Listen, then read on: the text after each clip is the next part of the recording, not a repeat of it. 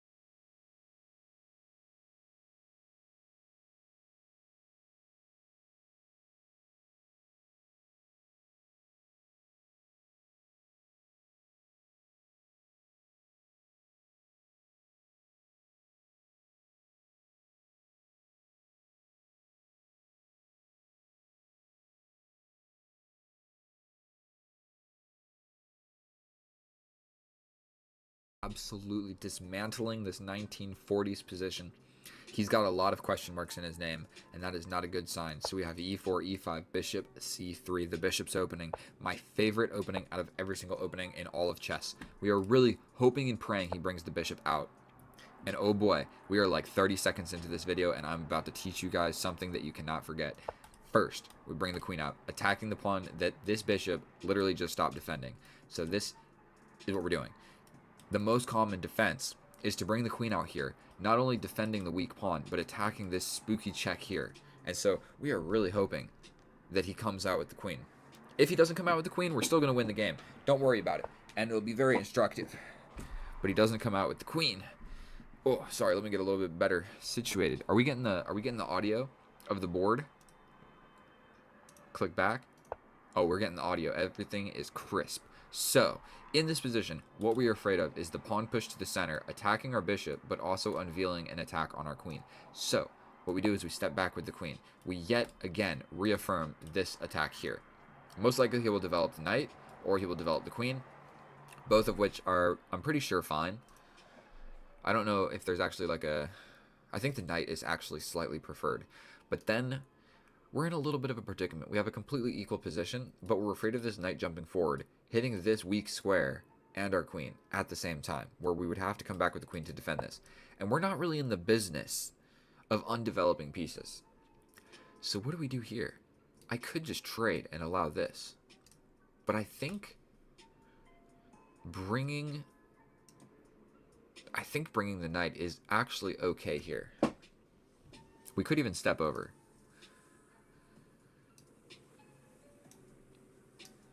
Let's just trade off. I'm not really sure which one is the right move. We jump over with the knight, preventing this knight from coming in, and the entire idea of my attack has fizzled out, so we're just going to be in a completely equal game of chess. I'll go back real quick. I was really trying to show you this here. They come out with the queen, attacking and defending. So they come out with the queen, and you attack the queen. The queen's going to come down here with this check. You step over. Then there's a lot of things that can happen, but black actually has a terrible position where you can essentially attack the queen, and the queen will go like here, and you can push forward and defend everything. And he'll need to step over with his king to defend this pawn. And nobody ever steps over with the king. So there's a lot of variations that can happen in a game of chess. Right now we've simply got one that, I mean, it's neither here nor there. We're going to be basically just playing a game of chess. So we're going to step back here. Take a little tiny step back. He captures. We're going to capture towards the center so that all of my pawns are clumped together. Not that pawn, but that's a knight, obviously. So this is basically what we've got going on. We've got 4 minutes on the clock against our opponent with 4 minutes and 22 seconds. And having question marks next to his bullet score and question marks next to his classical score, it makes me believe that he only plays well thought out long games of chess. And I'm going to show you just another way that you can win chess by applying pressure in the end game in low time. And so this seems to make sense. We're directly attacking this guy. Where is he going after that? He'll probably go over here. So I needed to develop this piece anyway. So now we're doing it with tempo. And this square is pretty, he's pretty hunkered down on this square over here.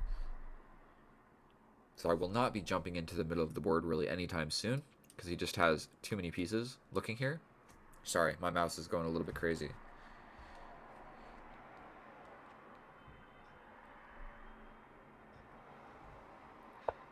So he steps back, fairly reasonable move. We can also take, check.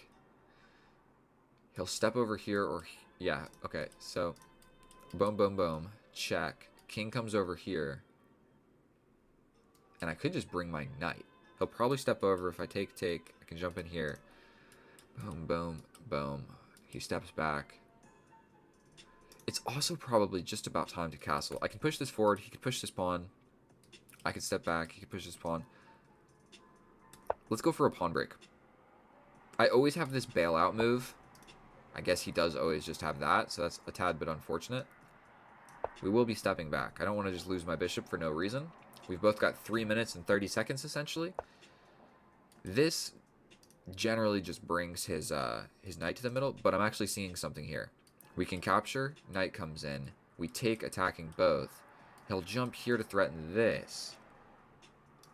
So let's just do it. He could just take back with this pawn. If he takes with this pawn, or if he takes with the knight, I don't know, what was I calculating right there? I'm not 100% sure. Anything that I just said made sense. Because this knight is defending this pawn, so I'm not winning anything. Probably it's about time we castle. I mean, he can get into my position with check. We got to do something with my bishop. And he could castle opposite, and then it's kind of like a declaration of war. So he's going for this. I could push this now, but I somewhat like the idea of just situating my rook here. He could just castle into it, but I think we're going to take that knight. We just don't want that knight living there. Okay, let's just stop clicking pieces for a second and make a move that's actually good. So this applies pressure to the pawn. This kind of forces something here. I'm not sure if it's really good or bad. But we could just go into an endgame and win that way. That's always one way to do it. Probably more pieces on the board is better. So we're just going to apply pressure here. What if he does this? We have to push. Take. Yeah, we have to push. Where this bishop sucks. Maybe his bishop's cutting off a way more important diagonal than mine is. I'm somewhat sensing that I should be bringing my king this way. So we will step here. We can also bring the knight back. He can bring his knight forward, but I would get this. And I think we're doing quite alright. It's still probably even. I'm not really sure who's winning this. Okay, he steps up with the king. I might go for this now. Now the knight is free to enter. I could take here. Boom.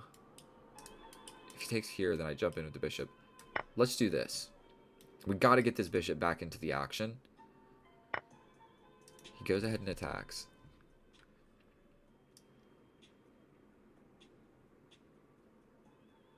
I mean, this can't be a bad move, correct?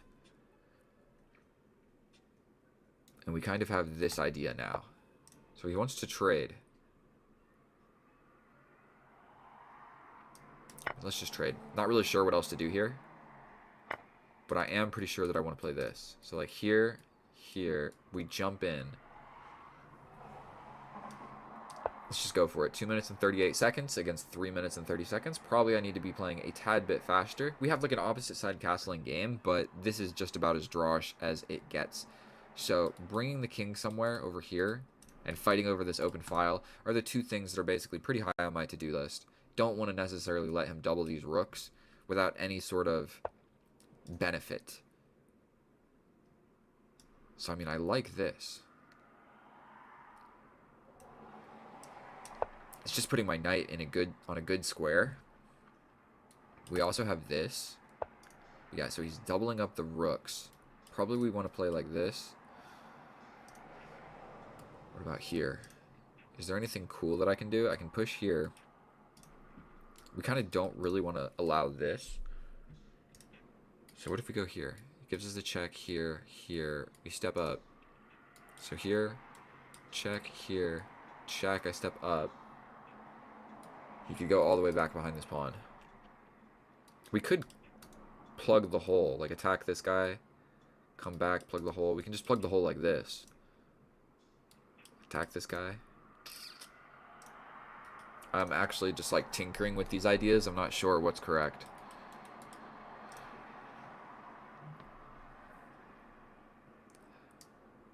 Here.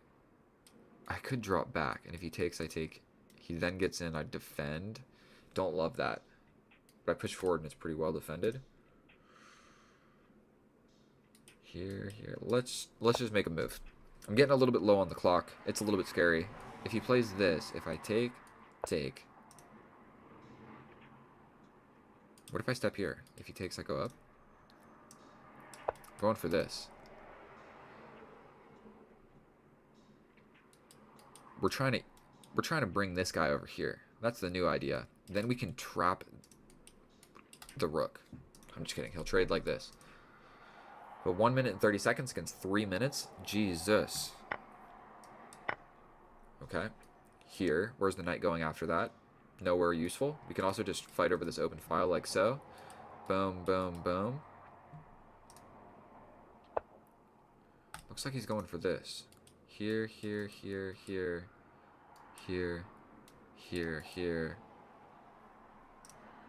Let's do it. I mean, he's got the open file, and I'm tired of it. Sick and tired of him having the open file. So we're going to trade the rooks. Go into a king and pawn and knight endgame. So he's coming in, but I'm coming in. He's coming in. And I guess, like, what do we really need to be worried about? Not actually sure. We can give this check, but his king's just coming up. So I could step here, check, here.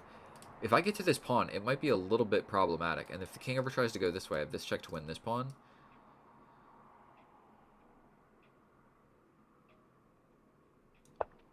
He's got this check, but I come in.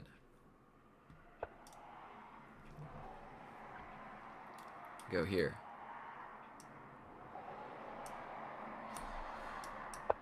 He's got this. But I do have this to win the pawn. So he's got this check. I come back. He goes here. He could probably repeat the position. Ooh. We can give this check.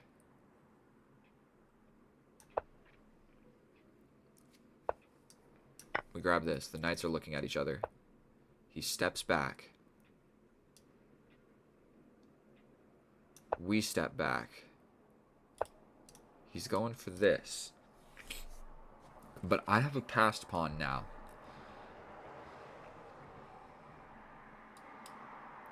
I push. He can take this one. What if I launch forward? If he takes, I take. Like, boom. Boom. And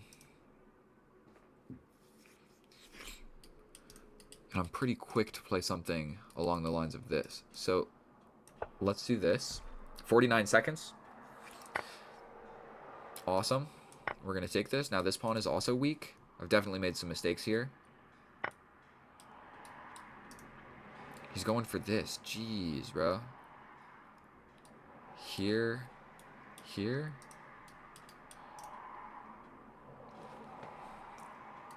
I'm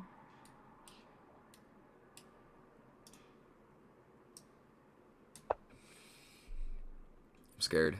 You can go for this, but I step back. We go here, and launch this pawn. He's also got this 2-on-1. Ugh, I'm not even winning anymore. It's probably still a draw. Okay, so that separates his pawns. So here, but then he's just got these guys. But I can go for it. Here.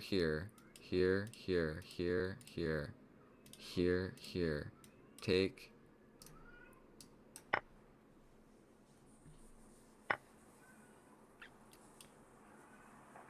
Here. Push this. Oh, dear Lord, that's what it was. That's what it was. Sorry if I shut up for a second. I'm really locked in. These are always the hardest parts of the game, just so everybody's well aware of that. He can push, but I take, and you lose that. And this outside pawn is going to act as a decoy. So where are you going? You have to step back. If you push forward, I just take. Tragic. Absolutely tragic that I hit him with the deep freeze. I think that's it. What do you do here? We push.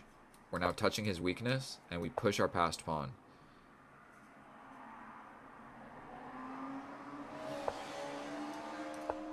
He can step in, but we take. He steps back, but we step back. Can't guard everything. Grab this, and this guy runs. We could play it real safe and just win all of the pawns. Here, here, here, here, here, here. Queen, he takes the pawn. Then I do need to figure out. So we could just take. We could just take. Like, there's no need to make it more complicated than it needs to be. I saw that there might be some complications here. Like, the king is going to get this pawn. He'd have a pass pawn. Of course, I can still win that, but taking all of his pawns, so there's zero reason to be afraid. And I just realized that was a rated game. I thought that was a casual game. So I am so grateful that I won, because now I'm 2,032. Wow. Let's check that with the computer. I have a sneaking suspicion I played that incredibly accurate. And so let's switch the scenes, and I will see you over there.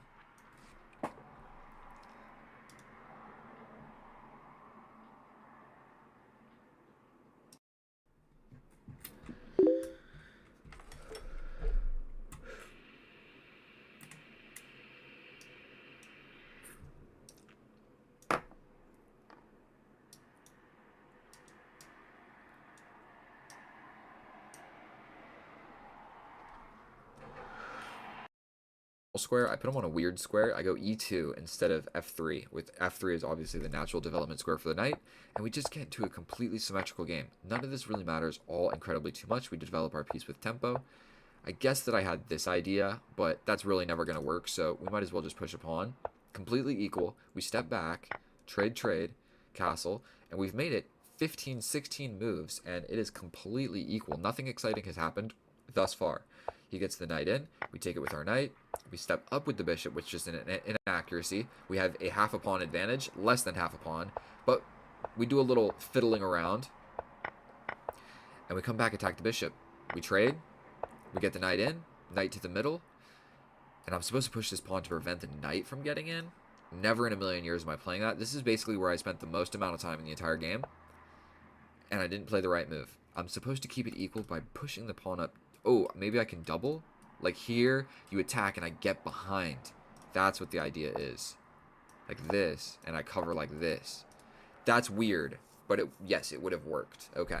I did not think about doing that and like putting my rook in front of my pawn. I guess that makes sense. My rook in this file is better than like over here.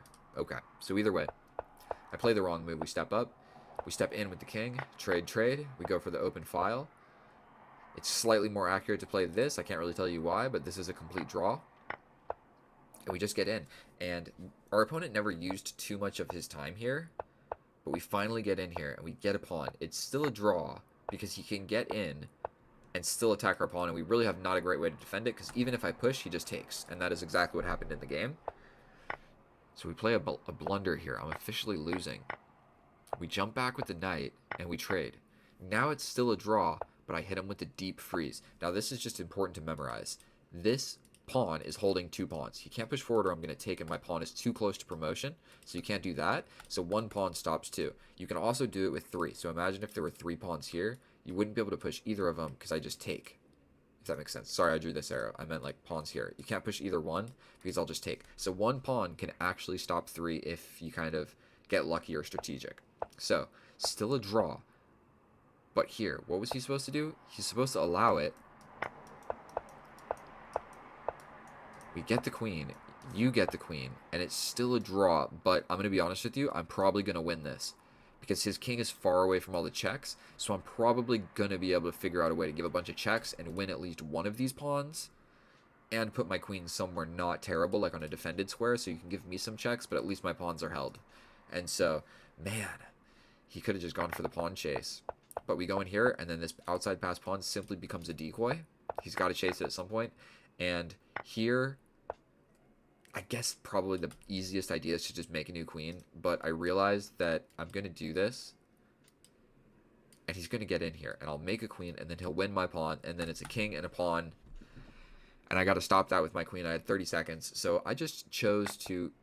I mean, once I take this pawn, for one, another thing you should just know about king and pawn endgames, his king can never stop this. So I can go here and come in here and have all the time in the world to do this, and his king can never actually take this pawn, or this one runs. So like, say my king runs all the way over here. If his king is right here and he takes, this pawn will run and become a queen. And if he's too lazy and he tries to do something with his king over here, like I can push these pawns, and when he gets closer, I can make the same structure of just 2 pawns. So 2 pawns in this structure, the classic structure, is safe against an enemy king. If you learned anything or simply enjoyed watching me play chess, please subscribe. I am on a mission to try and get monetized, and so I need some more watch hours, I need some more subscribers. I need to do a whole lot better with this whole YouTube thing if I expect to make any money or do anything with this channel. So thank you so much. Your support is immensely appreciated. I love each and every one of you. I'll see you in the next one. Get out of here. Bye. Okay, that was fun. Thanks for the game of chess. I really wish he would have finished it. I don't understand what was the reasoning of resigning here opposed to resigning here. Like after this, bro, you still have the same terrible position. It didn't get any better. It didn't really get any much worse either. All we did was equally trade, which favors me. But he didn't need to play like that. So hopefully that was educational enough. And so let's go check this with the computer and just see how accurate everything was. And I'll see you over there. And here we are in the analysis. And oh boy, I just played a perfect game of chess. I did nothing wrong. And maybe I'm speaking too highly of myself, but look at this gosh darn graph. That is telling the tale of a person that knows what they're doing playing chess, okay? A person that knows what they're doing playing chess against somebody that kind of knows what they're doing playing chess. And so our opponent, 4 inaccuracies, 3 mistakes, 83% accurate, and then myself, 2 inaccuracies, 93%, no mistakes, no blunders, and my inaccuracies, I called them, okay? I said, this is probably a mistake or an inaccuracy, but we're going to castle opposite and see what happens, okay? So sometimes you do that, at the cost of a fraction of a pawn, and you get opposite side castling. So in this position right now, we develop a piece actively. What he is worried about by pushing this pawn is, let's explain this. He's defending against this because the only reason you push this pawn is if your dark square bishop is out here and you need a place for it to go. You following me? So but his dark square bishop is not ever getting out. He's trapped inside of the pawn chain. So this pin, for 1, his bishop is here. For 2, it's a pin to the queen, so you don't have to worry about it as much. If it's a pin to the king, like a pin like this, my knight's here, that is an absolute pin, and I can't move my knight. I'm trapped to this square until we deal with this bishop. So those ones you got to be a little bit more worried about. When it's the queen, you don't have to be as worried, and his light square bishop is still in here, so he can just defend against it, okay? So this pawn push, for 1, it didn't address the center. For 2, he didn't need to be worried about the square. For 3, he didn't need to put his bishop here. So that is like a lot of analysis on a single pawn push. But okay, it's why he lost. And not only that, it gave me a hook later on in the position.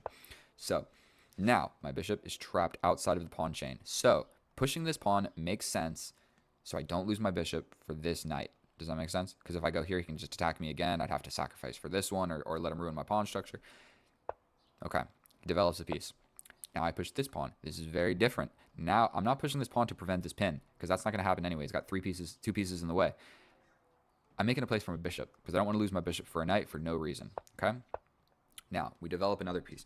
And if we just take stock on how we have developed our pieces thus far in the game, my pieces are developed very actively. They're looking into the enemy's position. Do you see this? This knight is getting ready to jump in the enemy's position. This one, not really, but where else was he going to go? Over here? Come on now. Let's be real. None of his pieces are even attempting to go in my position, other than this knight, but to a square that's defended too much. So this bishop sucks, this knight sucks, this rook sucks, this queen is actually okay, I guess. This rook sucks. This is the only piece that's potentially thinking about doing anything, and he's not thinking about doing much, okay? So I play my first inaccuracy of the game, and I said it in the video. I'm not sure that this move makes any sense, and I'm not sure that the following move makes any sense, but by golly, we're going to have an opposite side castling game of chess, and that's what we got at the cost of an inaccuracy. So the reason we're going to go into this in explain a little bit about this. The reason that this is an inaccuracy is because I don't need to castle at all. If we turn the computer on, say he plays the best move, I launch a pawn. Say some more stuff goes on, I put the pawn, let's say we scoot back.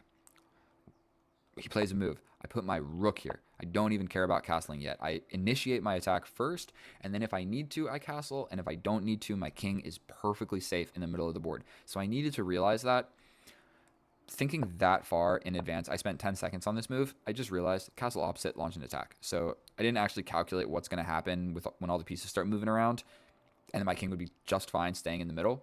I didn't even think about it. So moving the queen is an inaccuracy because I didn't need to castle, and the only reason I moved the queen was so that I could castle, if that makes sense. Okay? Now, we launch a pawn. One of best move in the position. We launch a pawn. My pawn is closer to doing damage than his pawns are, okay? This pawn push serves as a hook. When I push this pawn forward, it sees two things. It sees the knight and it sees the pawn. If the pawn was here and I push forward, he can move the knight and I'm not actually threatening to take anything. So that's why these moves are a little bit risky if you're doing it on the side that your king is on, okay? My pawn is not pushed over here because it would serve as a hook where you would attack two things. And when you attack two things, you have to do something about it. You can't just move the piece away. Okay, we jump the knight to the middle of the board. It's not the best move, but it's one of the best moves. This queen move. I think he's gearing up on an attack.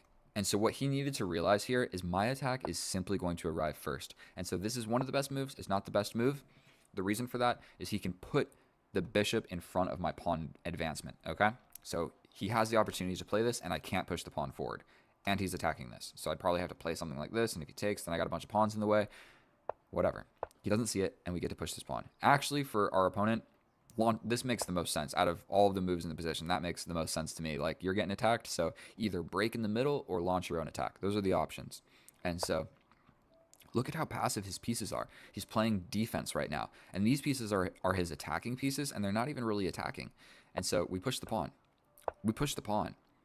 And then right here, what I needed to realize was giving up this bishop for the knight is good because it opens the way for my queen. So I didn't want to lose my attacking bishop for the defending knight for the simple reason of that. But what I needed to realize was take. I still have this pawn push.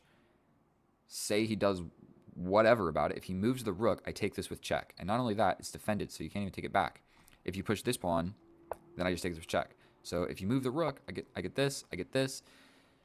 And if you move the knight, then I still take this with check. So there's nothing he could do. So what I needed to realize, and at the end of some of these lines, so say like he plays something, my queen is the one that is recapturing, getting into the position, and then I'm getting my queen closer to the king. So didn't see that, didn't give up my bishop, don't hate it, and I push this pawn instead. Still a perfectly reasonable move where he is faced with a dilemma. Yet again, I'm looking at two pieces. So if he doesn't take me, I take him. And if he moves the knight, okay, so what I say he moves the knight, then I'm taking you. And now it's defended with a check and a fork on the rook. So my attack simply arrived. And even in this position, I spent a little bit of time thinking, is there anything better? And there is. There's this bishop sacrifice, and the idea is if he jumps in, we still have this. He steps over. We sacrifice again when he steps over. We sacrifice again when he captures. We come. Okay, we do this. And I'm just winning, okay? There's no checkmate yet. In 10 moves there will be, but I'm not going to see that. So I needed to sacrifice the bishop. You don't always need to sacrifice stuff. Like, I mean, like, really, am I ever going to play this for an idea of mate at 10 rather than just, like, forking and getting the rook for a pawn? No. Get the rook for the pawn, bro. You don't got to calculate checkmate in 10 unless it's easy to calculate. So we hop in. Now, I jump in. This is my inaccuracy of the game. The reason, it's hard to even see if you're looking at the board, this is the best move. That is the idea. This pawn is saving the king from dying. Basically, I can push this pawn once that's gone, and I'll have two open files, and you are getting checkmated, guaranteed 100% every single time. Even sacrificing the bishop for not really the most clear reason is a good idea. But stepping back with the queen and simply eyeing this pawn. You can't push forward and defend it. You can't really jump forward and defend it. I'm just going to come in. And so, yeah, because this is defending this, so you can't really jump in doing stuff with this knight. Needed to see it. You step back and attack like this. That was a hard move to see. So this is an inaccuracy because it was mate in 10, and now it's just a +9 position. Whatever. We take with the rook. More active. He pushes here. We don't even need to be worried about it. We double the rooks. This rook was undefended and potentially could get attacked later on in the endgame. He moves forward. I jump forward with the knight. Capture. Capture.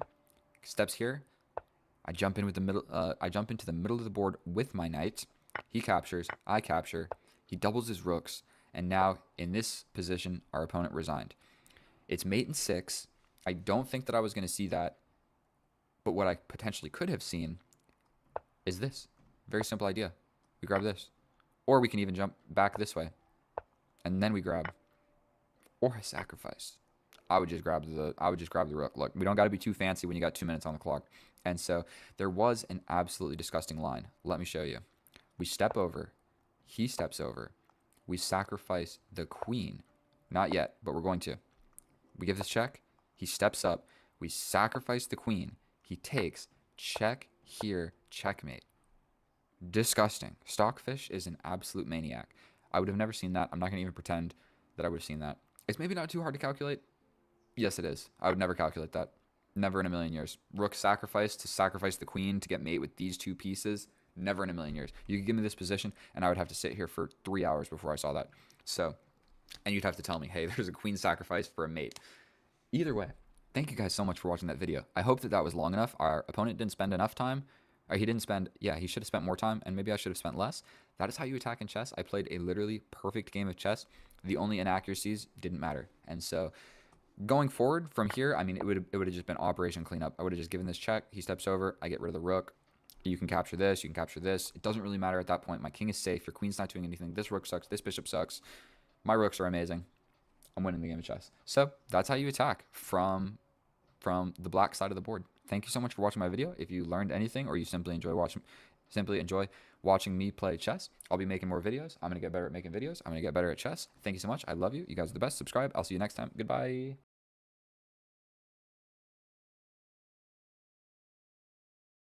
Oh, hello, and thank you so much for clicking on my video. I promise not to disappoint. Today, I am 1897. I have been going back and forth, but hopefully, if I am able to win this game, I will reach 1800 for my very first time. Secondly, I'm on a mission to reach 1,000 subscribers. So if you're watching this video and you're watching it on the YouTube app, I'm going to give you a little bit of advice. You can download the DuckDuckGo app, and you can copy a video from the YouTube app, post it in DuckDuckGo, and watch it there with no ads at all, uninterrupted. So if that was useful to you, go ahead and subscribe, because we're going to smoke this dude in a game of chess. Absolutely, let's go. We play c6 against everything and anything, no matter what. What are we going to see here? We develop the knight in case his capture comes through. We develop the bishop, and we make our little indestructible pyramid. We take back. Most likely we see a pawn push here, 1 or 2 squares. And then the next idea will pretty much be bring this knight. I believe in these situations, what am I supposed to do here? What am I supposed to do here? This is under attack, for show. But you know what? Is this the position where I'm supposed to just like let you do it? And then you take... Boy, we're like 5 moves into the game and I'm already flustered. I literally don't know what I'm supposed to do. I feel like I just ignore this. It's probably not advisable to be doing something like that. Let's just do it. I'm completely not sure. Oh, he gets out of it. So I think that I have to take. Because there was this fork at the very end. And he's up a pawn. Excellent. We love that. I can kind of like scoot back and attack the queen. I could push this pawn forward and maybe boot the queen around a little bit. I think we're going to go for that. And now we're just down a pawn. Oh boy. I spent all of that time. Now I'm down 2 minutes. And I'm down a pawn.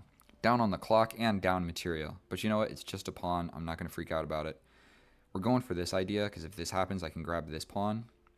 And I think that's quite good for me. If he scoots back, we just take. If he goes over here or something, we can just attack him again. And if he comes over here, we attack him again. And if he goes over here, I think that we just got a pretty nice little attack brewing. So he might have to play something like this. Or over here.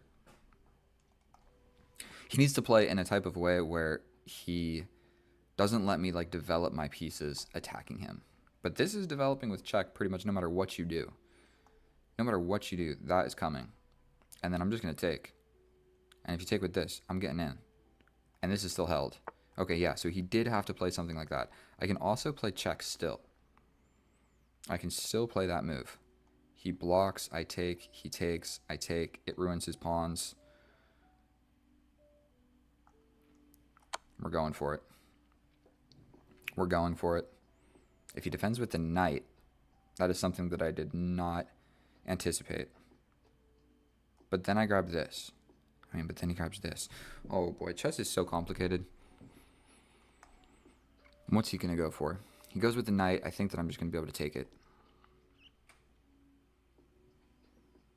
That was the general idea. So we're going to take.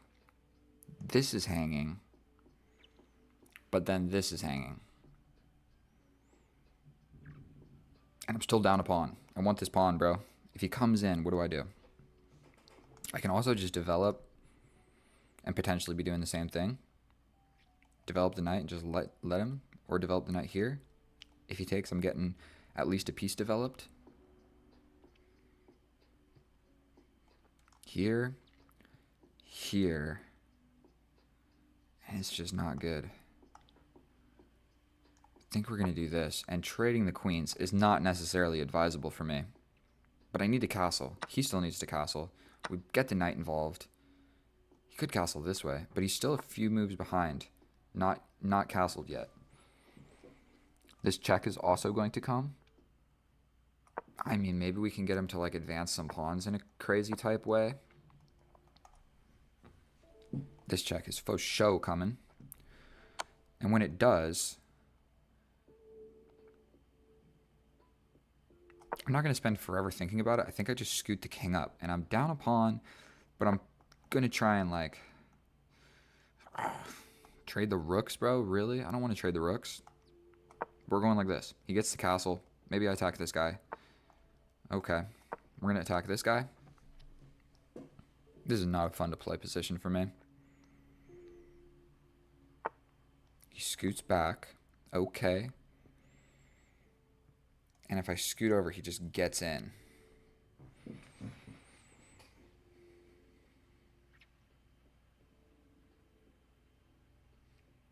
I hate chess. I am just down a pawn, but I feel like it's just such an important pawn. If I scoot over and he gets in, I have to defend. I can scoot forward and then he takes. I take back with the pawn and damage my pawn structure. We're going over here, just weakly attacking this.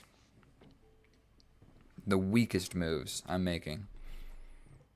And he can kind of just shut the door on this anytime he wants, and then my bishop is essentially doing nothing.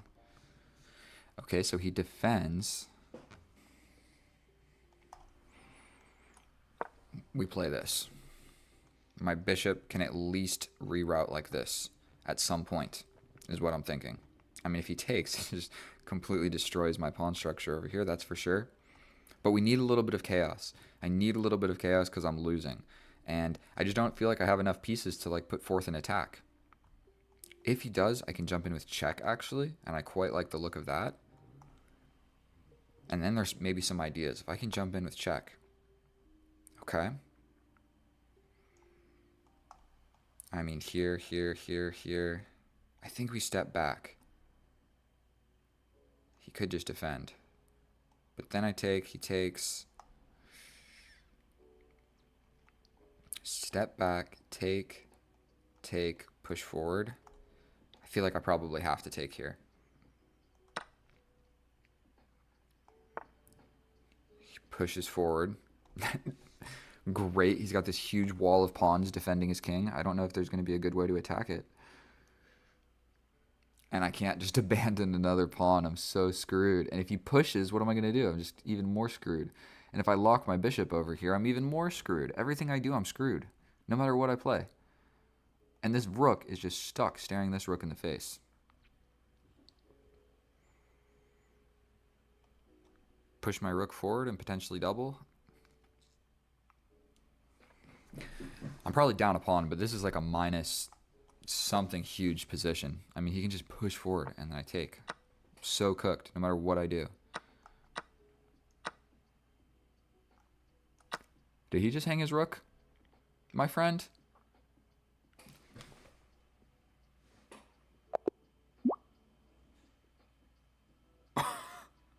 Bro, what? Dude, I was so lost. How much time did I spend? I was so negative about that whole thing. Oh my goodness. Oh my goodness. And I saw it in literally like 3 seconds. Like, what? What? Boom, boom, boom. You got a pawn, but you lose a rook. And yeah, I mean, he's completely kaput. Um, I mean, I'm happy I won, but I'm not happy the way that I won.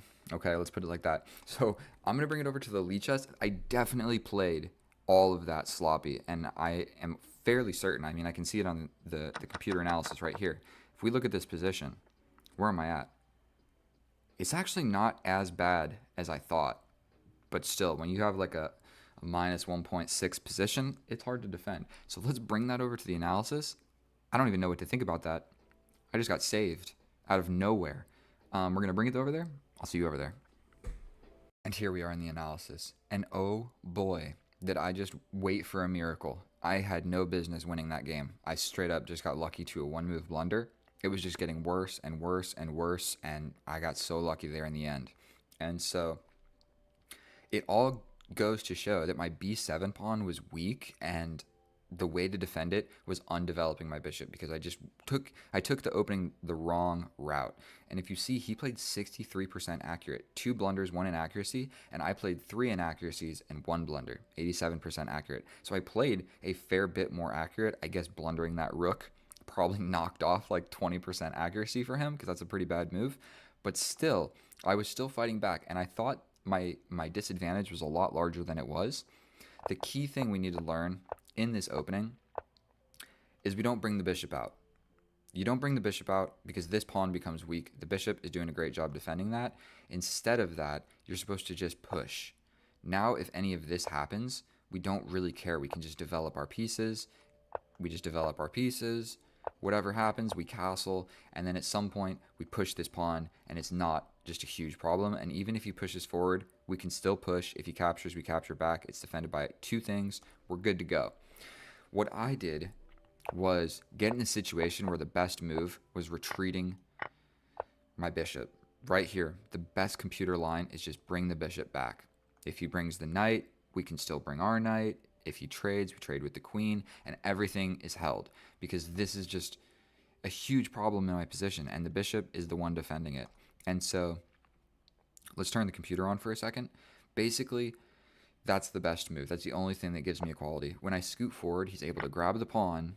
I have to grab back. He grabs, and then I'm just down a pawn. And not only am I down a pawn, when I push forward, we're basically in a situation where what am I supposed to do? I gave this check, and I just start trading off pieces.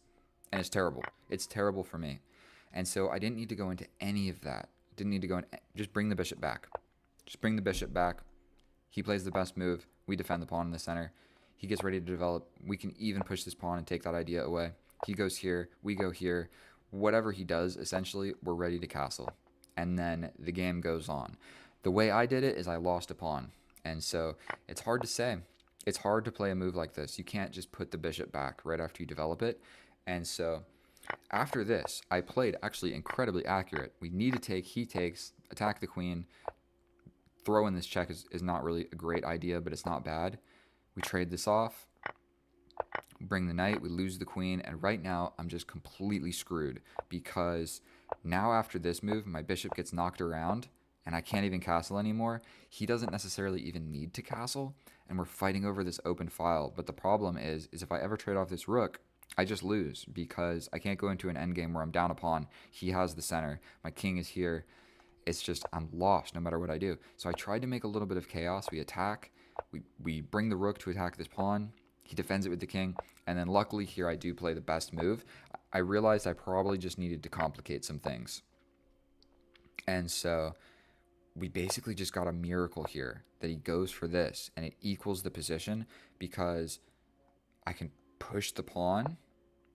If he takes, we take, and all of a sudden I'm kind of able to have a really, really scary passed pawn. So say he attacks it, we just defend, and now I have, I'm down a pawn or whatever, but am I down how many pawns am I down? Too many pawns. I'm down, but I have a passed pawn, and he doesn't have a direct passed pawn.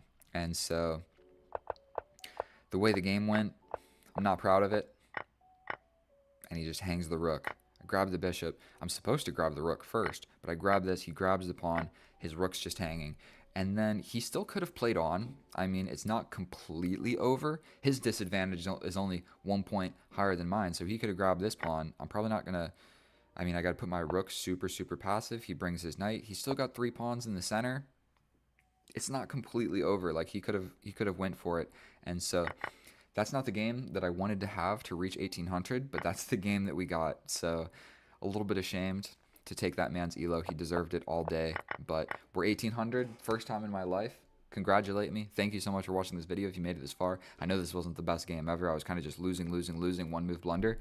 But 1800, baby. Let's go. I'll see you guys next time. Thank you so much. And if you feel so inclined, subscribe. Thank you. Bye.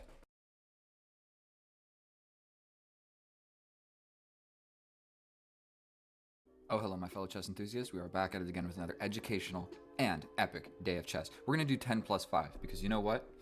I'm tired of losing on time and winning positions. That's the truth. So 5 seconds, I want to play a rated game because I need that elo because I'm going to reach 2000 at some point. And oh boy. First, we're going to start with e4. Then we're going to check this dude's profile. He's terrible at bullet. He's terrible at blitz. He's okay at rapid. So, I hate this opening. I hate this opening. He takes back, and then I throw a pawn forward, applying pressure to the center immediately. And that is about where my opening knowledge stops. But you know what? We can still rock with the basic chess principles of pin the knight to the queen. You know what I mean? I guess we're just going to bring out another knight. It can never be a bad move. You want to first develop the knights before the bishop, but I know I developed this bishop to pin the knight a little bit earlier on. It's not the end of the world. And so hopefully what we can get is a little bring this guy out, castle this opposite side. Hopefully he castles king side, and then we are going to throw the h-pawn in his face. So my worry in the position is scooting back basically to any square is probably okay. This move is probably preferable, but what I'm worried about is this. So I really hope he doesn't try and do this little double pawn advancement, because if he does, he's probably going to try and castle this way. It's hard to say. Something else that I'm not going to do is I'm not going to spend more than like 1 minute, even in the critical moment, because I realize in some of my games I spend way too long. Like one time I spent one of the last games I spent 4 minutes out of a 10-minute game. I spent 40% of my time literally. I guess I could have sacrificed there and that would have been interesting. Okay, so he still is going to go this way. I quite like that. I think we're going to go here so that my queen still sees this pawn, because he could potentially push forward and then remove my knight of the defense of this. So I want my queen to still see that pawn. And pretty much my game plan is move the queen, and castle the opposite direction, whichever side he chooses to castle. And what he has in his position right now is a horrible pawn structure, essentially on both sides. Like his king is not going to be super safe over here, at least until he scoots it over. And the king is definitely not safe on this side. So I really, really, really want him to castle this way, because then the immediate h4 is just going to, like, we're going to push h5. Then I jump into the middle. So, like I said, I still want him to castle. So I am going to just probably scoot my queen up. I mean, he can jump into position and hit me, but I can just exterminate that fella right on the dot. What you always got to be a little bit careful of is the enemy's moves into your position. That's kind of what you need to calculate first. So I need to be aware of things like this, all of those moves. I need to be aware of this knight immediately coming here, and then I need to be aware of this queen coming here to attack. I know that it's still on his side of the board, but the queen is doing some stuff. So you generally want to look. That just can't be a good move. Just can't be a good move. Why? It's hard for me to say. He hasn't castled. Which side is he going to castle? Is he just not going to castle? That's also an option. So let's take stock of some of my moves. My queen is defending this pawn right now. If I castle this way, I mean, potentially that's a mistake. But if I castle this way, potentially also that's a mistake, because this is coming. So we're going to make a move exactly at 8:41 to keep the time. I can give this check. If he jumps in, I take, jump in, take, my bishop gets in. I like that. I can also just immediately jump in with my knight. But then he jumps forward and attacks my queen. I take, get him out of here. So it's hard to say which one's better. I feel like the knight is a little bit less committal, and what it does is it at least immediately applies pressure here. So which move is better? Even like a sacrifice is something I should do. We're going with the knight. We're going with the knight. We might see this, but something important is to just try and I probably spent more time than was necessary on that move, but I felt like it was probably an important move to spend a little bit of consideration on. Because just scooting my queen into the middle of the board, giving up the defense, again, that is a weird move. That is just a straight up weird move. But not horrible. I want a castle. Like, what should I do? Should I just castle, bring a rook here, do something like this, and if he takes, I get a discovery? What should I do?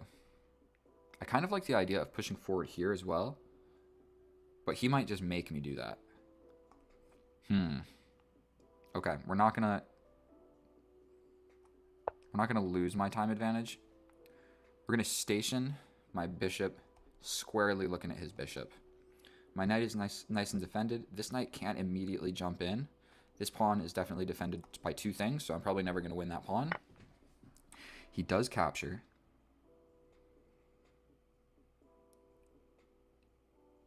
And I mean, we're going to take with the queen. It's about time you castle, bro. How about you just go ahead and castle? If you don't, bro, if you don't castle, I mean, like, that's no fun. Here, here, here. He blocks. I mean, if I take, it just kind of fixes his pawns.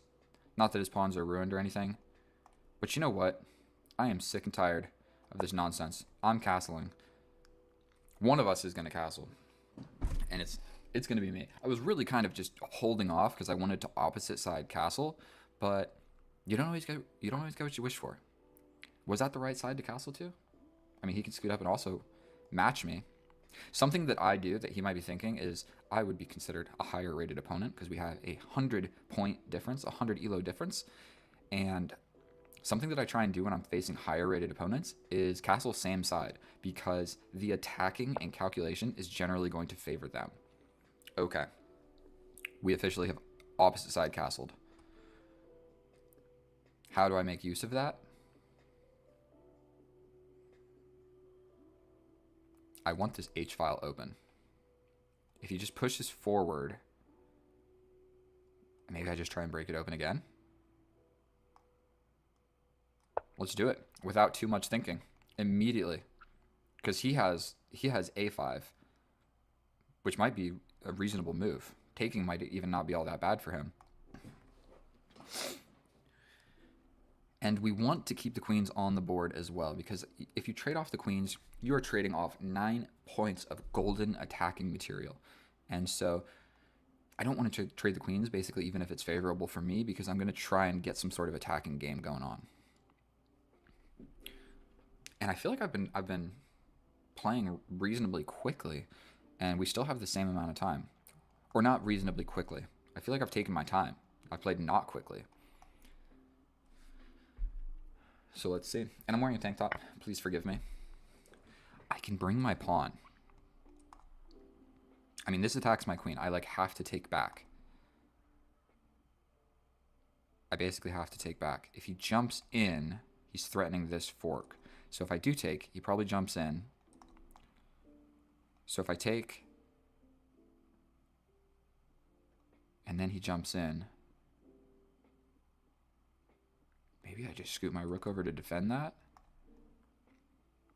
I think we're going to do it. And still, if he comes here, we're covered. This is, I'm so okay with. Like, even just trying to open up the position. And then if we trade these bishops, then we're going to be in an opposite side castle game where his squares over here are going to be a little bit soft. So I kind of just want to push forward. And then if he pushes forward, I'm just going to take. And if he takes with this, I take here, allow this, slide over with check. Wait a minute, let's calculate this. Let's not lose on time. I think I'm pushing this pawn regardless. So if he takes, I think I'm cool with it. It just opens up the G file. And I might even try and sacrifice for this pawn. But it would be cool to get rid of these dark square bishops, because this dark square bishop is going to defend all of these dark squares by the king. And I don't have a light square bishop. Okay.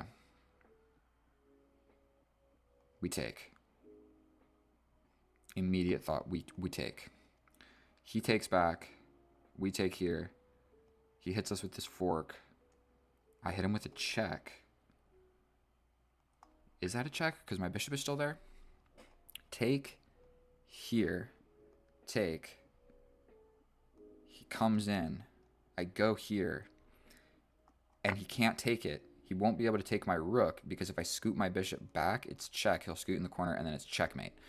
If you're able to follow all of that. And if he doesn't take this pawn, oh, he can take with the queen.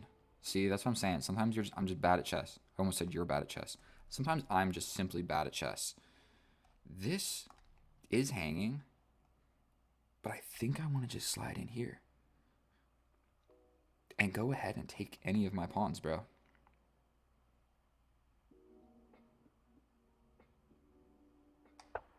I think we play this. I feel like my king is decently safe. Look at all of the pieces on his king. And look at all the pieces on my king. My king is quite happy. Even if this pawn push comes. Is it the end of the world? This is being attacked twice. So he basically has to do something about that. And what would I suggest? I mean, he can jump back, but then I can take. He'll probably take with the queen. We might just launch this pawn, because he can't really ever take it. Because then I just hit him with this little thing.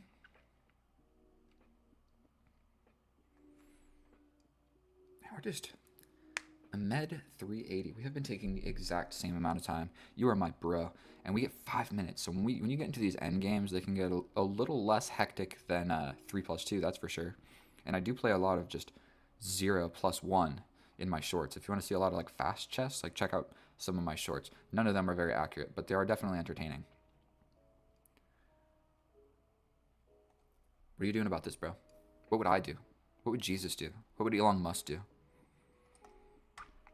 Probably just bringing the queen back seems to make sense. Then I push. Then you take. Then I take. Then you take. Then I launch in again. Not sure. I'm not convinced that's the best. If not, I'm ready to just bring my rook. Ready to just bring my rook over here. And I almost don't care about your knight arriving here anymore, because I want to just like figure out a way to bring my knight. We've got a couple different courses of action. Okay, so he does step back. In between move, we attack the queen. If we see this, I feel like this is just a great move right here. If I take here, if he takes with the king, I mean, I don't have a check of great value. I kind of like stationing my rook here first, because this is still kind of an option. So here, let's do it. Here. Ooh, this.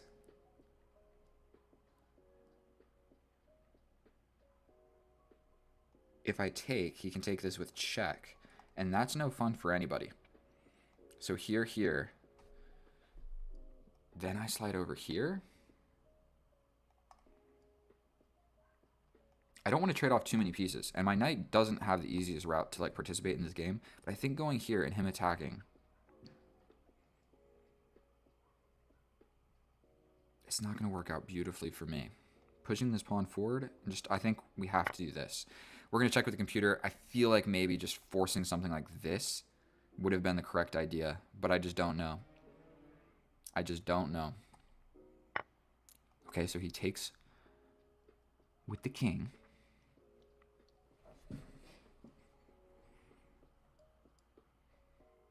This pawn is still hanging. So, I mean, I don't hate the idea of just pushing it. Then this becomes an idea supported by the pawn. His king is a little bit fragile. And I really just want to push. We do this. Where's he even going to go? Ah. We go for this. The queen cannot infiltrate. I'm covering that square. He cannot take the pawn. He's not coming to my side of the board, that's for sure. So this seems to make a lot of sense. Then this becomes a little bit weak when I do double.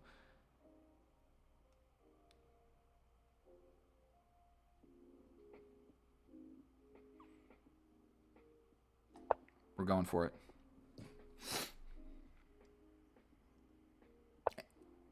Okay, so he goes for the queen trade. Absolutely, I do not want that to happen.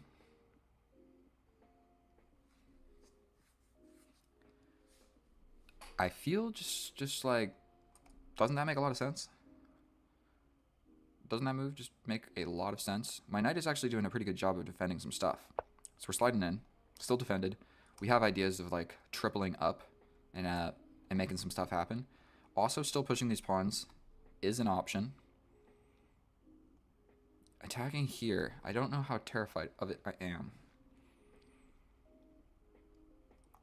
But now I kind of should be a little bit worried. A little bit worried about like him just doubling. Then he's just got boom, boom, check, here, defend, and then all of a sudden it's like a completely even game where we're both attacking. But his queen now officially can't leave the guard of this pawn. So ideas like this make some sense. Ooh, that also does kind of pin the queen. Something else in this position. Sometimes you just stare at a position long enough. Okay, so he takes that idea away. I think this will just be completely defended by this. I think I can push. And if you take, I mean, I just take here. So we can't really take. Something like this might make sense.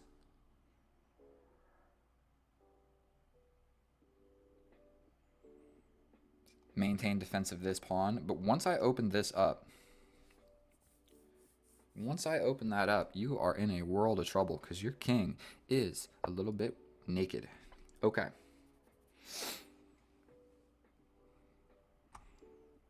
I mean, we take.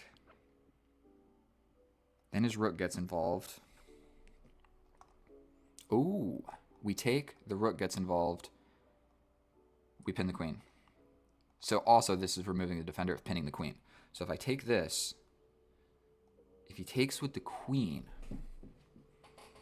I give in a little cheeky check first. Or there's this. So I think just taking makes sense. He takes with the queen. Yes. But I have this check first. Where your options would be here or here. Both of which will be followed by this check. Then your options would be defend the queen and I take the queen, or scoot over here. What did I just calculate? Okay, I think we just take here. Oh! It's defended by the queen.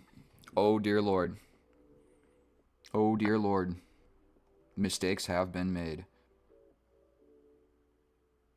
This is the next move. I can maybe... Oof. Grr. I hate chess so much.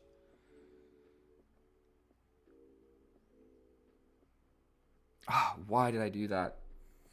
My calculations are terrible. I go over here. This is the next idea. Pin the queen. Now I'm just down a rook. And there is no saving me. No saving me. I mean, even if he hangs this, then it's an equal game, and he's going to win that pawn. So even if I get this move, check, check, boom. Check.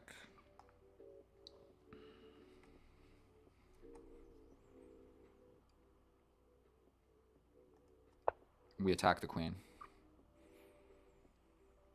He just defends. And then we'll be attacking this. Oh, I threw it away. I threw it. Big blunder. And now, I mean, the king is naked. This rook is not activated yet. He could basically just scoot forward, and then all of a sudden I'm checkmated just like in 10 moves. Oof. But in this position, we take a deep breath. I realize maybe I'm a little bit bright. Let's cover this light. How is that? Is that better on the viewer's eyeballs? Not a fucking... Oops, I swore. Not a white guy's face. Super incredibly white.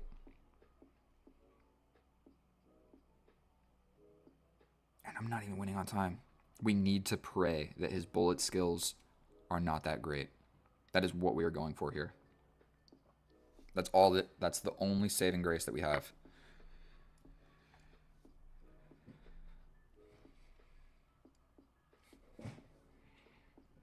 That's a fancy move. If I attack here, you go here with check. I step back. You have no checks. But can he still castle, bro? No, the king definitely made a lot of moves. What am I talking about? This... My knight has no forward momentum at all. What about this? In between move.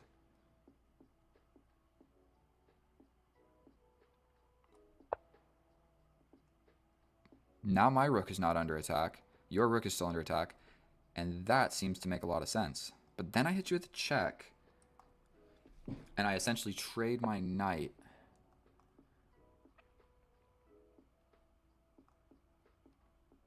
I mean, we got to do it, right? We absolutely got to do it. There's no other move. This is a nice fork if he doesn't see it, but we get this. We get in with another check, and he was trying to be a little overtly fancy, but he has to take. Then I take. What are his options? If he scoots this way, I can sort of pin a little bit. Something like this. I do have these back rank ideas lurking in the position. So he comes in with check. I mean, yes, he is just going to win this. I can step back. Bro is blundering it away. I can step back with check, defend the knight with my queen. My king is defending my knight. Dude, why is he trying to get so fancy out here?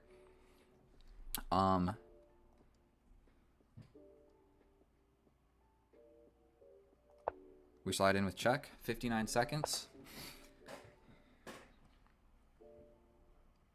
Am I winning if I trade? I think it's completely even.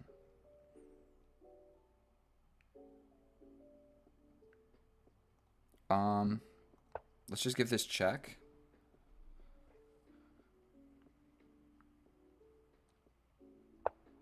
Okay.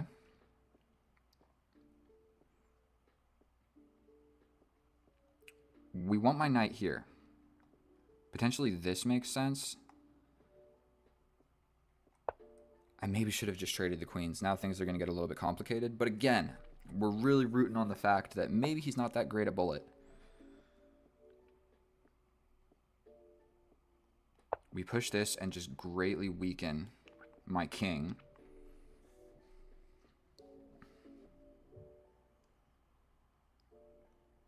Something like this would make a lot of sense.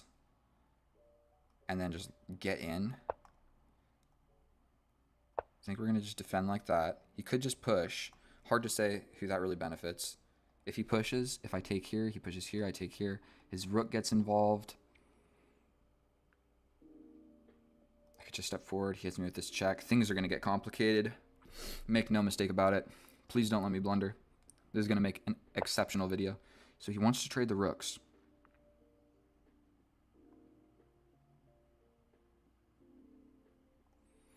We're going to do it for the sake of just simplifying the position a tad little bit.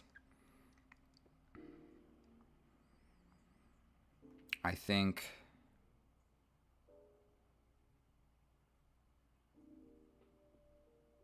we just take one step closer. I'm not sure what to do. Completely even. One of us is going to blunder. And I've got 27 seconds, so it very well could be me.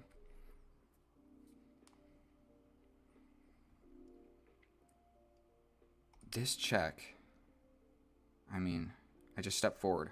For some reason, I thought the check was on this square and my knight was defending it, but it's absolutely not. We want my knight on one of these squares. So he gives me the check. I mean, like, straight up, I have to scoot forward. He can't give me this check. He could go ahead and pin me.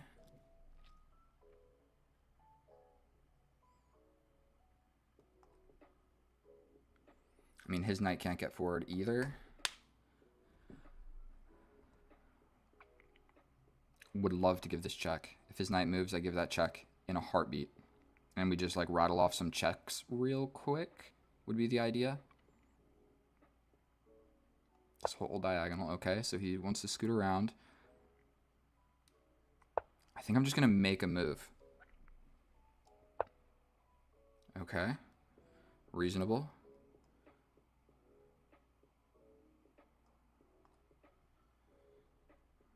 Just move to a defended square. We're going to just try and keep this game going. Okay. Now he wants to go here. Makes a lot of sense.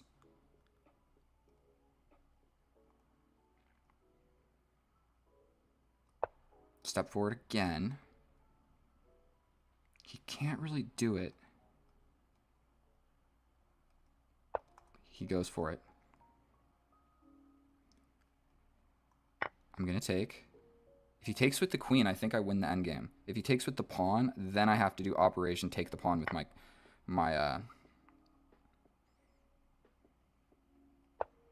he has this, but I can take it. He can still easily draw this. Not easily, but he definitely still can. Because this pawn is incredibly weak. My king, to win this pawn, will be in the center of the board. He can do something like this. Here, here, here. I think this kind of like asks for this trade. And then I'm in a pawn and king and pawn endgame, but I'm up a pawn. He can also slide in the middle with this check. But then I have a passed pawn. Take here. We do this. Now I have a passed pawn.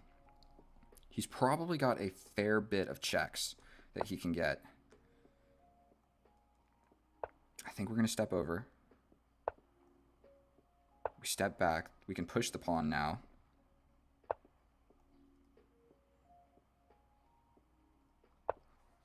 And look how much time we have accumulated.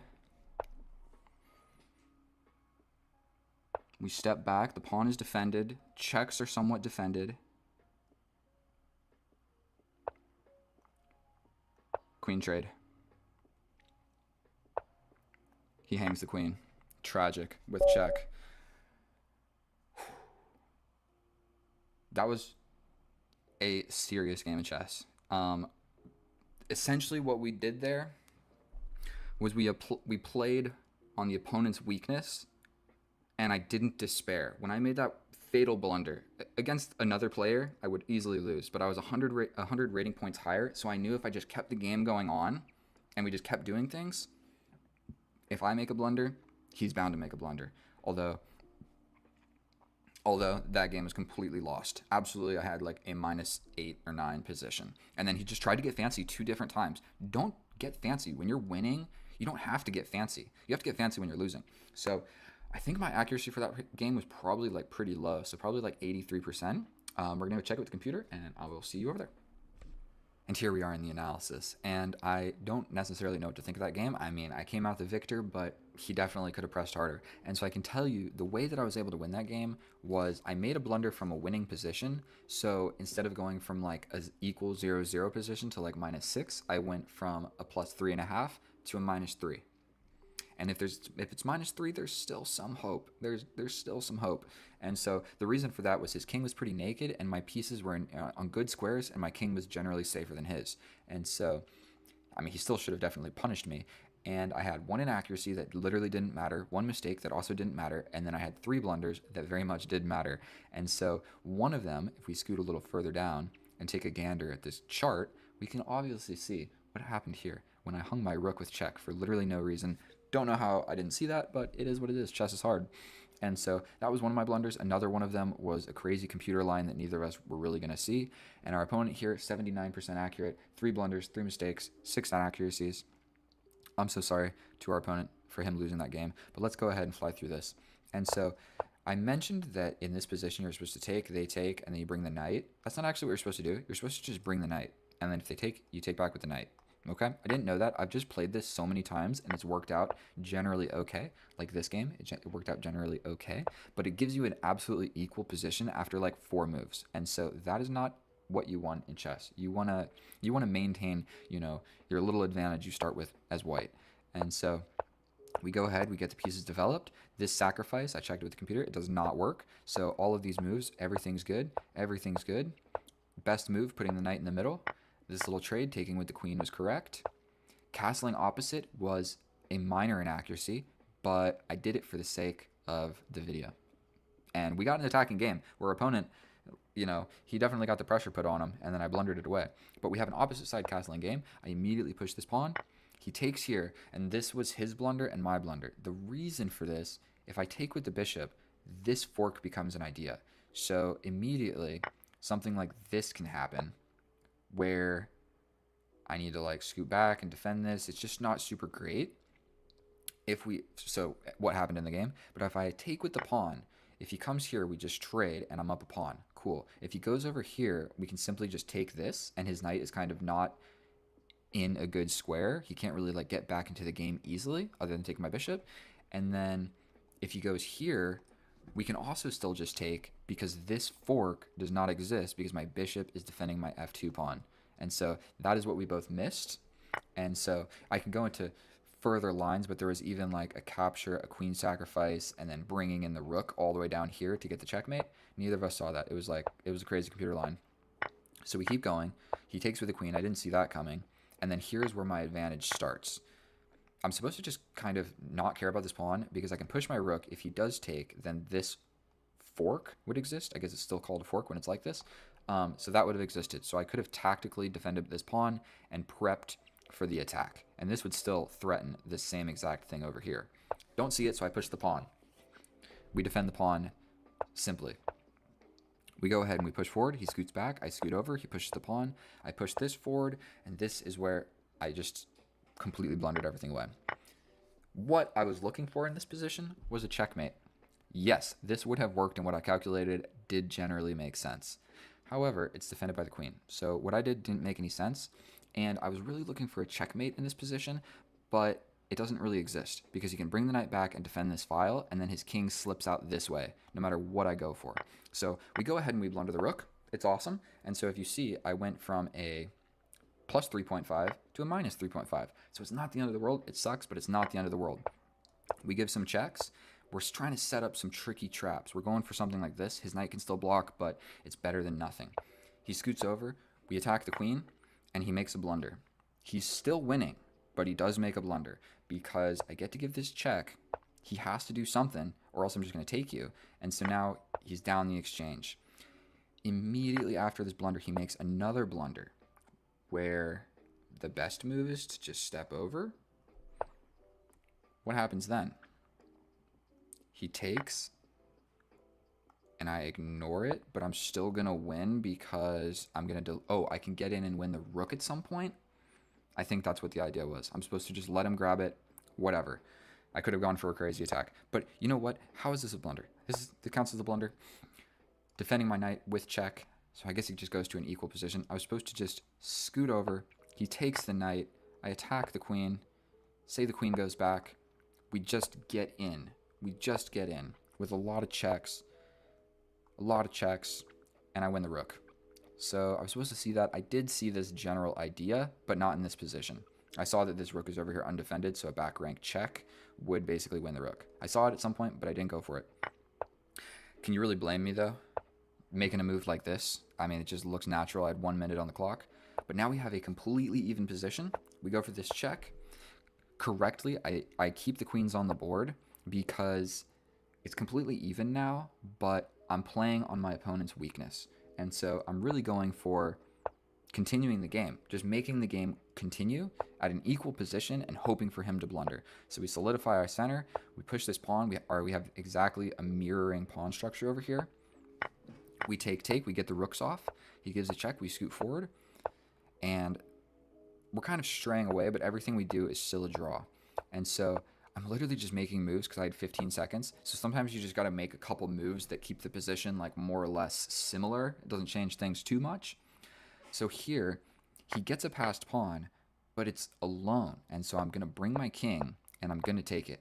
And so we take, he takes, I take, and get a passed pawn. The reason that it's still a draw here is just say this position here. Instead of even trying to defend this, he can just better situate his queen to start attacking me. So like going here, and when I take whatever I take with, you just start giving checks. So what a lot of people do in an endgame like this is I take, and then you take my queen and I take back. You literally don't have to do that. You just accept the pawn is gone, and you keep the queen or the rook on the board. And so I couldn't tell you how many games I win because it's this situation, and I take, and they take back. And it's like, bro, for what? For why? Why did you do that? It was a bad move. So either way, we move forward. Now I have a passed pawn. It's still a draw because with perfect play, he can check me into oblivion. And so, and I will need to maintain defense of this pawn. And I know that it's probably still a draw in this position, but if we just keep the game going on, he's got 14 seconds. I've got 13 seconds. It's only right here. It's only zeros with perfect play, and there's no way that either of us are playing perfect with 15 seconds on the clock. We scoot around a little bit, and here we go. Not too much further away. He gets a blunder. He makes a blunder, and you got to be careful. The queens can do a lot of checks from a lot of things, so they're hard to see all of the possible moves and variations. The queens are so difficult, but essentially, you don't want to allow a queen trade like this. I mean, I saw it in a matter of 4 seconds, and even if the best move he takes, I was going to take with my king, with pretty much the simple idea of, I mean, if he pushes, I can just take, and then I have 2 pass pawns, and I win every time.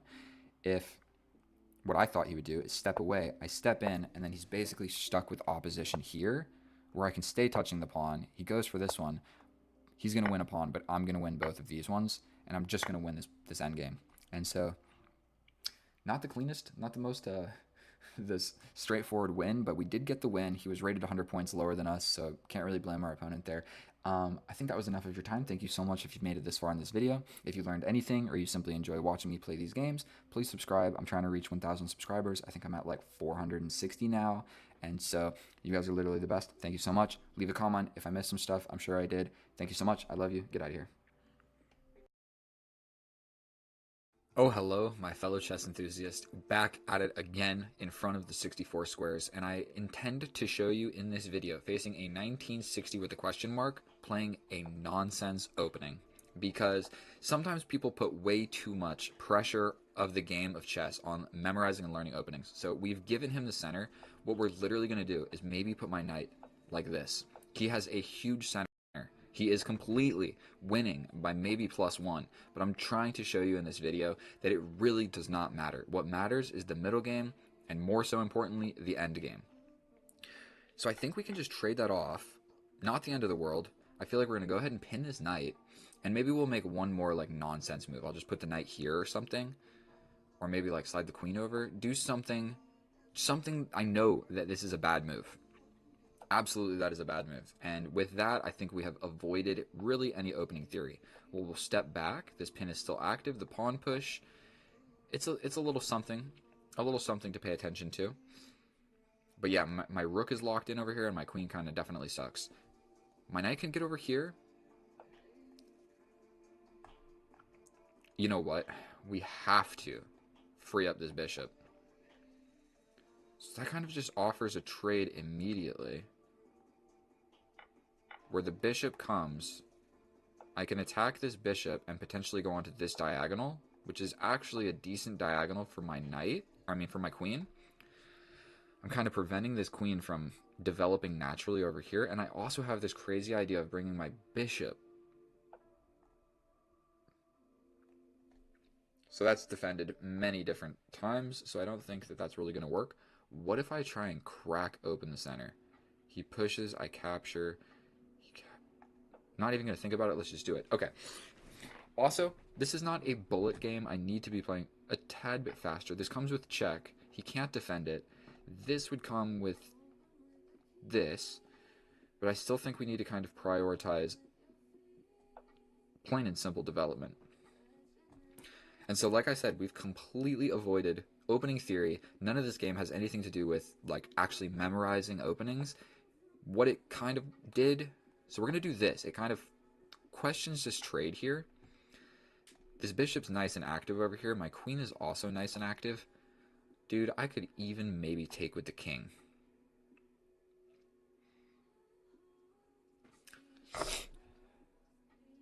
I'm actually thinking about the knight is pinned. Taking with the king, I could bring a rook. We're doing it. We're doing it. And so, okay, he steps away from the pin. Very reasonable. I think I like the idea of just attacking the queen, putting my rook on this open file. This diagonal is protected. This will put a pawn in the middle, and that pawn is kind of a weakness.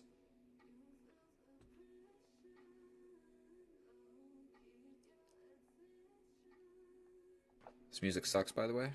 I don't know how to skip it. There's a fork, but I can cover it. Now, what is going... Now, we've both got 3 minutes. So we have entered the realm of the end of the middle game. And this is the part of the chess... Like, this is the part of the chess. This is the part that is actually important. Getting better at this part of the game. That is terrifying. I think I can win a pawn, though.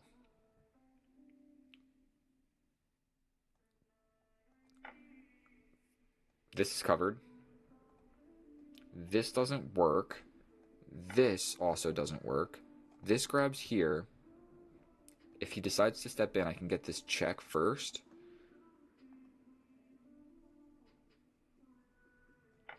Okay, we're stepping in. We have officially grabbed a pawn. He's got this, but I mean, I'm just going to give a check.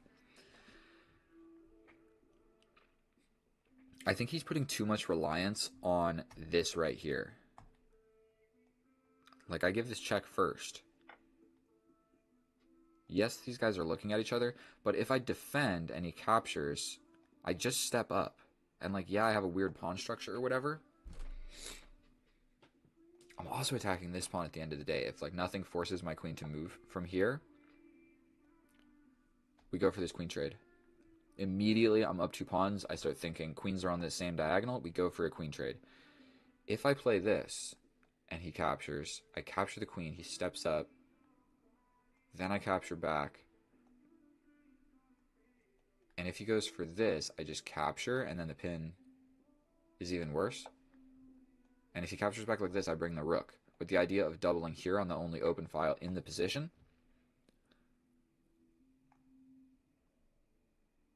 Yes. I don't think he really wants to trade this anymore. Like, yes, that's going to ruin my pawn structure, but, like, how are you accessing my weaknesses? And if he wants... We're going for this to allow the check to step up. These guys defend each other. He steps up to attack my pawn, but I think I can just push. Maybe I should take a little deep breath and play a little bit slower. Attacking this. Here, here, here, here.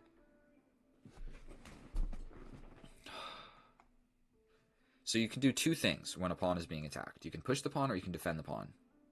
I can defend like this and allow this check. Block back, he comes back. I think at the end of the day, I'm going to just have to play this. And I hung my pawn. Terrific. But this... This forces a rook trade. Oh my god, I hang both of my pawns. So this is the part of chess that I was telling you about. You got to get better at, and I did not get better at it. Now he just comes and attacks more stuff.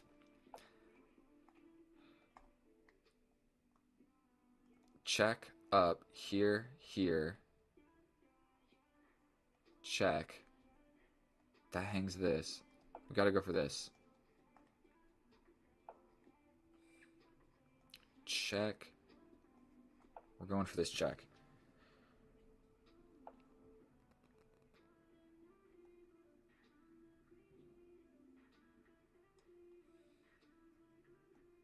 We're giving this check.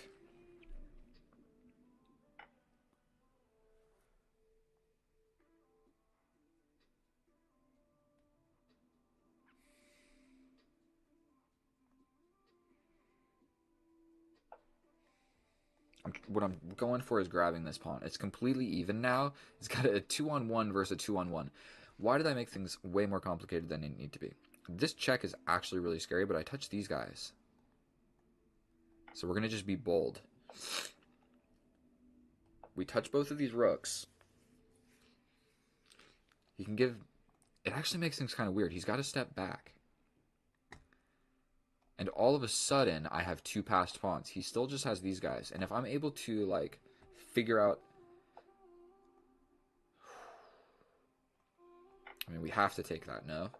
He pushes.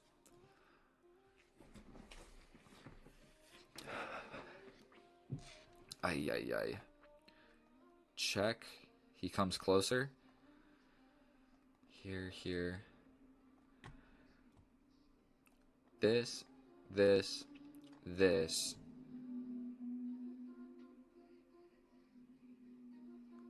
That's all I got. He's going to be able to defend it. But I am attacking both of these rooks. That is something to just pay attention to. We go here. If he steps back, I can sacrifice. We push, push, push, push. That's the new idea. This is the pawn that is defended by this guy.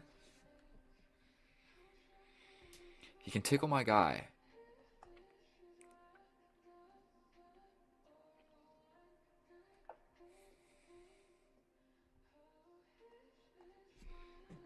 I gotta turn this music off. This is way too hectic of an endgame. How did things get so complicated so quickly? If he steps back, I just take.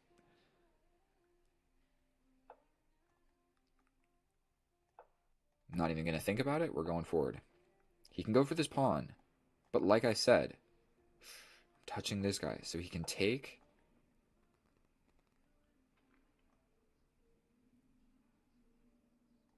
We're pushing.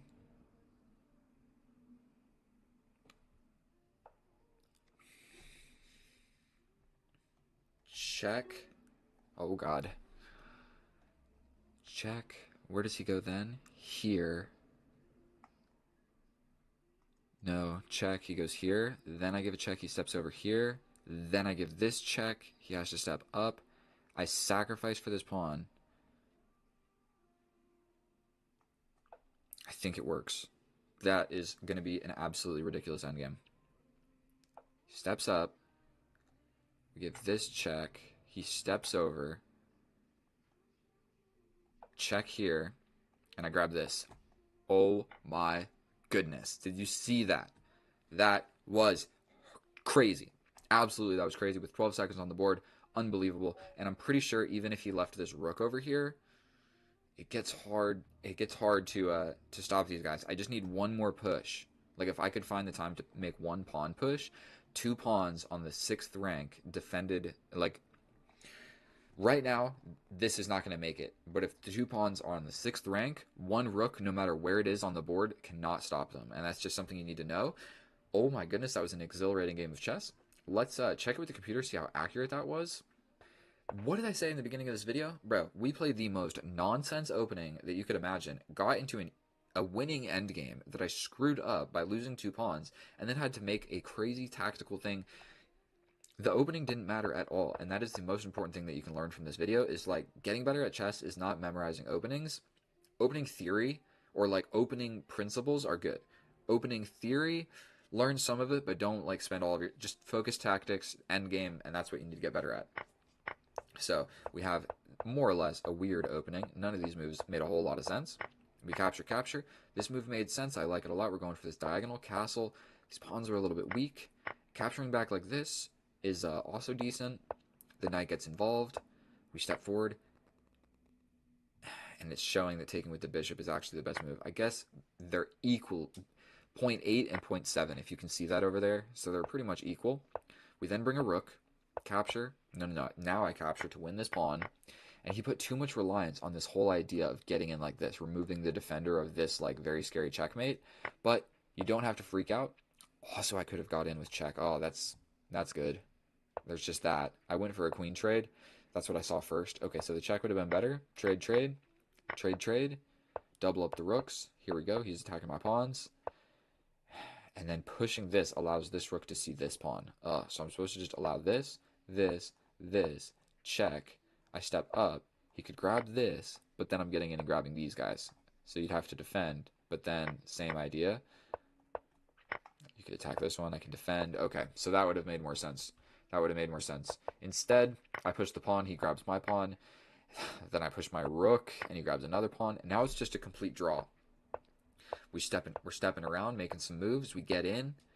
Another check is better because I'm going for your pawn. Oof. You can give a check. I step back with tempo on the rook. If you grab this, I'm still coming in.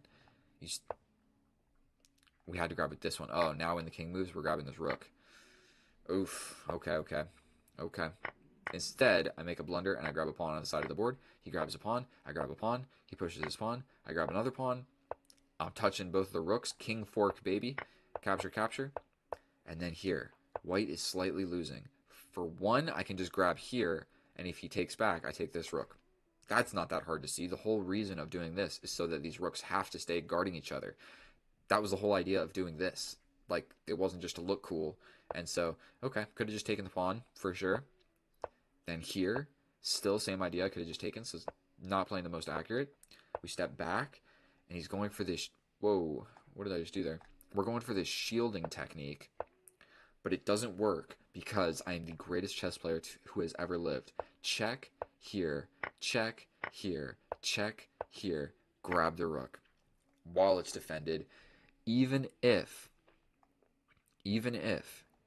he steps up and I grab here, we're still winning. We're still winning. This is what I actually calculated. Because he has to waste a move grabbing the rook. Like when I grab that pawn, he has to waste a move grabbing it. And I saw 2 pawns on the 6th rank. Let's see how accurate that was. My guess is like 87%, 84%, 3 blunders. Thank you so much for watching my video. If you learned anything or simply enjoyed watching me play chess, please subscribe. I'm trying to reach 1,000 and it's taking forever. I love you guys. I'll see you in the next one. Bye. Oh, hello, my fellow chess enthusiasts. We are back at it again with another epic and educational day of chess. Today we are playing one of my favorite subscribers. His name is Matt Ping, I believe, and we have played 2 games before, but they were more of an instructional way to lose rather than an instructional way to win. So what we're going to do now against the perk, boy, pop up part. I don't actually know how to pronounce it, but I believe this is the perk system. And so what we're going to do is we're going to do the kip system in retaliation, where we make this little structure of pawns. We bring the bishops, we bring the knights, we bring the queen up, and then we castle at will, deciding which way the opponent goes. We will try to be castling opposite, but I can't always make that promise because I realize sometimes nobody castles. And so generally this system works quite well when you don't know what to do. There's a time in chess to play stuff that you know what you're doing when you're doing it, but when you don't know what to do, this is my fallback plan. And so I have another video on it, and basically it works quite well in a number of different openings. And so I suppose I'm going to bring this knight first, just to have the option of castling this way. And so we've got my custom setup. Oh boy, opposite side castling. Let's do it. Let's absolutely do it. So what's going to happen right now is I'm going to launch a4, and then he's going to launch his pawns directly at my king. And so we're going to have a game of chess, ladies and gentlemen. So let's just go ahead and do it. I can also kind of force a pawn trade in the center, but I like the idea of just pushing my pawn. Oh boy. Oh boy. Oh boy. I think we push, push, push, and we just try and get a little bit fancy with it. I can also just sacrifice the bishop and see what happens, but I think that would be ill-advised as my pieces aren't really fixated on an attack yet. So I kind of like the idea of just pushing and pushing. Actually, what am I going to do? We're going to push this pawn first, just pawn advancements, bro. That's what we're going for. I can also capture and have this idea if this knight ever moves, where I'm attacking these two valuable pieces. So that would be something to take note of. Whenever there's two valuable pieces on a diagonal like this, you got to take note. And one other thing just to take note, this bishop is undefended, this bishop is undefended. That is one of the major drawbacks of this opening, but I will go ahead and show you. That's also just a hanging pawn. But is it really a hanging pawn? Because it is also just an open file. But I kind of like the idea of just grabbing it. I mean, he brings, I step back. If he does something with the knight, I can take this for free. So I think we're going to just take here. I think we're going to just do it. Is it a good move? Don't know. I actually don't know. But we can step back and we can prevent this pawn from pushing forward more. So I think we're going to do it. This bishop is very undefended. Just about as undefended as a piece can get. He's over here alone. Nobody's watching his back. That's a crazy move. That is a crazy move. Make no mistake about it. I think I have to just push the rook forward. I don't think there's really any other refutation in this position. We step forward. If you jump, I'm getting attacked, bro. Okay, we're going to just play this move. I feel like I have to. I don't know if there was any other options. But what if he just doubles his rooks? What do I do then? I guess I can push this pawn forward. But it's looking a little bit spicy. So sometimes what you got to do is you just got to survive the attack, and then you can launch your own attack. And so this whole idea of the two valuable pieces, it does not matter at all in the slightest anymore. I can also step back, defending some stuff and attacking this. And oh boy, I feel like that's pretty strong. He got rid of his pawn. He wants a pawn here. He really wanted his pawn to arrive to this square, forcing this. So that hangs the bishop. Sort of. He can trap me, but then I can just sacrifice again. So we're just going to do it. That bishop kind of sucked anyway. He can trap me, yes. But for one, I don't need to take immediately. I can also just take the knight now.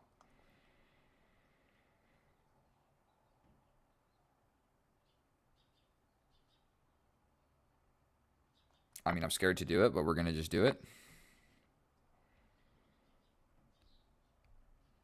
And then, is it now time for me to do this idea? Boom, boom, boom, boom, boom. I feel like that makes a lot of sense. I'm up a lot of stuff now. His attack doesn't seem like it's going to break through. Immediately, at least. I can take the time. Screw it. We're just playing this. Screw it. He's got a queen defending his king right now, and I quite like the idea of just opening up the position. Like this. And yes, he wants to double, but I can straight up just push this pawn. And if he pushes again, I push again. And if he sacrifices, I take. And I think I'll just survive. Right? We push. If he pushes, I take. He takes. And I can do a number of things. So I'm just not even going to think about it for too much longer. His knight could come in. He doubles.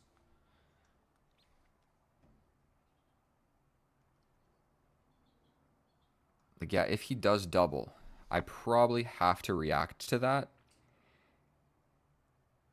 We're going to just take. He can't take it back because it pins the queen to the king. You always also got to be careful, not only on these dark diagonals, but you also got to be careful when you're on the files. You can't be having your queen and your king on the same file because tactics like this, sorry. Okay, so yes, he's got the double-barreled shotgun pointing right at my king. That is very, very true. But what if I just push forward? Then he pushes forward. Do I even really need to react to that? Like, if he takes, I just take. If he takes, I take. He takes. Do I survive? I think I'll be all right. Like, boom, boom, boom. Sacrifice, take, take. I can also bring this, and if he pushes, we take. If he takes, I take. He takes, I come over. Is his attack stronger than I'm giving it credit?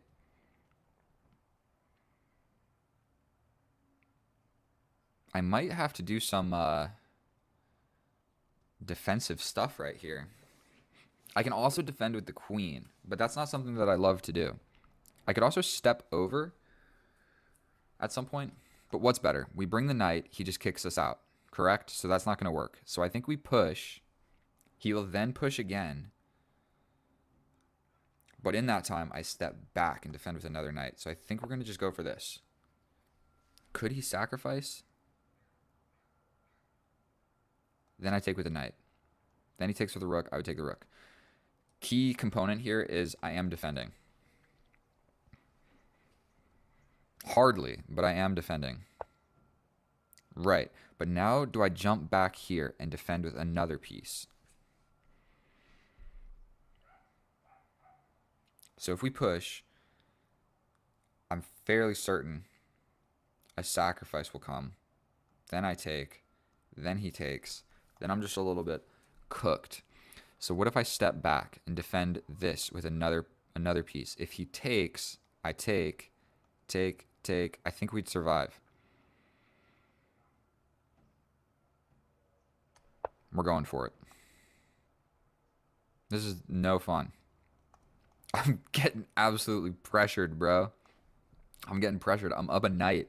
But unfortunately, it's like this bishop or this knight is like my extra knight. And he's got so many points of material pointed directly at my king that it's not even reasonable right now. So he takes. Now what do I take back with?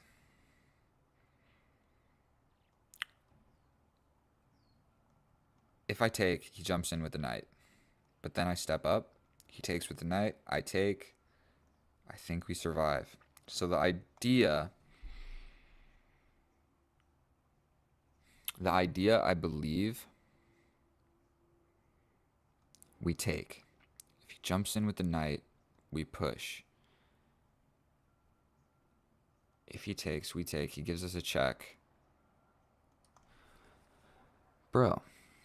All right, we take with the knight. We take with the knight. His knight jumps in.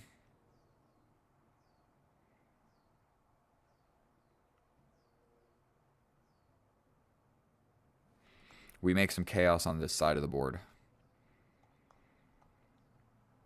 What do I do?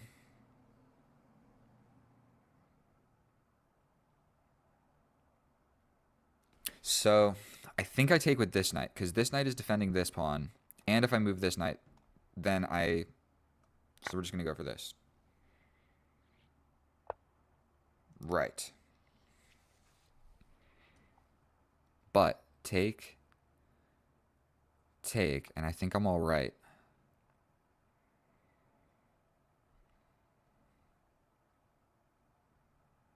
Would love to get this bishop out of my territory.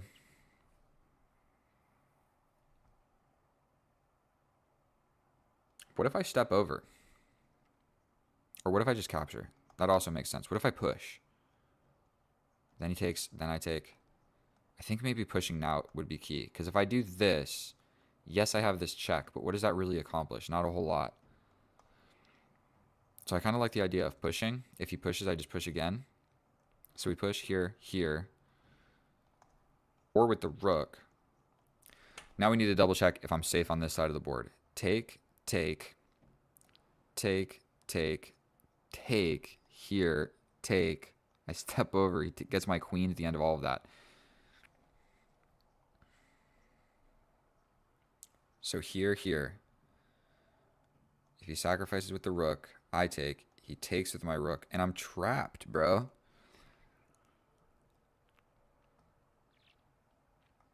So what if I step over? That's the main difference here. I step over. He takes. I take. If he takes, it's not a check. So we're going to just step over. But if I step over and he takes here and I take here, screw it. This is what we're playing. This is what we're playing. King to the side of the board. If he brings the queen, I think I might just be totally toasted. I'm so scared. Okay, so he takes. Yes, that undefended this.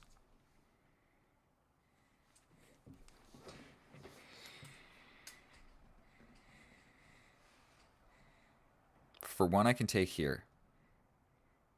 No, he gives us check.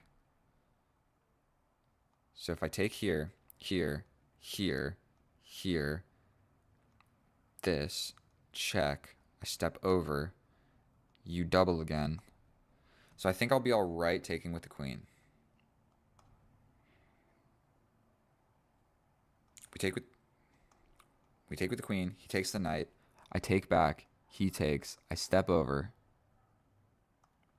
I think I survive. Absolutely just getting destroyed right now. We take.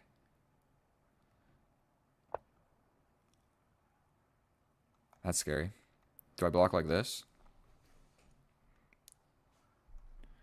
I think so. I have the opportunity to like close this file for a trade.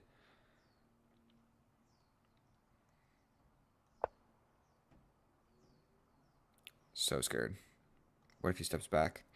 I don't know. I think that I'm going to survive here now. That wasn't beautiful in any stretch of the imagination. I just hardly survived this attack. And my attack just never got to arrive. We're stepping over. Okay. Jesus. We're going to push this forward to prevent the queen from getting in. This pawn is hanging, but I'm up a bishop.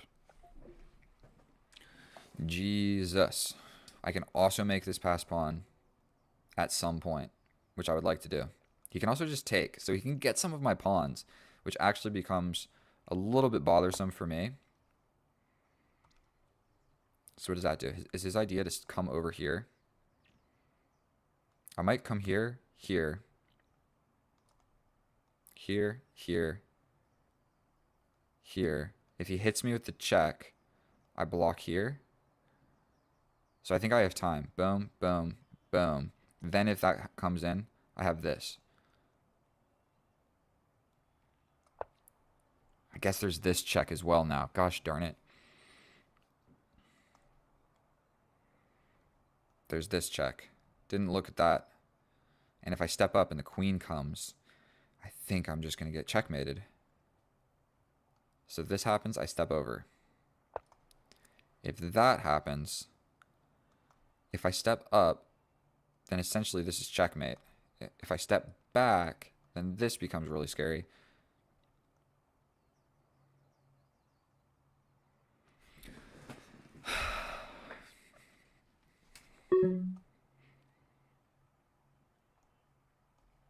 If I step here, the queen just comes over like this. Then I'm getting checkmated this way. So I think we step back. Oh my goodness. I'm just going to push this pawn, bro. We go here and then I come up. So if this happens, I go... I'm literally just going to lose my queen. Here, here.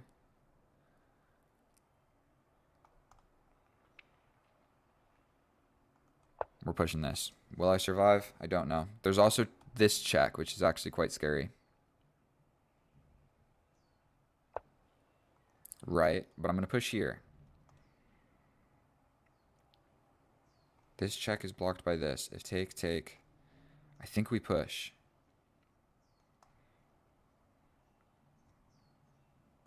We push. Because take, take. This check. I block with the bishop. And how do you stop that pass pawn? Really impossible for me to say if that was the correct move. I'm not even sure if this is winning or losing or what.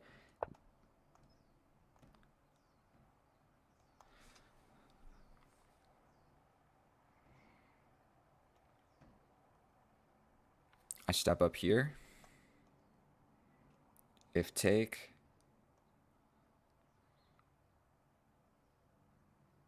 Oh my god, 5 seconds. What am I doing?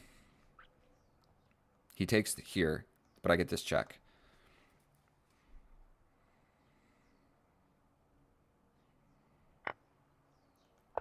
We get a queen. We grab this.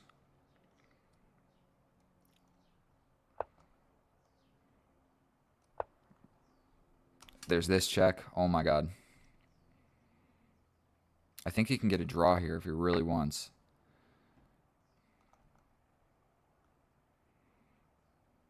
We step over. And somehow his king is safe. I'm up a rook. I need to bring this piece back.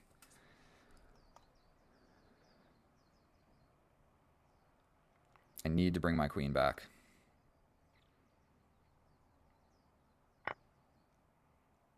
Check.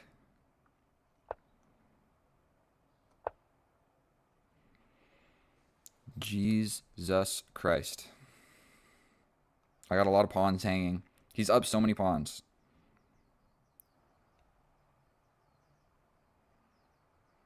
If not, I take this with check. Okay. We go here. Stuff is sort of defended.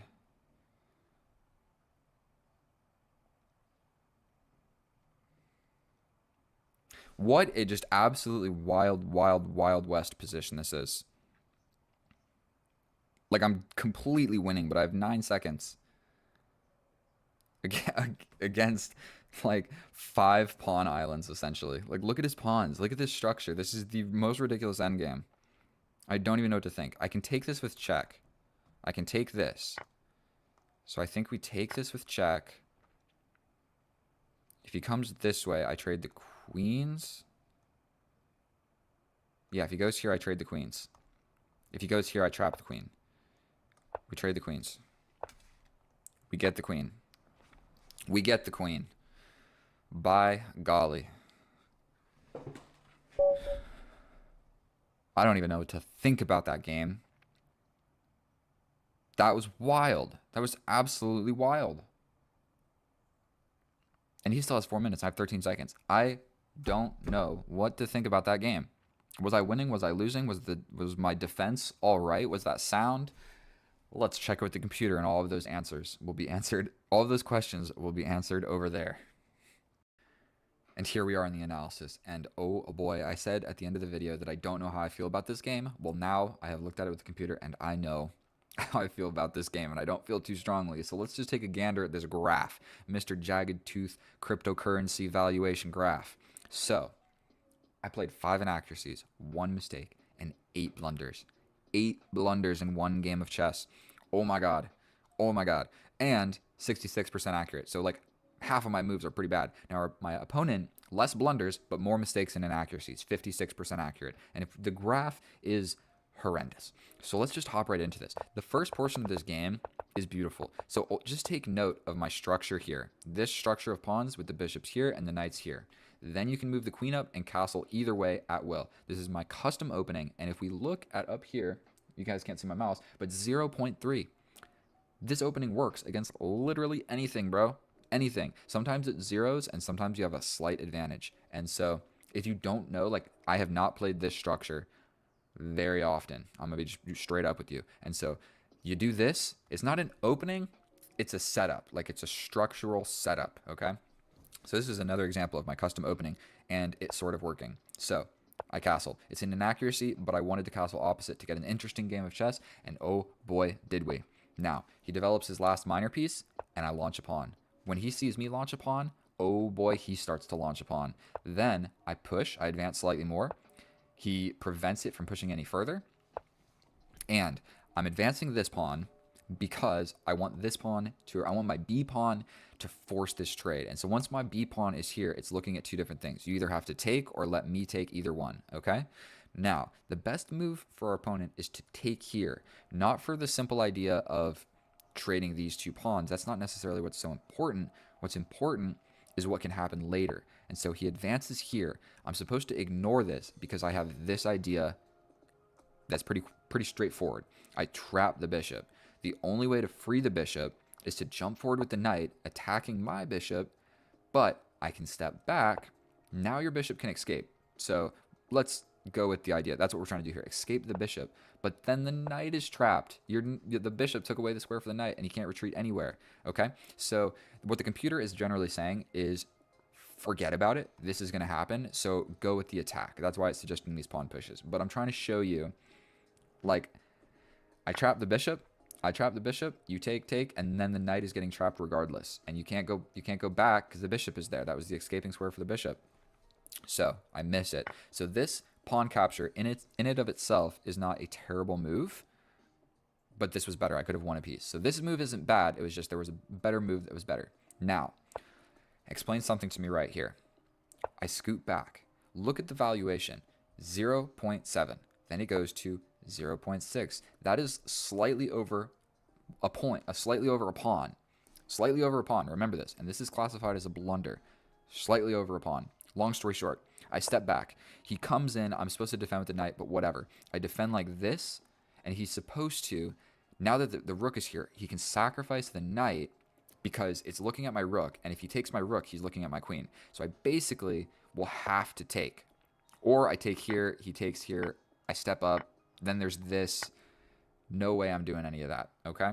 So that was his idea. He can jump forward with the knight. These guys will see each other. I can either take the knight, but then I lose the bishop, or I can take the bishop, and then I lose the rook, and I'm going to lose this with check. So hard to say. That was the sacrifice. Instead, he steps back, and he sacrifices the bishop on accident.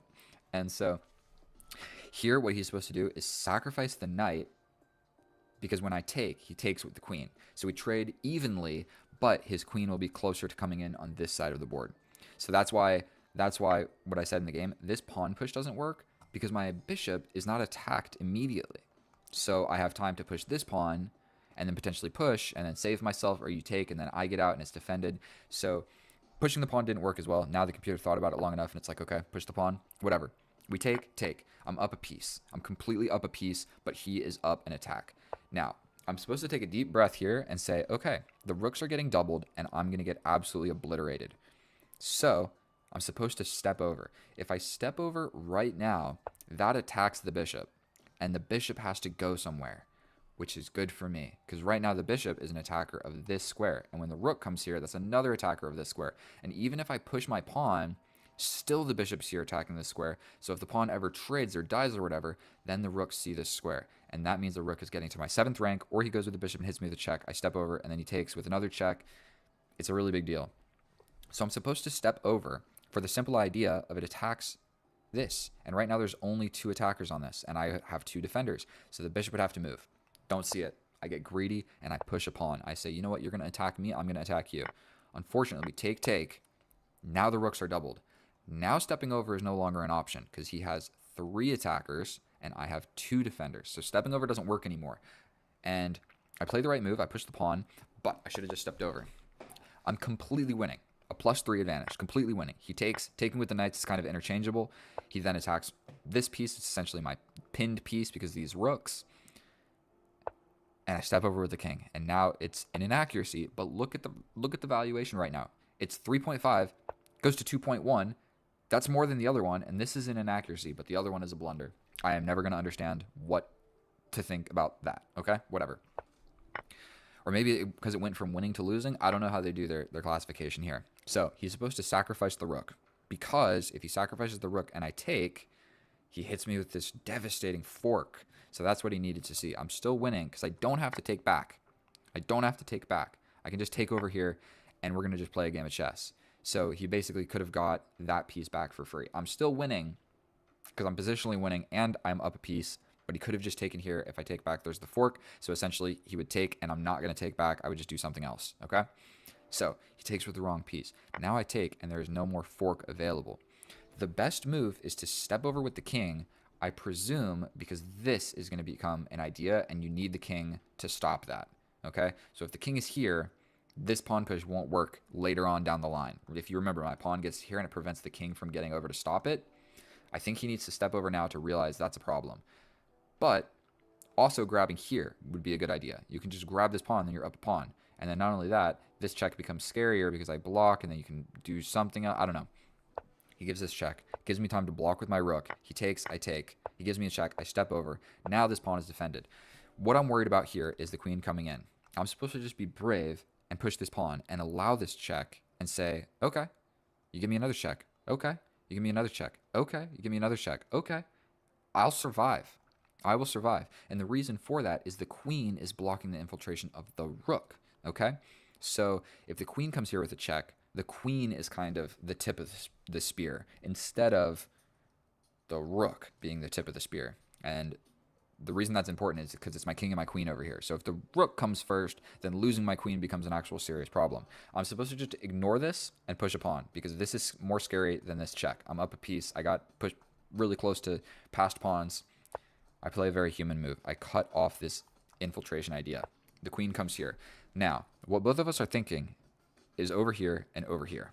That is what we are both thinking. Neither of us are thinking about this. So I step over. Now, the reason that this is so bad is because the rook gets in with check. I have 4 options to make.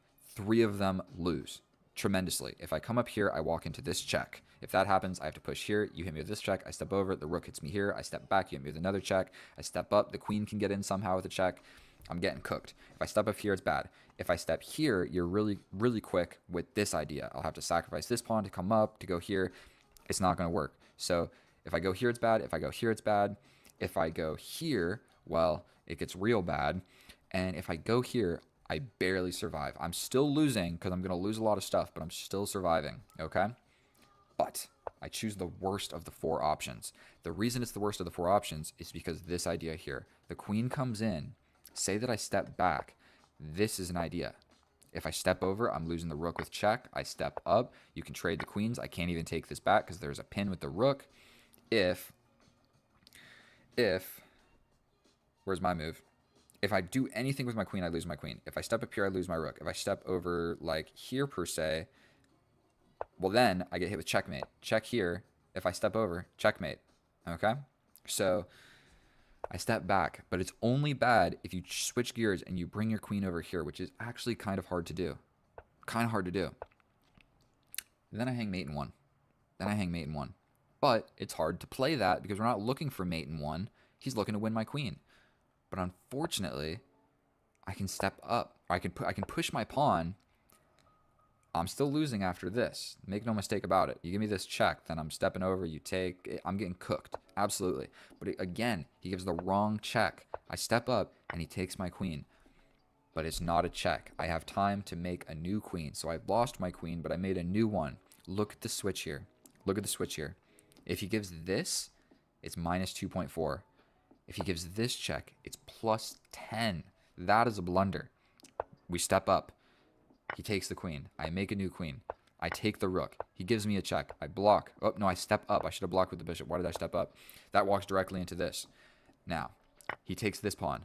I can block with the bishop and I'm still winning. But for no reason, I step back. Impossible really to see this, all the different variations into the future, but it's a draw. He can check me into infinity, and no matter where I go, I'm getting hit with more checks, okay? So just believe me, I ran through it. It's a draw, okay? And so I step back, and it walks into the draw, but nobody's going to play that because on the board right now, we have capture, capture, capture, capture. If you don't capture, I have capture, capture. So it's hard to not play one of those moves. Like the check doesn't seem to win anything. Even if I step up here, if you win this pawn, it's not with a check. So I understand our opponent's move. You now have a passed pawn. It's not terrible. So then I play a mistake. I'm supposed to give this check to force him out to hit him with checkmate. I don't know. I'm supposed to do this to draw the king somewhere more attackable, okay? Instead of all that, I give a check and I slide my queen back here. Why? Because I'm literally putting all of my pieces together so I can't hang anything because I have 9 seconds, and I'm just consolidating my pieces. I give this check, he steps over, and then I trade the queens. And then that is a wrap. Officially, that is a wrap. Even if he takes, I'm going to take back with the king. We're good to go. I'm up all these pieces. I survived the attack. I survived the mate in 1. Neither of us saw it. There were so many just different attacking ideas. These games of chess, opposite side castling, like the amount of blunders made throughout this position here. I should have lost. I should have lost. Blunder, blunder, blunder, blunder, blunder, blunder, blunder. And then I guess he got the queen. So that's not a blunder, but it's still not good. That was so many blunders. Now, my only excuse is I had like 9 seconds on the clock when all that happened. So if you made it this far, or you would like to play one of these games with me, just let me know. Thank you so much for watching. I love you guys. Sorry that was a little bit longer than I intended it to be. I hope you learned something. I hope I learned something. I hope my opponent learned something. Thank you so much. I love you. I'll see you in the next one. Goodbye.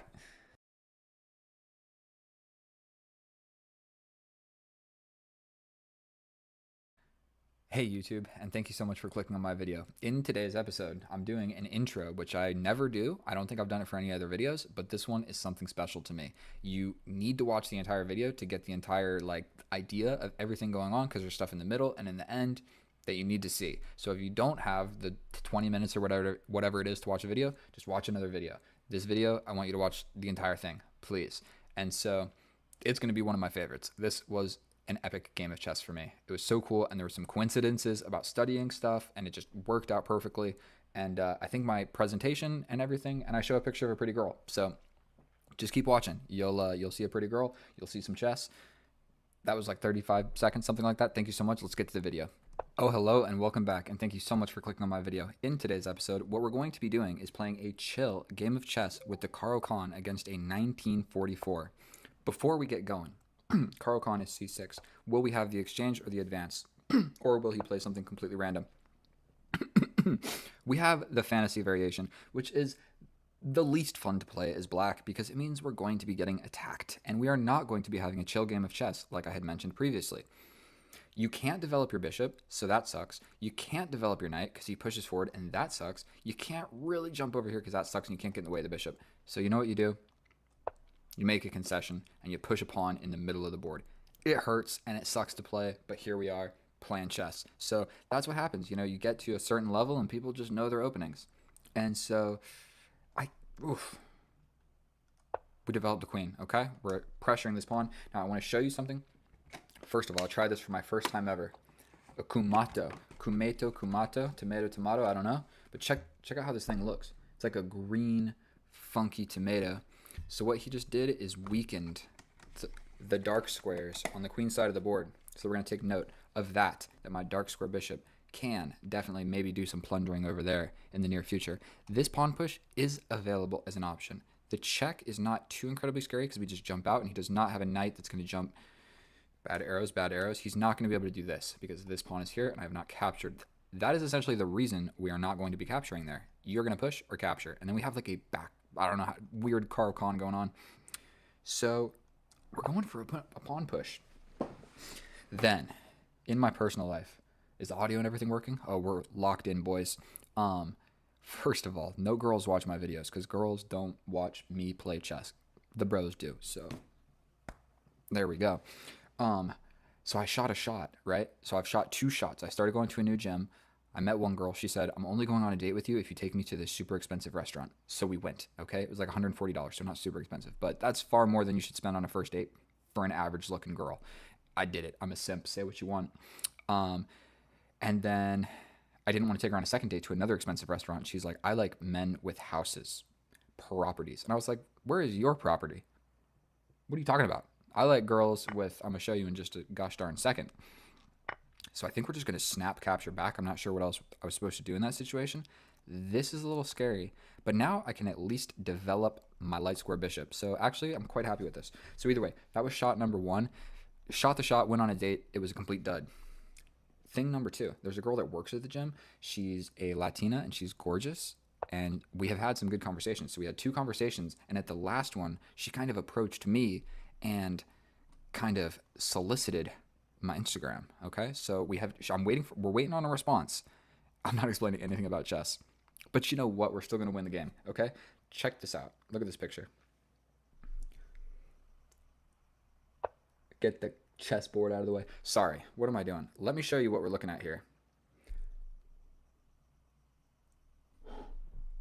God damn. So please throw something in the comments. If you believe in God, you're religious, go ahead and hit a prayer for your boy, because I need that. And so we can have some isolated queen pawns in the middle of the board. But you know what?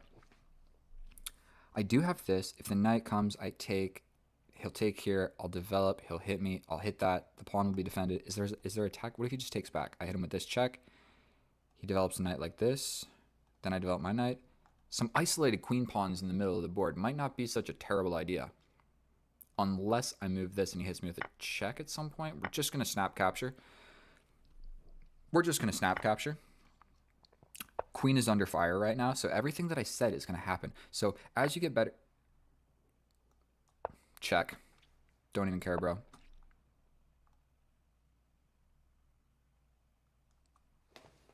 Did I just did I blunder or did he blunder? We got 3 minutes and 21 seconds. Is he gonna run away like a scared little boy to the side of the board? I don't want to let that happen. We can give this check. Then he steps here. Then we give this check. He can block. No, he can't. Well, take. My rook is hanging. That is for certain. So this check has to be like at least an okay type move. Then this is the next most practical move. Busting open and he just gets out of there. I don't like the looks of that. We're playing this. He can block, but then we go here. No, it's not. The knight's defending. Okay, he hides in the corner.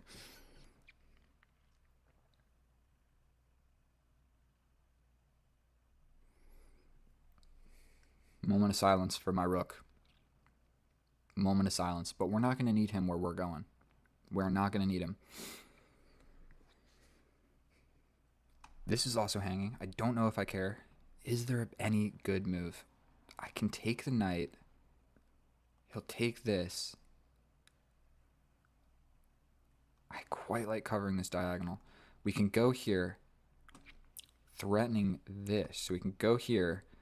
If he takes the rook, this knight is too far away to like actually be able to develop with any meaning at all other than just dying right here. And he's got this move. That's horrific. That's horrific. If I play this, he can just go here.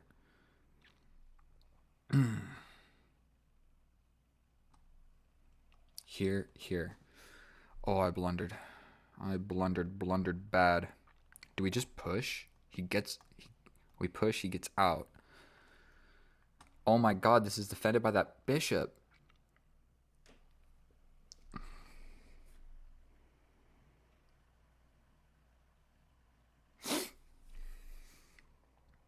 One minute on the clock. What do I play?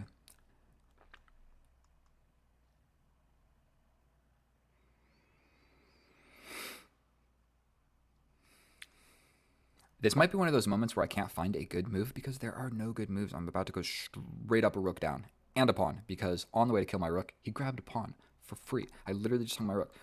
In what position? That was my idea, bro. And you know what I was in the middle of saying while I played that? I was like, I know chess players and I know chess players' intuitions because back in this position, I said boom, boom, boom, boom, boom, boom, boom, and then the pawn is protected by the queen. Never in a million years did I care about this diagonal, which we should be worried about. So let's scoot forward. He gives me a little love check. Little love check. We block like this and block like this? No.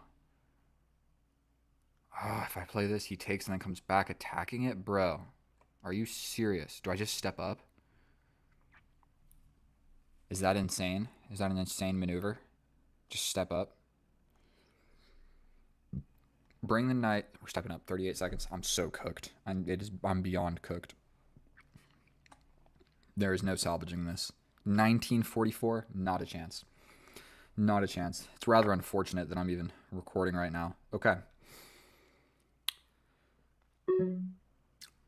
Thank you, clock, for letting me know I'm going to lose. Bruh, he's just going to play this. And I can't even get out of it. He's coming back. He's forcing the trades. He was forcing the trades. That is what he plays. Man, this bishop did damage. He did damage, come back, and makes me trade off. This is so unfortunate and not fun to play. What did I say in the beginning of this video? We're going to destroy someone with a chill game in the Carl Khan. Like, bro. Could I be any more just incorrect about everything? Undeveloped.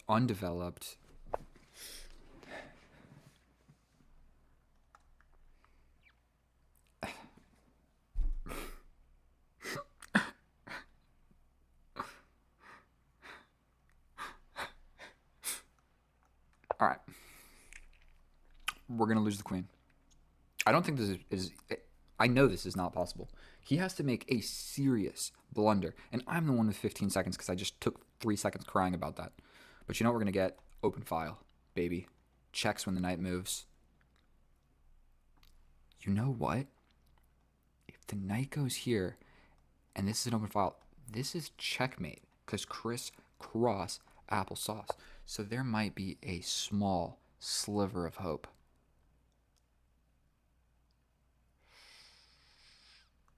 Gotta just do something. If he plays this, we're so lost. He's jumping in. No, he's not. My pawn's there. He doesn't even want to trade the queens because obviously he's winning. This gives me an open file, but now this is checkmate.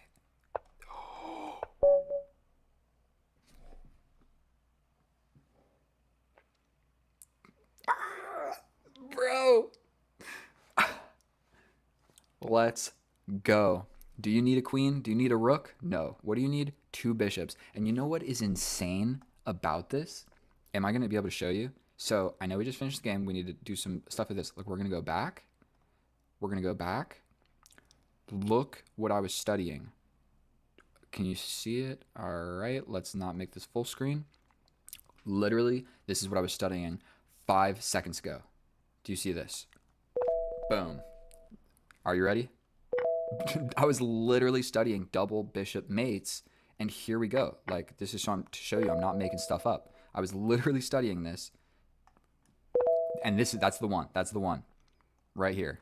This is the one that gave me inspiration for what just happened. And I saw, wow, I did 3 seconds of studying. I mean, I guess I did 1, 2. I did a couple, and then I said, you know what? YouTube time. We're filming a dub, and so out of nowhere, I don't deserve that at all. We're gonna check it with the computer.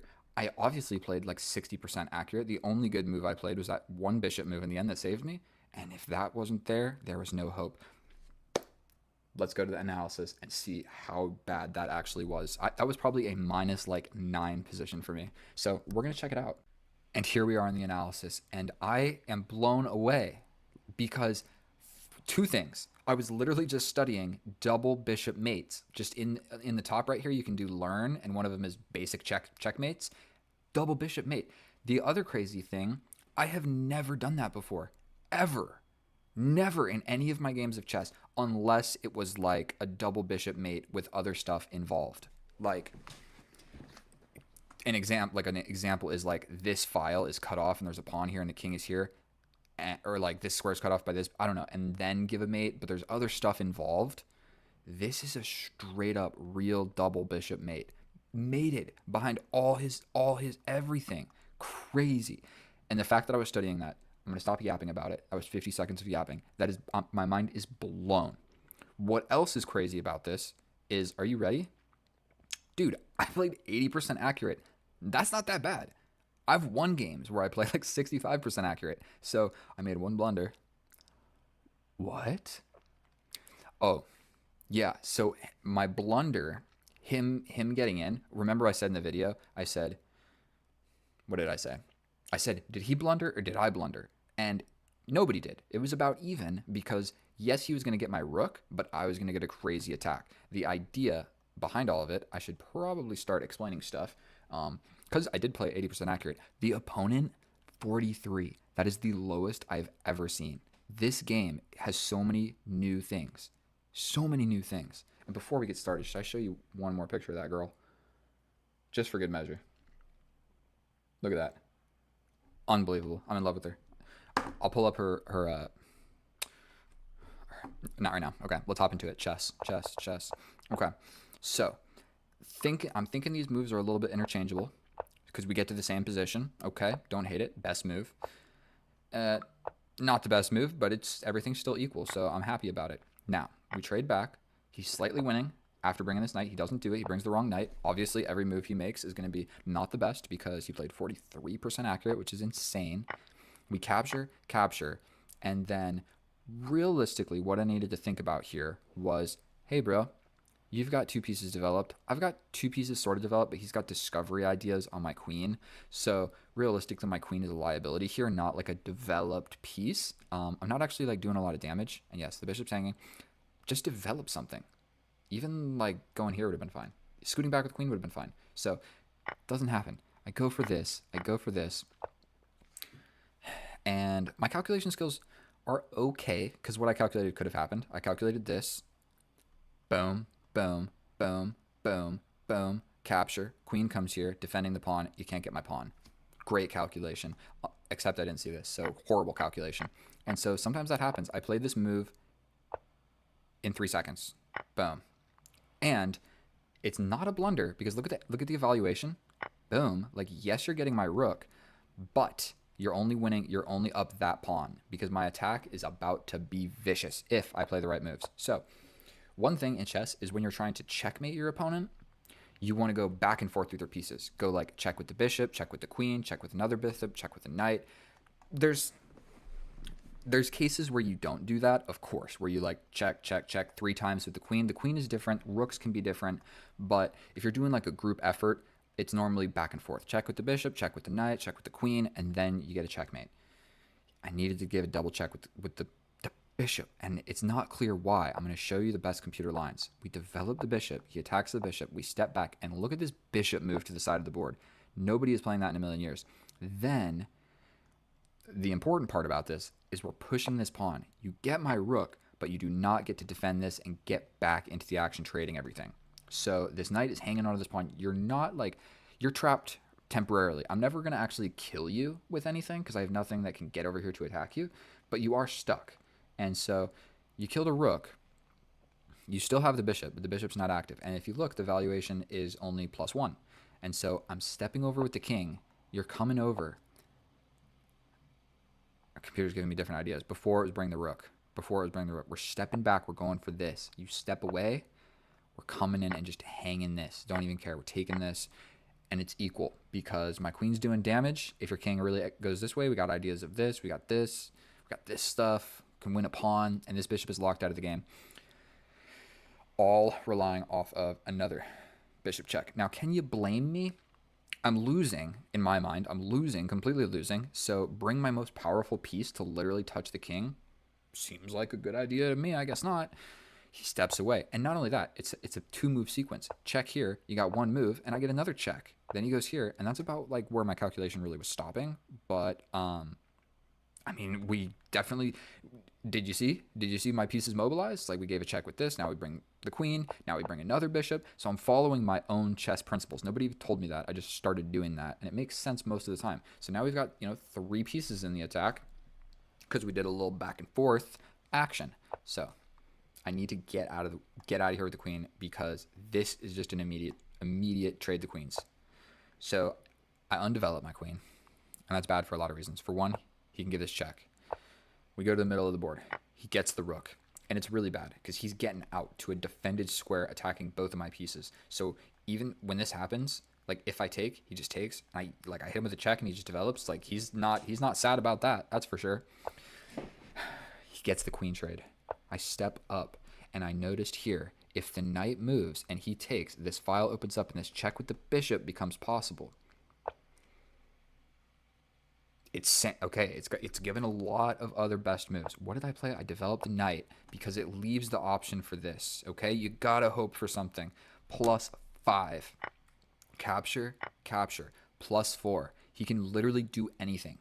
Not anything, but there are a lot of moves he can do. He can sacrifice the knight. He can shut the diagonal. He could defend like this, so it's just not an option. He could move the rook, and then it's not even a checkmate. He hides in the corner. There are a lot of things he could do. He could even step back with the knight. And that would save you? Because what am I going to do? Give this... No, never mind. Yeah, that would work. He steps back with the knight. I can't give this. He'll just take. So, look at that. I am blown away. 7 minutes of analysis. That's all we really need. That is the craziest turn of events, and I remained optimistic. I knew it wasn't possible to win that position without just something super lucky, and that is something super lucky. I studied double bishop mates, and now we get one. I don't know what else to say. Thank you so much for watching my video. It was a pleasure playing chess for you. I'm trying to get better at the commentating. I'm trying to get better at chess. Thank you so much for hanging out with me. It's a pleasure. I scheduled a lot of videos for this week, and I'm a little scared to post this video because I'm talking about that Latina, but She'll never see it. And if she does, maybe she'll think it's cute. Probably not. Me showing her fitness physique to 100 viewers. I don't know. Say what you want to say. But I love you guys. Get out of here. I'll see you next time. Please subscribe. I'm trying to reach 1,000. It's going to take a while. So if like two or three of you could do it, that'd be pretty cool. All right. Thank you so much. And I'm not going to take up any more of your time. Oh, hello and welcome back. And thank you so much for clicking on my video. In today's episode, what we're going to be doing is trying to play an attacking, vicious game of chess. Today we're facing an 1850. Let's check the profile real quick. E4, E5 on the board. He's quite good at bullet. He's okay. He's got comparable ratings to me, to be fair. And so what we're going to try and get in this game of chess, unfortunately, I explained this in my last video. When you have this structure, you can't bring the knight because they can sacrifice. You take back. They push this pawn that's defended by the queen. You have to step back. They take the knight. You take the pawn. They can hit you. A lot of things can happen. Long story short, you got to push this pawn. Okay, so this is one of the drawbacks of the bishop's opening, and we're just going to go right on into it. And instead of stepping forward to where I'm just going to get hit, I'm going to put my knight on this less optimal square, then develop my other knight in a way where my pieces are developed. So I just simply replaced this. I'm ready to castle. We're going to break this pin. He castles, and you know what? You know what? You know what? I mean, if I play this, you can kind of just... We're doing it anyway. We are doing it anyway. And we castle opposite. I didn't calculate anything, but we're castling opposite. And we're going to have an attacking game of chess. So a simple capture, of course. That hangs this pawn. Yes, indeed. But I'm just going to step over. You grab this pawn. And I'm not convinced, without any calculation, I'm not convinced that grabbing that pawn is what he wanted to do. I can also have a tempo winning move. What about a sacrifice? Check.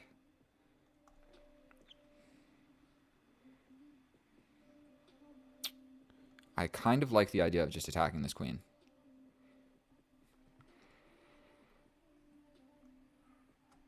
I mean, we're doing something. We're definitely doing something. We are trying to absolutely attack. Yes, we're down a pawn, but I don't know if that pawn was super important. We now have this. We now attack the queen yet again. And he has to do something about this. So I think this is just a winning move right here. We're going to completely lever. We can do this, but he can attack my queen. But then I take the queen. No. If he comes in, I just take. Then he takes. We play it. We play it. We are absolutely just... Grabbing my g2 pawn just opened up the file. And now we just have avenues of attack. And look at my bishops, bro. Like, nothing about this position seems even remotely fun to play for our opponent here. And at the very least, I can grab this and get the rook.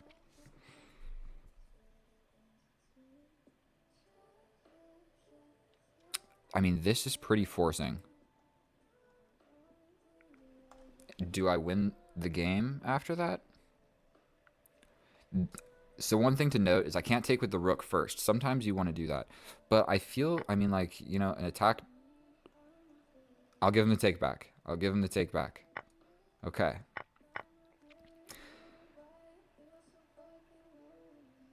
I mean, I step forward with a check. This is actually quite an interesting position we've got going on here.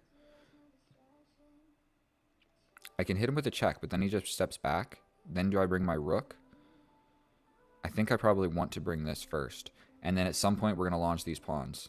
I can also give this check, but he just steps back. So, like, check, steps back. Then check again. Check here, check. Steps to the corner. First things first, we're just going to put the rook on this. I'm pretty sure we can take. Simple tactics here. We bring the rook in.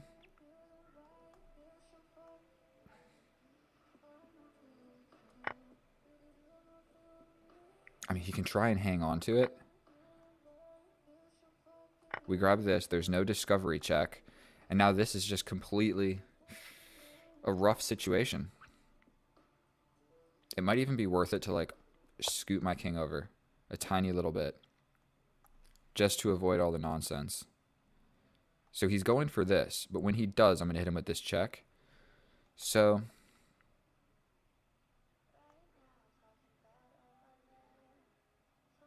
we're going to play a slow move. I still need to win this. I do still need to win this. Winning this pawn actually, what's more important? Actually, this one will be left alone. So I think I'm going to hit him with this check. If he steps back, I'm going to grab this.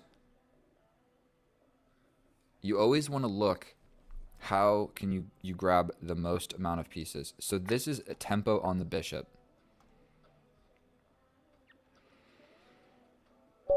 And he resigns. So pretty much what's going to happen here is, I mean, they're both undefended as well, but I'm pretty much just going to like slide all over the board and win all of these pawns. And I mean, dude, look at my pawns. I got so many pawns. Let's just check the evaluation.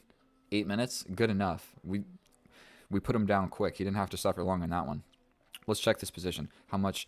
+5. Yeah. And so pretty much my idea was win this pawn, like win this pawn, and it's just, bro, you have a very difficult to play position. Make no mistake about it. I'm not even sure what he's supposed to do at this point. His king is naked, not defended by anybody. His pieces are undefended, and his pawns are just getting ready to get mopped up. And so that's how you attack. That is absolutely how you attack and win. I mean, let's check with the computer and just see how accurate that was on my part. I think because he resigned, it might be more accurate than I'm anticipating. But let's just hop into the analysis, and I'll see you over there. And oh boy, I just played a perfect game of chess. Now, that was quite easy to do because my opponent played terribly. I'm not trying to be rude. I'm going to message him and say, hey, I'm going to make a video out of this if you want to watch it. But he definitely made a lot of blunders. And so there were a few things. For one, he grabbed the poison pawn. Like, bro, you just opened the file allowing me to attack. And then the queen got battered around after that. So not only did I get an open file, I got tempo on that file. And so if we look at the graph, I was never in trouble. Not a moment. Not even a second was I in trouble that game. 0 inaccuracies, 0 mistakes, 0 blunders, 94% accurate. We're not even going to talk about our opponent. We're not even going to talk about it because I feel bad. Now, we get the bishop's opening. E4, E5, bishop C3. He brings the knight. Like I explained, you can bring the knight, but it walks directly into this type of stuff where you're actually supposed to like bring the knight, let them capture, and then you bring the queen out. You do this, and then they have to step back, and you win the pawn back, or you block. I don't know. You know what I mean? It gets complicated. So push the pawn. Now the center is fortified. You capture this. I bring my knight here. It is the less optimal move. The best move is to bring the knight out here. But my general plan is to break opening theory and not play completely like openings that everybody knows. So this is by far, like if we look down here, how often are these moves played? It is played 4% of the time. So simply by playing a move like this, you avoid 96% of all of the opening theory. Boom. Done. There you go. Make a move like this, you're good to go. Like, not like this. Okay, this one is really the only realistic move. We bring the knight, trade. We just replace it. We break the pin. We bring the queen up with the simple idea of castling. He could have just jumped forward, and it's actually not so great for me. I didn't actually look at that, but whatever, we castle. Then trade. That didn't make any sense for our opponent because that just put my bishop, like, that's not safe. And you just gave up your bishop for my knight for no reason. So not only did you better place my bishop, you also gave up your bishop for my knight. So like that was a lot of arrows going on. Boom, boom, boom, boom, boom. But terrible. We step over with the king. Best move. And grabbing this pawn is just straight up a mistake. What's funny is he's going up 1 point of material, but he's going down more than a point positionally because look what that did. Tempo on the open file, like that is the most important file to keep closed. The one with your king and your queen. And he opened it up. So I bring my rook. Basically, we have the idea of this. He scoots up here, and yet again, another tempo. He could have gone somewhere else, but I'm essentially either going for this or this. Probably not this because the bishop would come in, so I'd probably, like after this, I'd scoot the rook over. Or bust open with a pawn. That was the best move. I'd probably play this. And we still got a great... He pushes this, then he's got weaknesses on the dark squares. So he comes up, basically a one-move blunder. This square is very important. He had already scooted the rook over. If you don't scoot the rook over, this is less of a threat. But the rook does not defend this pawn, and that pawn is being looked at definitely by my bishop. So we attack the queen. Queen's got to go somewhere. We take. He actually blundered, and I gave him the take back. But still, after this, it's just not great. And so you can be slightly more ambitious and step forward with a check. He basically has to step back, but then you bring the rook. Then you've got ideas of like getting in. Oh, never mind. If I play this, he has to stay guarding the rook. Oh man, so it would get a little bit dicey for our opponent. Whatever. Putting the rook here is quite simple. Then here is just a tactic, just a game-winning tactic. There's better things that can be played, absolutely, but this is the easiest. You get rid of the knight.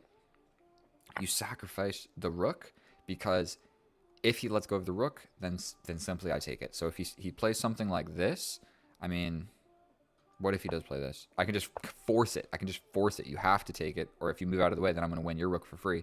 So you have to take it. But now I get this with check. So I could have just really forced it and been like, you're taking this rook, buddy. We get this. I understand the idea here. You got to move. That's the only thing you can do is you can't move this or this hangs. So you got to push this pawn to do this. So this is defended. But in that time, I make a little square. So no back rank checkmate ideas later in the game. And what's unfortunate is, I mean, you attack my queen, but I'm just going to step over here. King goes somewhere. I grab this pawn. Wow, that's the best computer line. That is a ridiculous move to play. I guess it makes sense. You get really far away and safe from my queen, and you maintain defending the rook. Crazy move. Computers are wild. But in this position, I'm giving this check.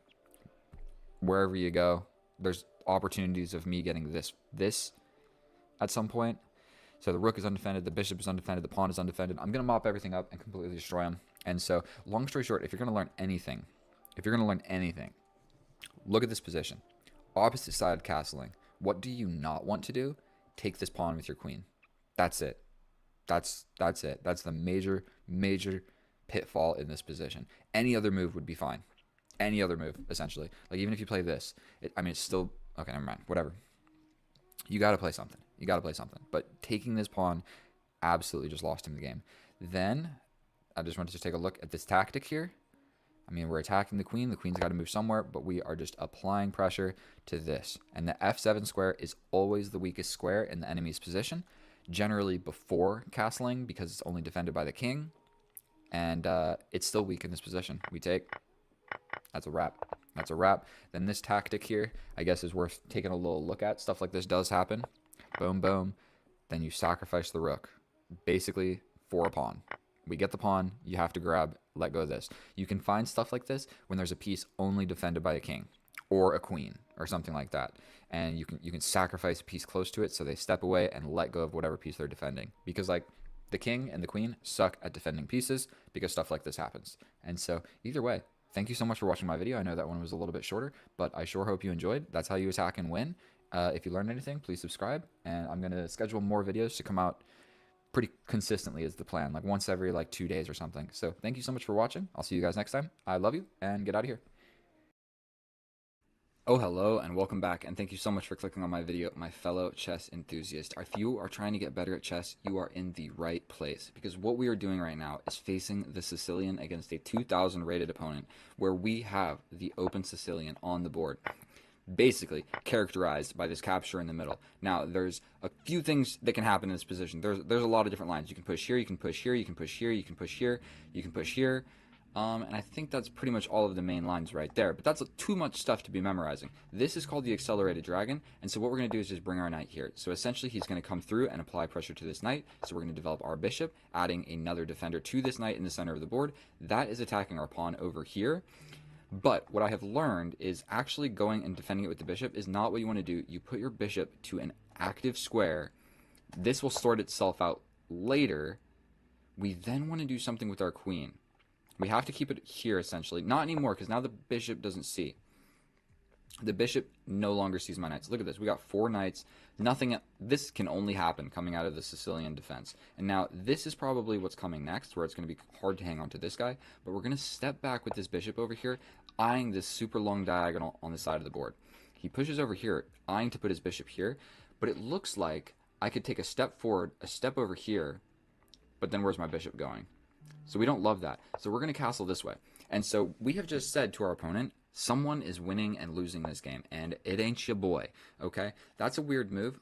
So we're just gonna, take it with a grain of salt or whatever.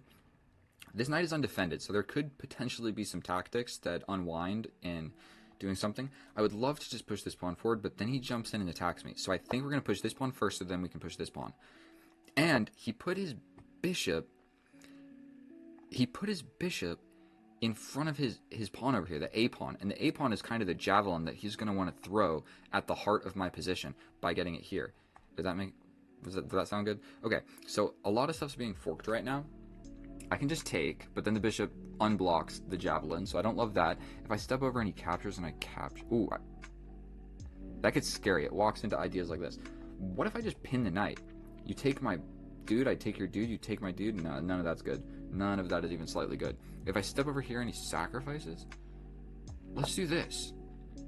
I feel like he has to defend, but I can undefend it. This is scary because I walked into a pin, but the way pins work is we're both pinned.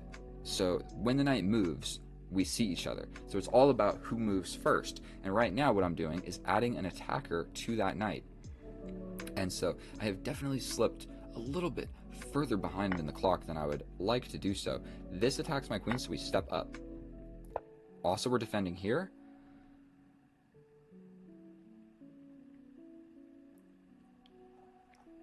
And I think we just want to go for this. It's a scary move to play, but we're going for this, I think. The knight can't jump in immediately. Pushing one of these pawns probably would have made a lot of sense. This move makes sense. So he attacks here. We're going for it. I'm trying to just crack open this position over here. So he captures here. Cool. It doesn't threaten anything. So I can throw in this capture first.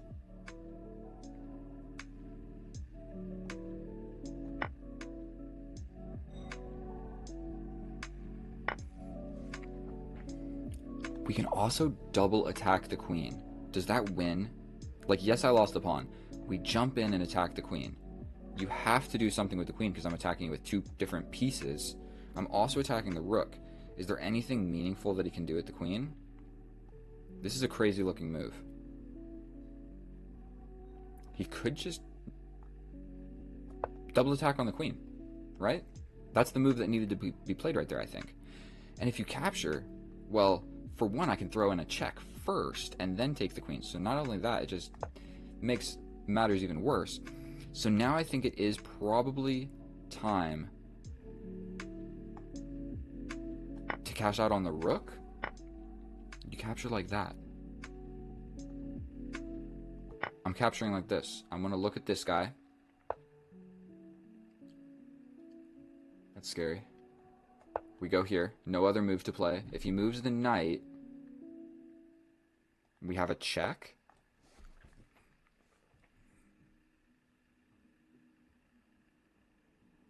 Check. Here, we get out of it. We have to play this.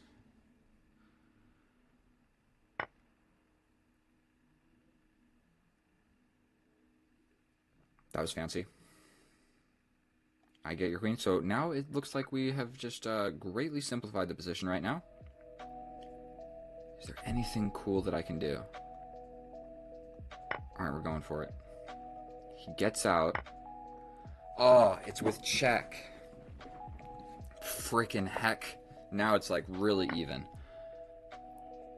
And he's got the bishops. Oof. It's not really even. I'm really losing. Oh, chess is so heartbreaking. We slide all the way into the position. Don't know what else to do. There's back rank checkmate ideas looming everywhere. He's got 3 minutes on the clock. I did not calculate something correctly in this game of chess. Okay. Literally, I have like no squares to move. I need to like boom, boom. We're going for this. We're going for this to then get a check. He just steps back. We attack this guy. This is all I've got going for me. And he can just step back and go for this.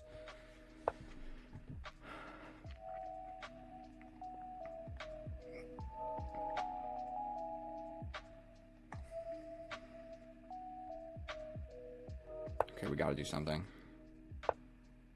Cool. We get a check. You can just bring the knight. How dandy. These. This is a horrible, horrible position. There's no coming back from this, to be completely honest. Look at these bishops. I don't even have any moves.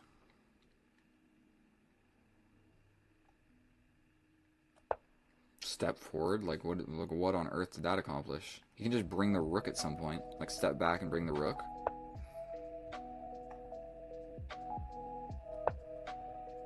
He's also got this. This isn't even attacked. He's defending it. This bishop is just defending everything in position. I'm not picking up any pawns.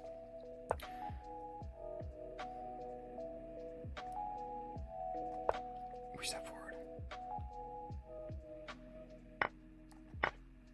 He can pin it. That's kind of a risky move, though, is it not?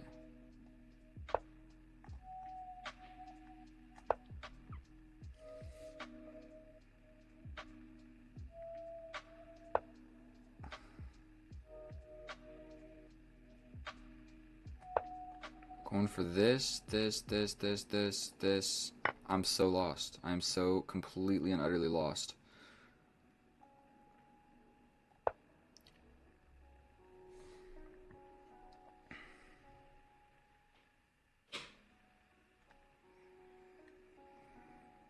And he's got 3 minutes, bro. If you've made it this far in this video, just find some solace in knowing that we're making a comeback. Is what we're doing. We get this guy. Now he is only up all these pawns. And the knight can't move where I get this. That's not checkmate.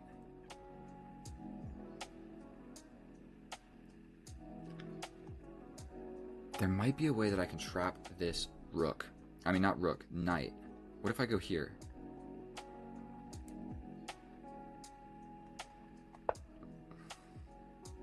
He has to play this move. But then I'm kind of running out of squares with my other rook. I need to play like something like this. Please don't be hanging some sort of ridiculous fork. He steps back and I get another pawn. I am fighting back from the ropes. Make no mistake about it. We played the Sicilian. We knew what we were getting ourselves into. Okay. We're going this way to avoid the checks. Man, he can just lock it down. This doesn't even really work.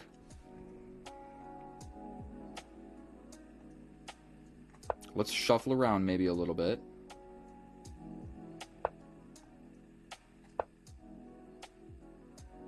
He's got this. And then I have to step up. Check.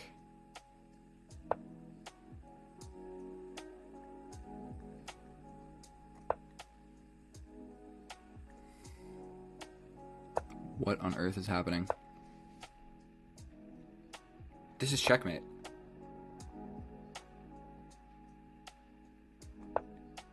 This is checkmate. This is checkmate.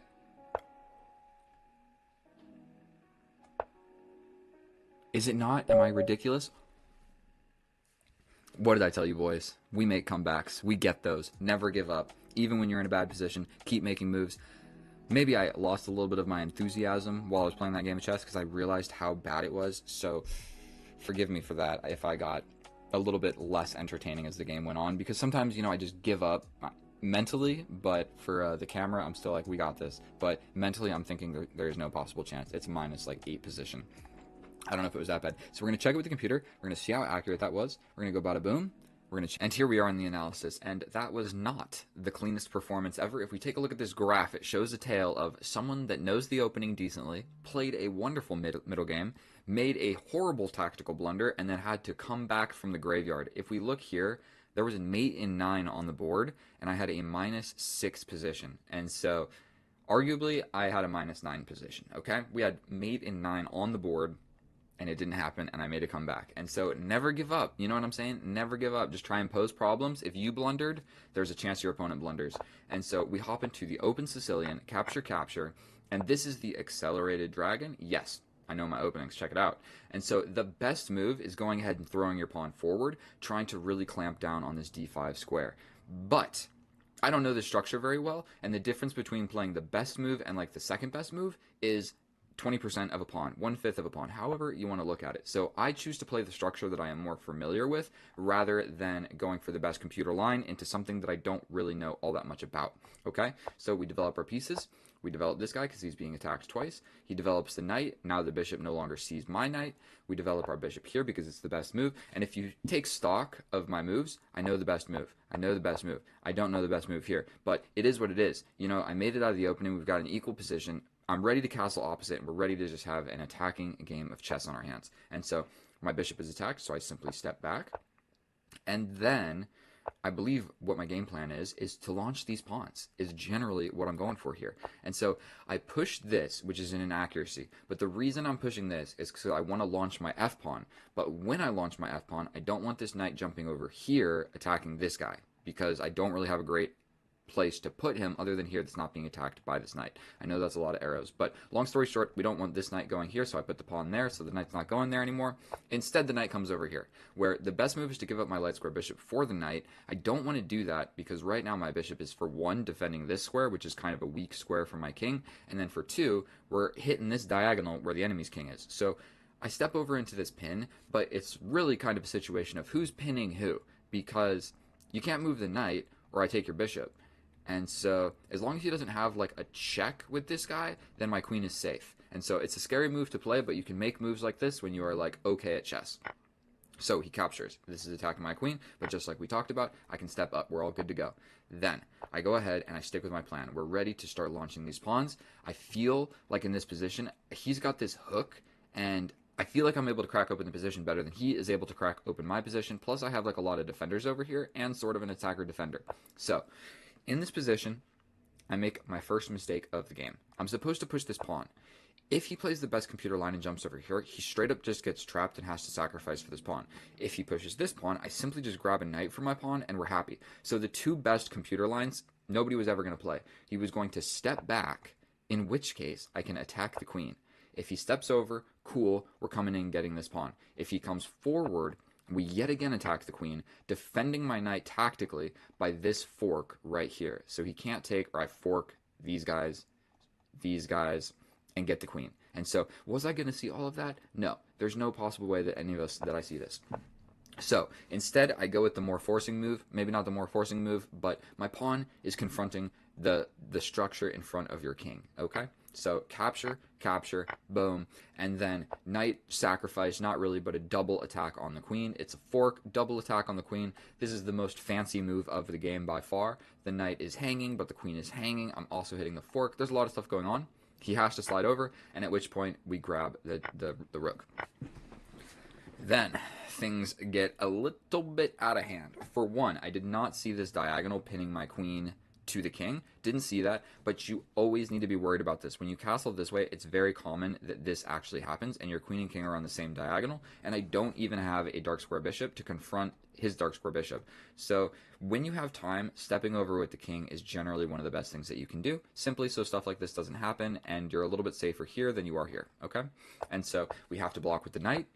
We're supposed to just defend, but I decided to try and get fancy, where I only calculated really 2 moves, and he didn't play either of them. I give up the bishop.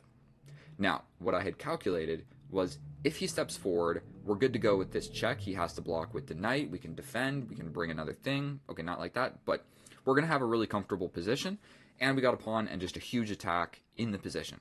So that's what happens if he goes here.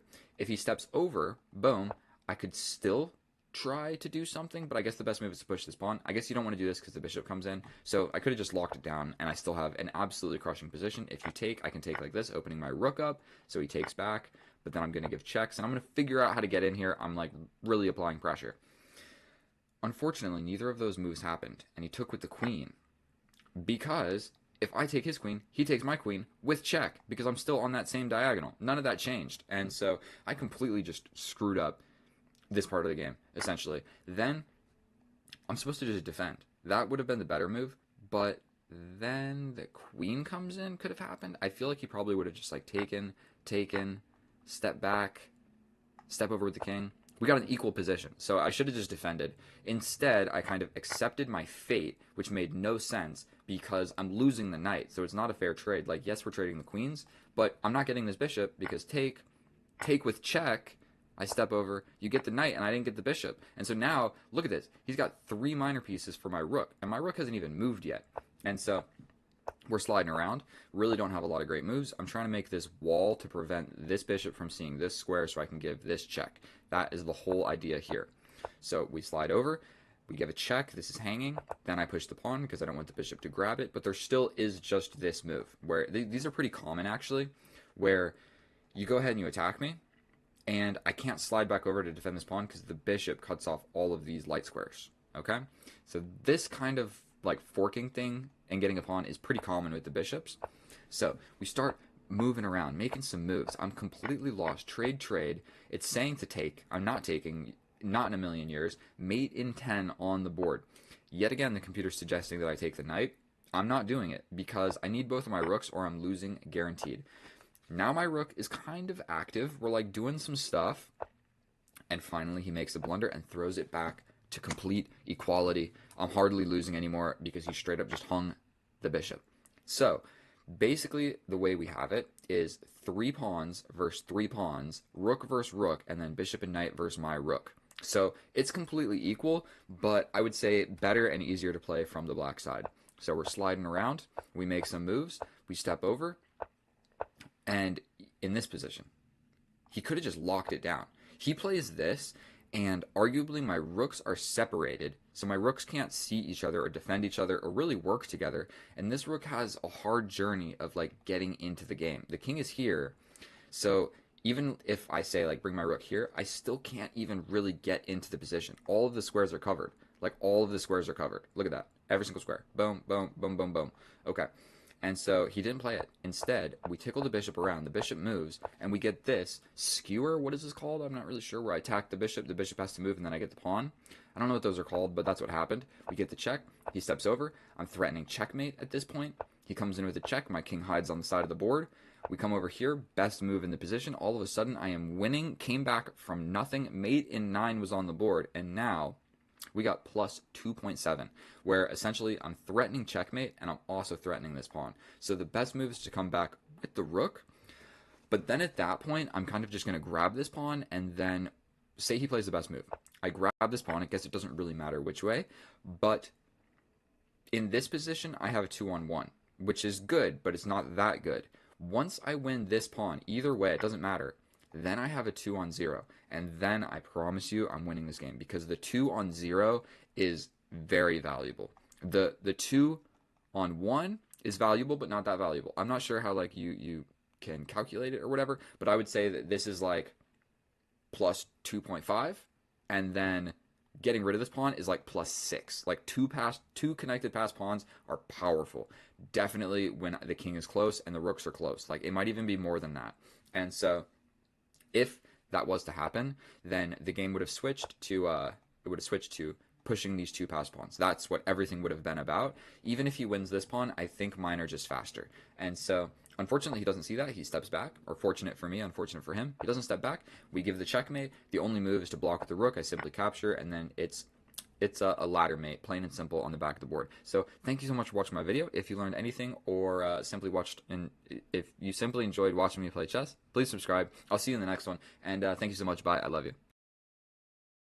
Oh, hello, my fellow chess enthusiasts. We are back at it again with another epic and educational day of chess. Today we are facing an 1862 with the Carl Khan. We're going to take a quick gander at his profile, and we can see he is pretty good at rapid, but he hasn't played one in a while. He is pretty good at blitz, and that's all he plays. He doesn't even play bullet. 15,000 games 6 years ago. It looks like we have a formidable opponent, and what we are going to be doing here is going for the Tartakower, where they're going to most likely capture. He could step back, but this is the main line, where we capture, we go this way, we castle this way, and this is one of my most favorite lines. And sometimes it can result in a little pawn cube if I jump forward and get chased around. I know those were bad arrows, but this bishop ends up there.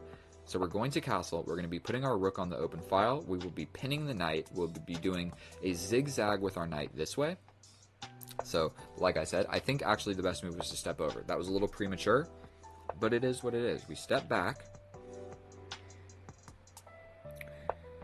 We just stay a little bit cautious here because this bishop is undefended, so we don't want any discoveries that hit our queen. So I know that pushing this rook, or just not pushing, putting this rook onto the open file is the best move before I made all these bishop moves. So we're stepping back, and like I was talking about, are we going to get a pawn cube structure? It looks highly probable. I still need to develop my knight, but potentially getting a little bit active with my queen is not the worst thing in the world. And so if he captures, we capture towards the center and take a look at this. We got a pawn cube, and if you're a chess player, I know you like to see pawn cubes just as much as I do. And so we need to develop this knight. He already pushed this pawn 1 square instead of 2 squares. Not really 100% sure what that queen move does. If he's trying to apply pressure here and here, I don't think I'm scared of that. Jumping around with the knight seems to make a fair bit of sense. I could also put my rook just on the same file as the queen. That's also probably not a terrible idea. Or we could try to trade. There's a lot of options going on. And one thing to note is the knight is undefended and his pawn structure sucks on this side of the board. I think we're just going to scoot my rook to the center of the board. It seems to make sense. This didn't have any immediate threats, so it gave me the opportunity.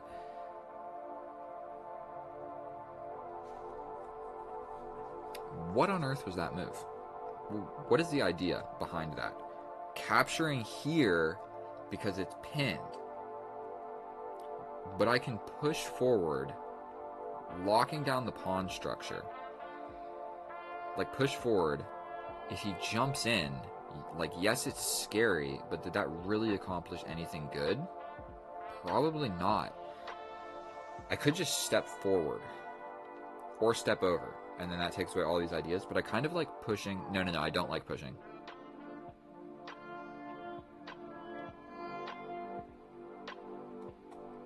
I took a long time to play that move because if you could tell by the silence, I definitely was not sure what the correct move was. That is just checkmate. Or not checkmate, but I don't want to let that happen. Stepping back with the knight seems like such a stupid move. But we're gonna do it. And I almost just hung my queen. I did not even realize that made the queens see each other. But now we're down a pawn, and it looks like we're going to be going into a endgame where we trade the queens, and I'm just straight up down a pawn. So that was pretty bad chess by me. Now we're just down a pawn, and so he's got a 2-minute time advantage essentially. He shuts down the file over here.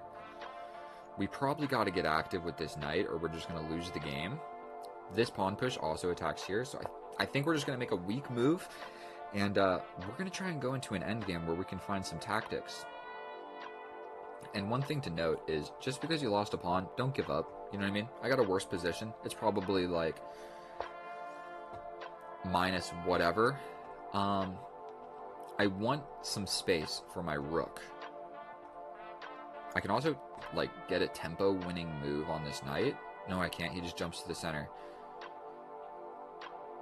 So we're going to put my knight over here. And we don't want to be trading everything. That is almost certain. So if this bishop moves somewhere... Yeah, the bishop moves somewhere. I mean, okay, yeah, that makes a lot more sense than going here and hanging it with this check tactic.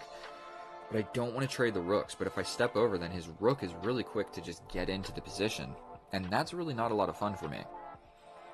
Stepping over, he gets in. I step up, he jumps in. I think I'm just like falling apart, to be honest with you.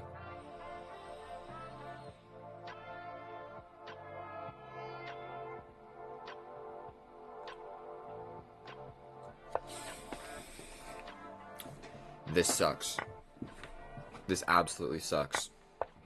Bro just wants to simplify into this endgame where he's winning. It's not really a terrible idea, but I think we're just going to do it. We're going to do it.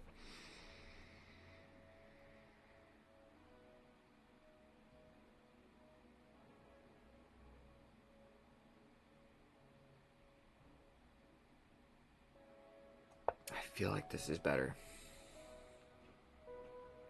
Probably it's about time for him to bring this knight.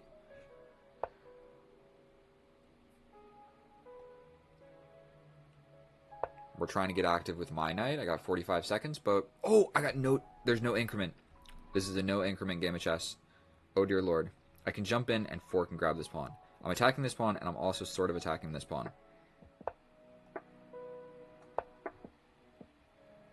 This is not fun.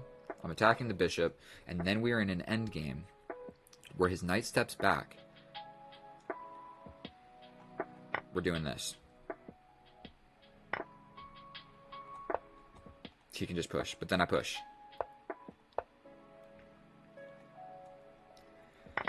Okay.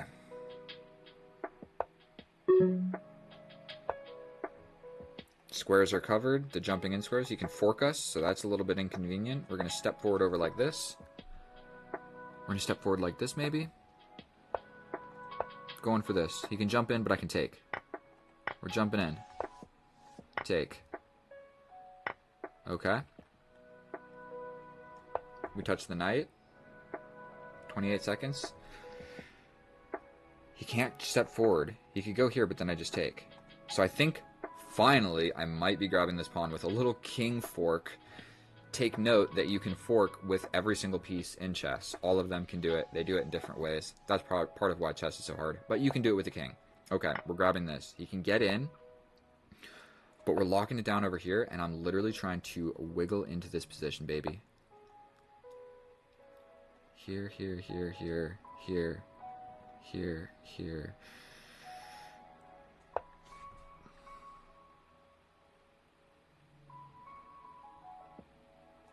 He can step in, but I step back. You can take, and then I take. Okay. He steps in. I don't think I can give that up.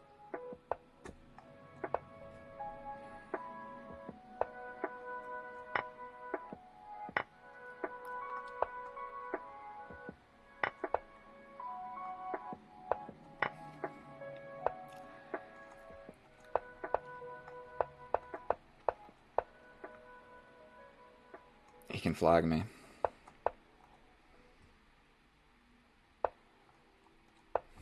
Unbelievable.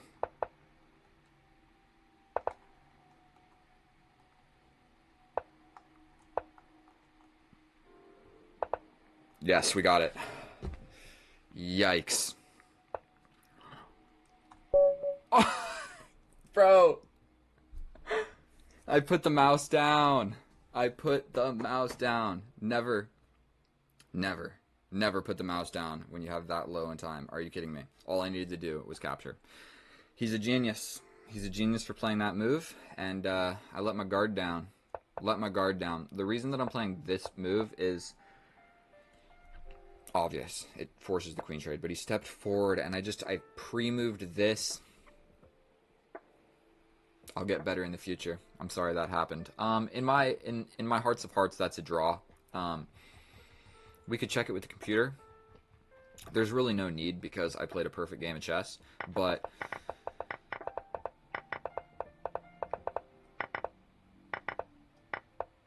yeah, here I'm actually probably winning. This is the only important part of the game, essentially. Is it still a draw or am I winning? I'm winning. What I needed to do was realize I can defend this from stepping back and come in with the king and win these pawns. Probably. I'm acting like I know what I'm talking about. I don't. Sorry, I got a draw. Good enough. I liked it. I'll see you guys in the next one. Bye.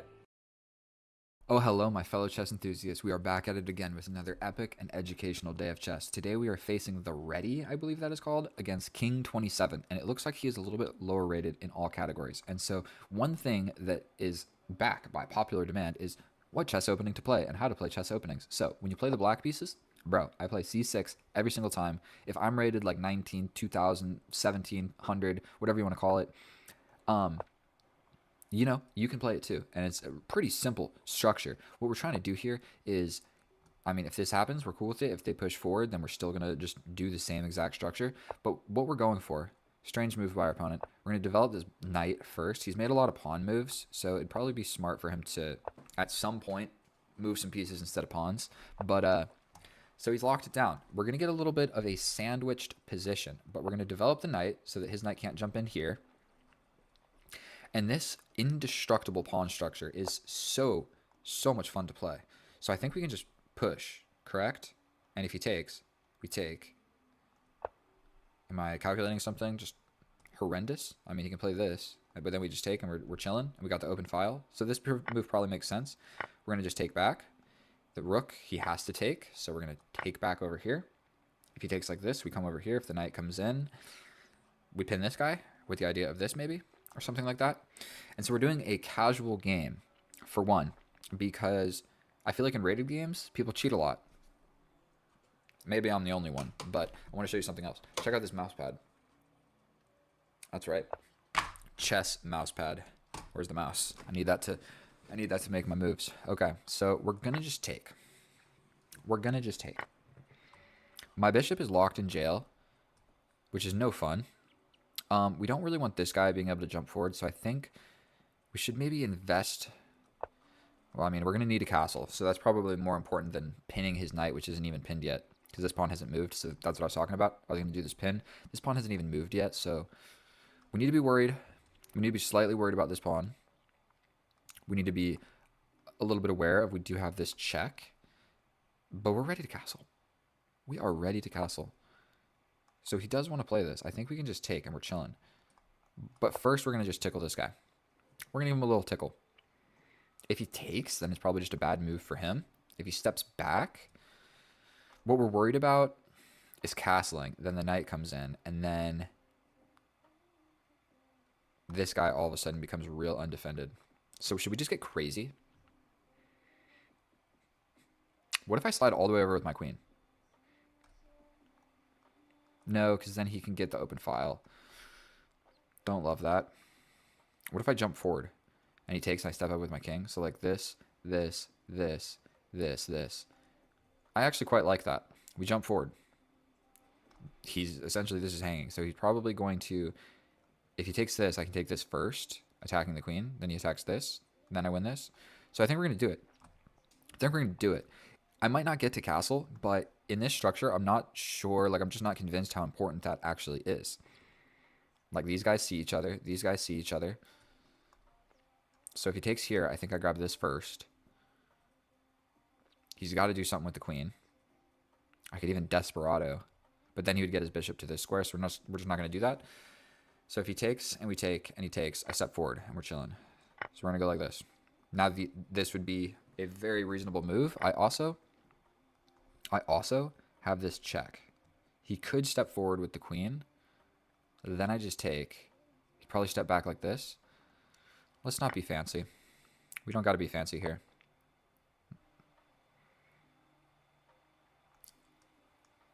So we're going to give this check. He can block with the queen. But then I can give another check. And then maybe wiggle closer somehow.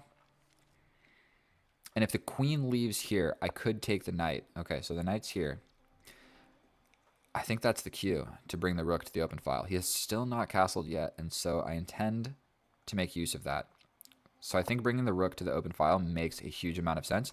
If we can get it to the 7th rank, that also makes just a giant amount of sense. And he's got to do something with his bishop, so he's probably got to play like here. But in that time, I might push on this. Very reasonable move. We got to do something. Check. Take with the queen. I come in with this check. He can step up, and then it just doesn't work. Noticing this is a little bit important. So I think we're just going to slide all the way back with the bishop. Was there a tactic there? Or we kind of just want this guy to move, because this is just a super powerful move. So even playing my queen up to here, or like playing like this, like if I can just station my most powerful pieces along this rank, that would be awesome. Would love that. And breaking in the center probably doesn't make a whole lot of sense for our opponent. And unfortunately, our knight is like not even in the game. So we definitely need the knight to be doing something, instead of just hanging out with the king. Oh, and I hurt my back at the gym. I've been going to the gym literally every single day, because why not? And I did 315 on the squat. I really did. I promise. I took a video of me failing. I'll get a video of me doing it. But my back is sore, dude. You're my elbow pop. I think he'd be okay with just develop castle. Would he? Develop. I think that I come in at that point, and if he castles and this knight is just drastically weak, and if this knight decides to go anywhere, essentially, this becomes an idea. So he could jump here, but right now he's pinned. So actually, I feel like his position is really difficult to play. I don't even know what's the correct move. Believe it or not, like a move like this might make sense. Getting out of the pin, getting out of threats like this, just like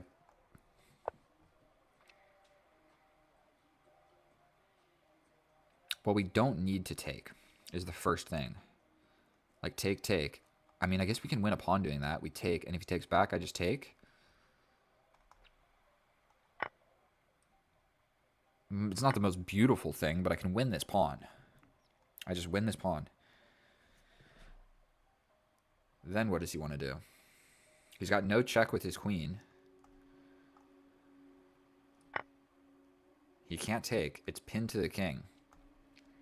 Then I could come back here and have some pressure here, but I really liked this infiltration idea. This knight is pinned like more than one way. Not only is he pinned to the king, he's also pinned, like say he could move, then this move arrives. So he needs to stay guarding this square. That's what I'm saying. That move makes a huge amount of sense. I really think that move was smart. Now I'm thinking about pinning the knight like this. Just two things attacking this. If he steps over like so, we just come on in. If he steps over, we come back with the idea of this. This is a powerful move. You step forward with... There might even be a checkmate here.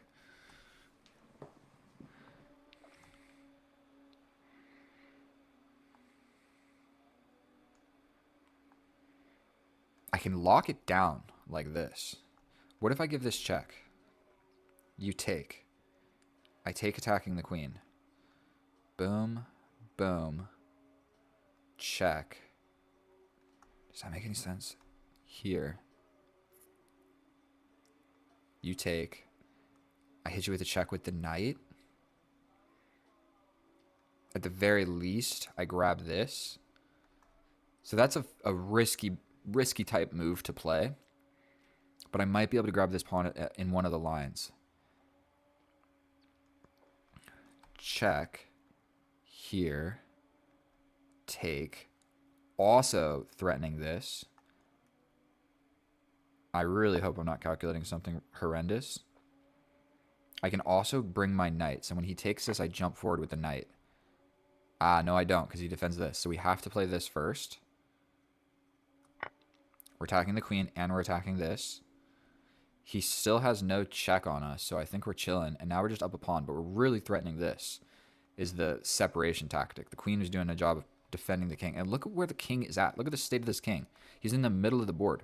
And so you better believe, and this rook hasn't even got to participate. Ah, oh, I almost feel bad for him. He just fell apart. I mean, I've still got to win, but I don't want him to. He could resign. Like, what is he supposed to do? Okay, that threatens this. I think we just give a check. Was I supposed to do it with the pawn? Not sure. If he comes over here, then we get the dude to the center of the board. And he doesn't even have a lot of moves. Like, he could play this.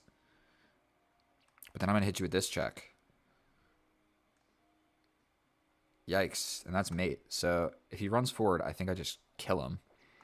If he steps to the side, I hit him with yet another check. But then he runs over here. But I could hit him with another check. I can also do this. I can also win the queen like this. So that's really it. He has these guys on the same square. Was that available? I think. And that's a wrap. We just play the game-winning move. Unfortunate. You had the king and the queen on the same file, and he succumbed to the tactics. And yeah, he resigns because what else was he supposed to do? I think that was a fairly straightforward game. I think he just made a couple too many pawn moves and fell behind in development. I mean, look, this rook never even got to play. This bishop never even got to move, and he also didn't get to castle. So a lot of things went wrong, and they can all be attributed to a lot of these pawn pushes in the center. A lot of pawn moves, bro. A lot of pawn moves. Do you see how many pawn moves he made? And then if you look at the position now, I have 1, 2, 3, 4 pieces developed. And he's got a weak pawn structure. My pawn structure is actually fairly chilling. Not really. I guess this is weak. But let's go check with the computer. It's a little bit of a shorter video, but I mean they do a 1720, so I don't want to be picking on lower rated opponents like this. But he played quite well. He played quite well. But at some point there is no more playing well because there's no good moves to play. So like in the end, he was going to lose no matter what happened after a couple of those sequences. So let's check it with the computer, see how accurate it actually was, and I will see you over there. And here we are in the analysis, and I almost feel bad for our opponent because he was in a losing position where there were no good moves to play for like a long time, and those positions suck to play and they're no fun, and you're like trying to figure out what move to play, and no matter what you play, you're still losing, and those are the worst positions. It's definitely worse in like a real rapid game that's like 10 minutes plus 5 seconds or something, and you're just like spending 6 minutes of your life losing. Sucks. That's why bullet is fun. And so if we look at this graph, we see just a clean tail, and look how long the end game lasted. Normally it's like middle game is here and the end game is this entire portion, but it's like the opening over with, the middle game over with, the end game non-existent. And so it was quite a short game. I don't even know how many moves. I guess we'll find out. But if we look at this, I played 90% accurate, and basically everything that I played was great. Out of the opening, I made a tiny inaccuracy that I actually know about, and for whatever reason just forgot and played the wrong move. Then I made a mistake in the end game, but it went from like you're gonna win to you're gonna win in 3 more moves than what you just had. And then our opponent, 2 blunders, 2 mistakes, 3 inaccuracies, and he had a hard to play position. So let's just hop right into it. We play c6 and we just throw our pawns into the center. We're basically playing the Caro-Kann structure. Okay. Now after c4, the reason you don't bring the bishop out is because this capture, you have to capture back, and the queen arrives here to b3. Okay, applying pressure to this and this. What you're supposed to do is just bring the knight, let him grab this, and you just have a slightly worse position. But it's worse than that because you even can get hit with pawn pushes like this that open up this diagonal. This knight hasn't developed yet. This knight is ready to jump in and attack anything that you put on these squares to break that pin, and it becomes. I've lost many games. I have lost many games because of that simple pawn capture, and I developed the bishop. So what you're supposed to do is when you see c4, you bring the knight first, because then it's all the world of difference. All the world of difference. If they capture, you can capture with the pawn, but you're safe from this for reasons I'm not going to fully be able to explain. You're fine. Bring the knight first, or else it gets hairy. So I don't do that, and I play an inaccuracy, but it's not too bad. You know what I mean? I think we would have survived. And he is just making pawn moves on the side of the board. It is not what you want to do. He has developed a piece. We make a pawn move, but I think it was essential. He makes another pawn move. We develop a piece. He makes another pawn move. We make another pawn move. And trading this off essentially just developed my queen. So if we clarify what's going on here. So we just capture, then we develop the bishop. He then goes for this. But if we just go back to this position and we take a look, we see I have a developed bishop, develop. My queen is essentially developed. I'm ready to castle. Now look at our opponent's position. Not developed, not developed, not developed, not developed, not ready to castle. Yikes. That is not what you want to see. So it says minus 0.3, but he has been making not the smartest and wisest decisions out of the opening. So technically, I'm supposed to just castle and be brave, but the reason I was worried about that is I didn't want the knight to come in and then I have to take, and then if this happens, if I move the knight, this is kind of hanging once I castle because nothing is defending this bishop. So I took all the bishop first. Don't hate it. But the reason that's not great is the bishop can just go back here and break this. This is the weak diagonal. So when he plays this, it's a huge blunder because this this knight is on the weak diagonal, and now your bishop can no longer go to this square to break the pin. So I didn't see how powerful just coming forward and pinning that pinned piece was, because essentially I could just do that.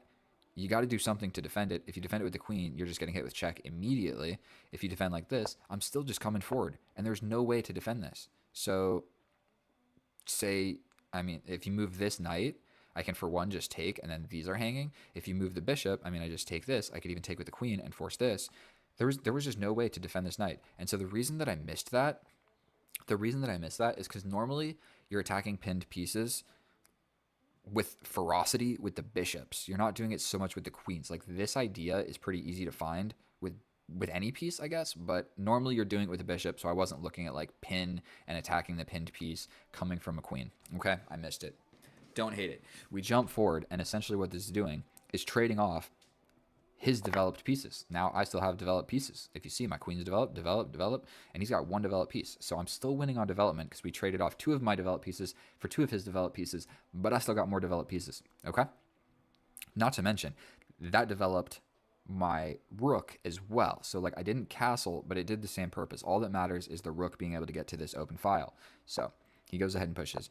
I step forward with this check now. The reason it's not so great is he can kind of just like get in the way with his queen. And if I give this check, he can get in the way with the queen. And if I give this check, he can get in the way with the queen. And he can just like trade the queens at some point where I'm going to have to take, and he steps back, and then he's attacking my bishop, and I would have to step back. And it's actually more or less an equal-ish position, because if he's capable of trading off the queens, he's not going to get checkmated anymore. And so I know that blocking with the knight was the worst decision, because now my rook is coming. Then, for whatever reason, I assumed because this was being attacked that this move would not work. I guess it's a complicated move. You know, this is under threat. This is here. I mean, the knight is pinned, and then there's some things you need to calculate. Like, what if I play this and he just takes, and I take? I don't know. Whatever. I didn't see it. You know what? So I step back. But you know what? We still got the option there. We step back, and he tries to get rid of it, but it doesn't even make any sense because I can just take that pawn because the knight is still pinned. So it's just no good. And so at this point, he realizes, oh no, this is a threat. He realized it more than I even did, because I still was worried about the knight somehow doing it. So he's stepping out of this to avoid this pin and to avoid the rook coming in and pinning the queen to the king. A lot of pins going on in this position. See what happens when you don't develop your pieces in castle? You just get, everything just gets pinned. So now my rook is on the 7th rank, and so is your king. So it's just a bad, bad position for our opponent. The king steps forward, and it seems like an equal trade. It seems like what's going on. I guess what was he supposed to do? Block like this and just let the bishop, let's just let the bishop die? You're supposed to just allow this? I mean, that's what I'm saying. That's what I'm saying. What if you step back like this? Then I'm coming in with ideas like this, and if you block, then I'm going to attack you like this. Oof, it gets rough. So that's what I'm saying. In positions like this, it's hard to find a move because there are no moves. Everything sucks. It's -7, so you're completely cooked. And that's crazy. -7, but we have the same material essentially. Like, I guess I'm up a pawn, but -9 for the position of the king. His king is the most advanced piece. And so this looks like, when my queen arrives here, it looks like, okay, this is an equal trade, but it's just not, because your king is going into the middle of the board. And then when I take your knight, I'm attacking everything. So it looks like, okay, if you grab my knight, I grab your bishop. That's what it looks like. But that's not really the case. Yes, that happens. But then your king is literally on e4 in the middle of the board. You're supposed to put pawns on e4, not kings. Not in this type of position. This is a middle game position, and it happens. And so we go ahead and just take here first. And then if you look at the position, it's suggesting push pawns on the side of the board, throw away a piece essentially. To just, there's nothing that you can do.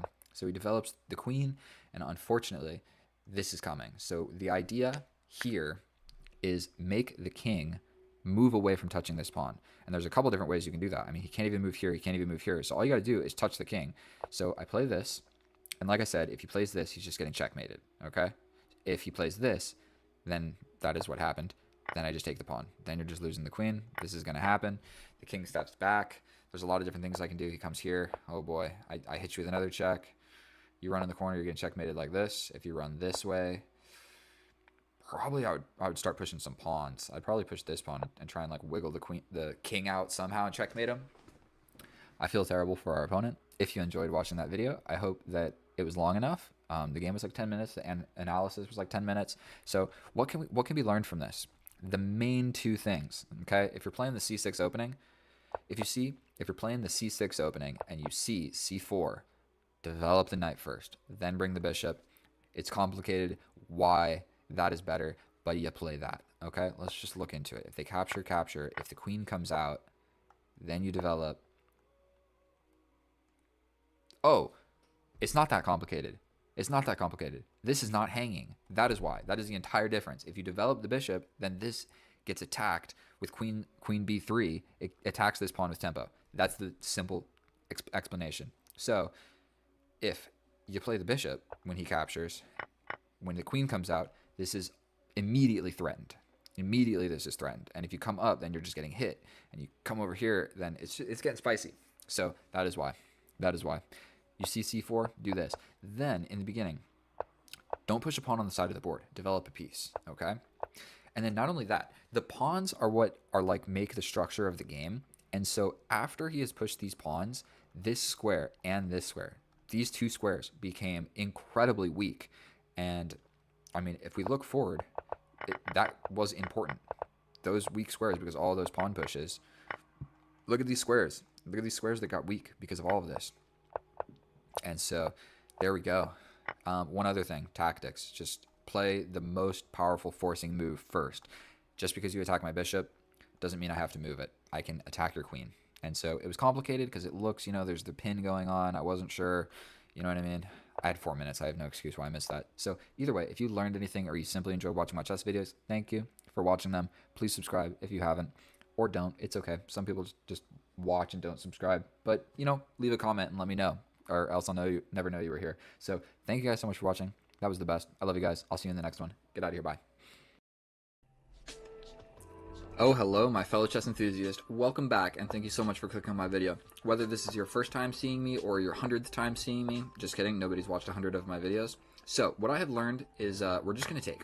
We're just going to take and develop the knight. This is not the best move, but it's the move that I know the most about. So we're going to just go ahead and develop the knights before we develop the bishops. We're then going to casually develop the bishops, and we're going to castle opposite from our opponent because we're going to get a vicious, beautiful attacking game of chess. If he pushes the pawn, yes, I lose tempo. If he puts the knight, then okay, I get a little bit of a pin action going on. We're going to develop my bishop to look at this square. My queen goes up this way, and we're doing a 3+2 for the record. And we're castling this way. And let the games begin. Let the games begin. I have been playing an absolutely ridiculous amount of bullet, and so we're going to just castle this way. If you want to go for this, bro, be my guest. Straight up, be my guest. I'm going to put my rooks over here and launch these pawns. The rather unfortunate thing about that capture is it becomes kind of hard to crack these 3 pawns with my pawns in this structure. Okay, I wish there was like a better highlighting. All I know about is like what, alt? Alt is blue. You see that? And then space. Whoop, never mind. That moves everything. Bishop is attacked. We're going to take a little cheeky step back. Just a little step back. That's a weird knight move. But the same reason you don't want to take mine, I don't want to take yours. Everyone's a little bit scared. We're all looking around. No one knows where to look. Well,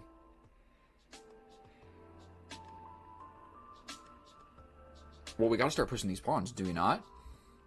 That's a little bit of a question. Are you going to take? You're not questioning my bishop. This knight can jump in. You can step back. I want to avoid trading stuff because what I really want to do is launch these pawns and then just figure out how to get a brutal attack because that is how you get better at chess. And if it doesn't work out, then you get better at endgames because studying openings and whatnot. Look at this opening. I have not really studied this, to be honest with you. I have studied that. And that's not even the best move. I don't know what the best move is. So studying openings, it's rather insensical. Queen on the same diagonal as the king. Glad that I took note. Thank you for telling me. Everybody watching the video. Okay. Okay. What if I just throw him for a doozy and capture the knight and say, like, what's really going on? So I'm going to just take this moment to take a nice little quiet step over to the side. That's a scary knight. That's a scary knight. He's doing a lot of damage. So we're going to trade this off. That was stupid because now we're going to lose a pawn. Take. And I'll never really be able to get rid of that bishop, I don't think. He's going to just boom, boom, boom. And that's just unfun for everybody. So awesome. Awesome. There goes the pawn. But, you know what I mean? That's why you start with 8. You're probably going to lose a couple of them moving around the board as such. Tactics. Did that work? I attack the knight and I attack the bishop. Oh, you can just step back and defend it. My tactics always suck. Well, plan B.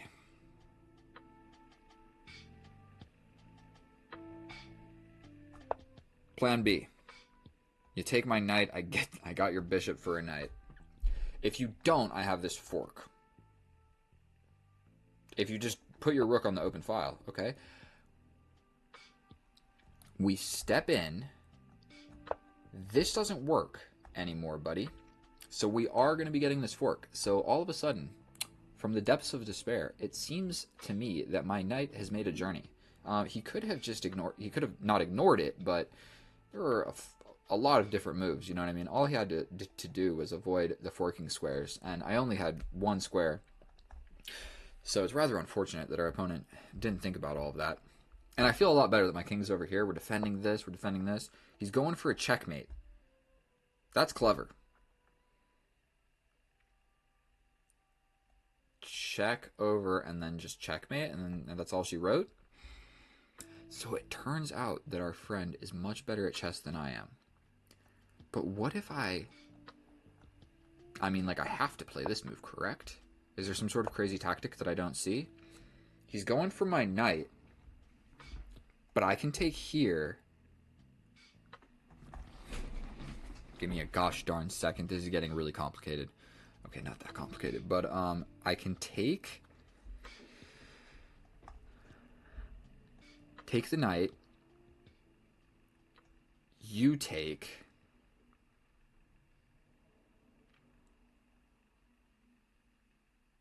I defend my knight.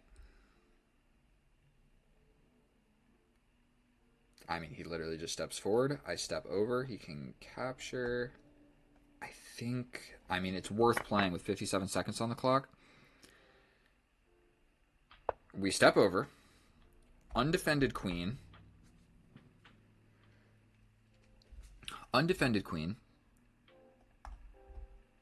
I need to play this to be able to even put a rook over here. Jesus, this is getting a little bit sloppy, if I do say so myself. He could also just kind of like go for something. What's this guy's bullet? No number. That looks good for me. 3 plus 2. Okay, so that was kind of the move that I was worried about. Yes, yes indeed. Well, definitely looks like I'm going to just lose my... definitely looks like I'm going to just lose this guy. Might as well play this, because I'm going to just lose...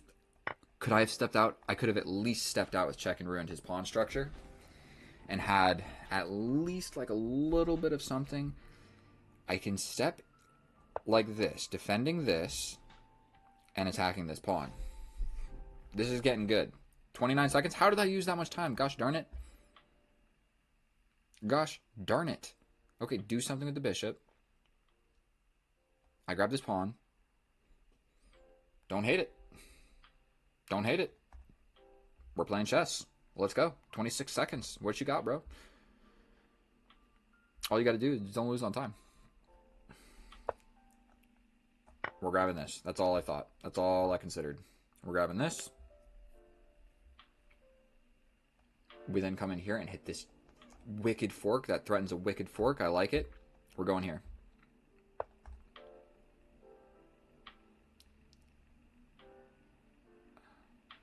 Here to get this. What is that threatening?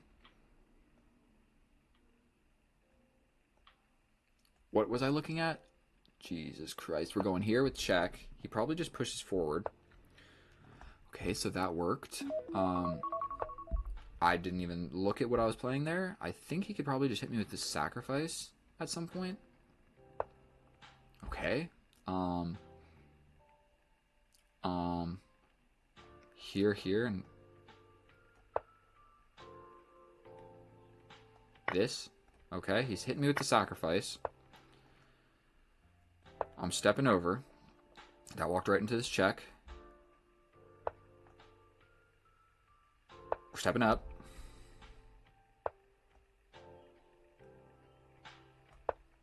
Oof, I'm getting absolutely bludgeoned. Don't draw, bro. Let's look at this clock. Analysis. I have a feeling that he's winning. Go ahead and load, computer. Absolute zeros, but if we go back, it's mate in two. Mate in two. Boom. Boom. Boom. Oh my god. Sometimes you just got to give different checks. In this position, if I was him, like after this one and I stepped here, I would have played like this just because, and then like played this, because sometimes wiggling around and giving different checks, you can normally give like 3 or 4 different checks, and so sometimes wiggling around is it's going to do you right. So I got a draw, but I did not deserve it at all. So our opponent got scared in low time, and so we survived. So thank you so much for watching my video. If you learned anything or you simply enjoy watching me play chess, please subscribe. I'm trying to reach 1,000, and on my average of like one a day, it's going to take me a really long time, okay? Like 3 years. So if like 20 of you just subscribe right now, that would be super, super dope for me. All right. I love you guys. I'll see you in the next one. Bye. Oh, hello, my fellow chess enthusiasts. We are back at it again with another epic and educational day of chess. Today, I'm 1900 with a question mark. So, who do we get the pleasure of destroying? So, if you see here, 1900 question mark, we start with e4. We check out our opponent's profile, and he is terrible at bullet. He chose e4, e5, hopping directly into the bishop's opening. And so, this is the most boring line of all, where we basically just get a symmetrical. Wait a minute. Did I blunder immediately out of the opening?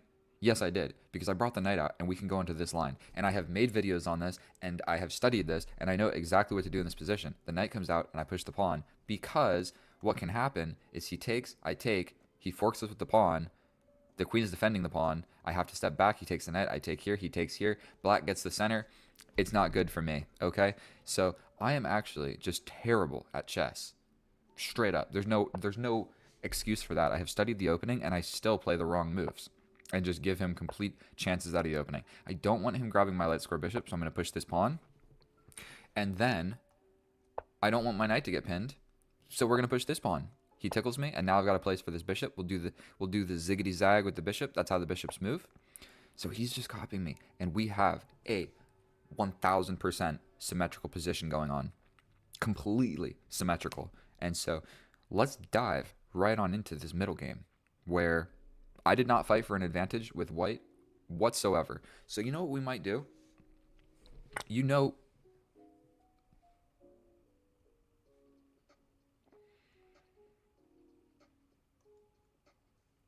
I'm fairly certain he's just blundering. Am I crazy? Then he goes for my queen. I take his queen. He takes my queen. I get out with my bishop. He takes here. I take another pawn. Bro, should I just dive into it? We're going to take. He takes mine. I am flabbergasted at what's going on right now. He can grab yet another pawn and then ultimately die for my bishop here. But I can sacrifice for another pawn with check. So I think we're going to take this pawn. He's going to take this pawn. We then take this pawn.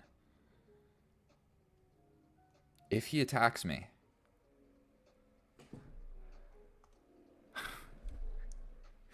bro, I am not even sure. We're just going to take this pawn. This was the most ridiculous opening I have ever seen in my life, ever. It's like okay. So now I take this pawn, right? Yeah, because his knight can get out. So I take here.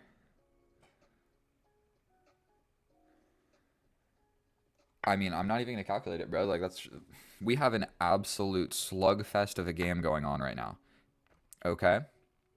He took my bishop. I go ahead and take this. Was I supposed to grab this? Okay. What on earth just happened? What on earth just happened? I have no idea. I can lock my bishop into this square. I quite like the looks of that. I should probably castle. I was doing a little skincare. My face is a little like skincare. Okay, let's just take a deep breath. What on earth happened just through all of that? I'm down 2 minutes on the clock, but I don't think it matters. Pushing this pawn forward seems to make sense, but he can pretty quickly just get away from it. Pushing seems a little bit scary. Potentially just pushing up here, but then my bishop's really trapped. What do we think about castling the opposite side? I do not know what's the correct move here. Castling this way seems kind of boring. Castling this way seems definitely not boring, but it might be more exciting for him because he's just going to attack me and I might get destroyed. We've got this pawn cube going on. What is the correct move to play in this position? Oh, dear Lord. He can just push this pawn. He can just defend it. Do I slide back?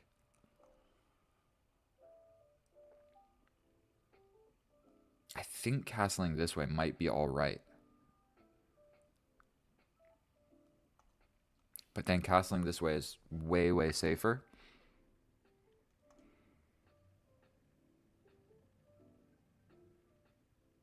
We're going with the safe option. I don't think that my attack arrives quicker by any means. He can also kind of maybe like have ideas of trapping my bishop.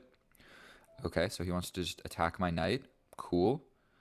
I mean, I'm pretty sure that I have to go back. I don't think I have too many forward options. This dies, this dies. This potentially just dies. Yes, because like what am I going to do? So what's better, this or this? I'm going to just go along with this because it keeps pressure on the pawn, defends this, and doesn't block my rook. So this would have blocked my rook in 1000%. If he pushes again, I might just take. Then he takes. My bishop is...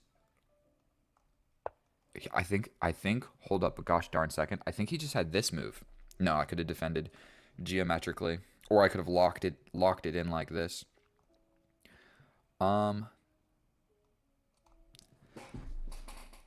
If I push forward, that stops the knight from getting in, yes. But what if he goes here? Then I go here. Then he goes here. Then I go here.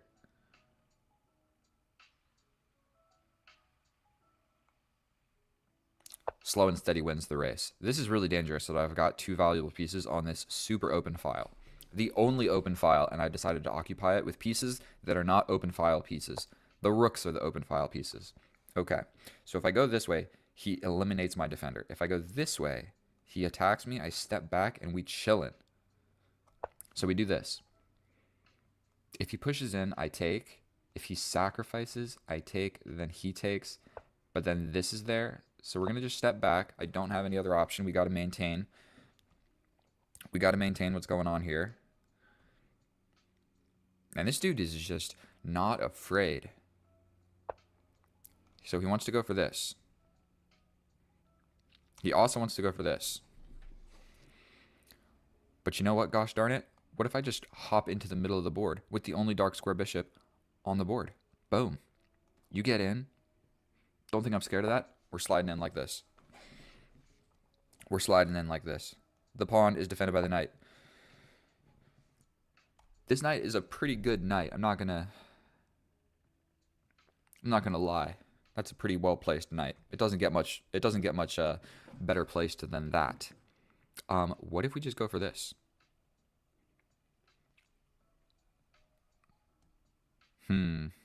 Break open, do I dare say?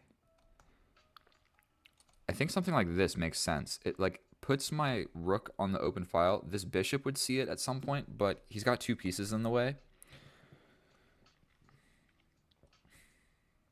I don't really see anything else. I can also jump in like this. And getting my knight to this square would generally be the idea. Okay, so he defends. Too bad I don't have a light square bishop to go ahead and do that with. And I'm scared. Can't be a bad move. Can't be a bad move. Immediately we go for this. Activity overall. We attack this pawn all the way across the board. We create the idea of doubling up. He's got this, but I can always just step back, and that would even defend my everything. So we're gonna hop into the position. Oh dear lord. Oh dear lord. The rooks are doubling, my friend. The rooks are doubling. Your knight is beautiful, but it looks kind of stupid. Is that a free pawn? Do I dare say? We grab the pawn. You lock me in jail. Is it a free pawn? Here and then checkmate. Oh my goodness. You don't have time to lock me in jail because there's checkmate. That's what happens when the rook gets 2 squares away from the king. So we grab this. What are the options? You can't lock me in like this, I take. If you step forward, I mean, I just wiggle on out. We might do operation, touch a pawn, come right back to where we were. And then we're up a pawn. Is there something ridiculous I'm not seeing? This doesn't work because I don't know what type of checkmate, but the escaping square is taken. Without further calculation, we take here. We just go ahead and do it. This doesn't work. We on the dark squares, my friend. We are on the dark squares. This doesn't work. We on the dark squares. Running away, my rook just gets back out. So that definitely is a move. But this is still defended, my friend.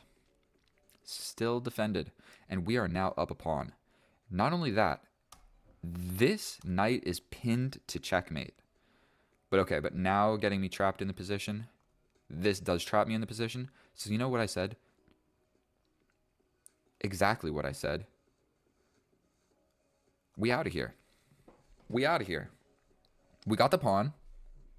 What's up, bro? What you gonna do about it? You gonna focus on winning back this pawn? I don't think so. I'll go ahead and push it forward, lock him in on the dark squares, and then what are you gonna do? What are you gonna do, bro? I got the dark square bishop. Easy metrics to defend this knight. Oh, you want to go for this? I can step back, bro. I can even tickle your rook. No, I can't. What am I talking about? This is hanging.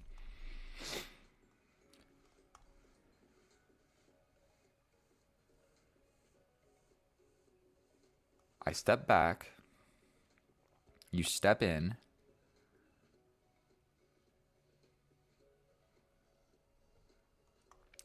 I mean, basically, we can't really be allowing all of this. So what if I step over? He takes, and then we fix my doubled pawns in the middle of the board. That is actually now a passed pawn. Do you really want to allow all of that? That kind of traps my rook in here a little bit. Here. Because, yeah, if he doesn't take, then I'm kind of stupid. So this is a really hoping that he takes and just gives me this. But he doesn't need to actually do that. So is stepping back the more accurate approach?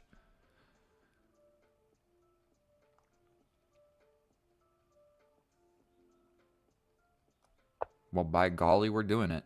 Also, we're attacking this pawn with tempo on the rook.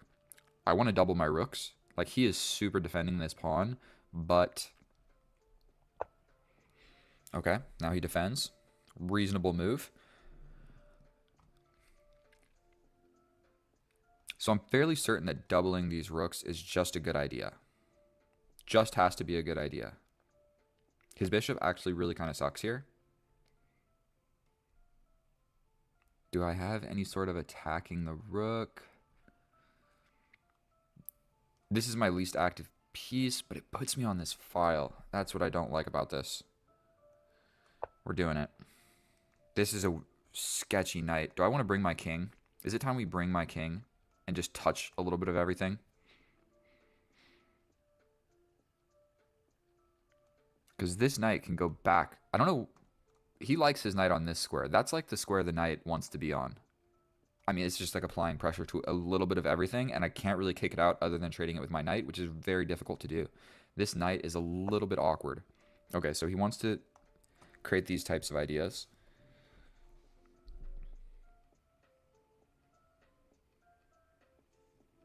I think it's time to bring the knight like this.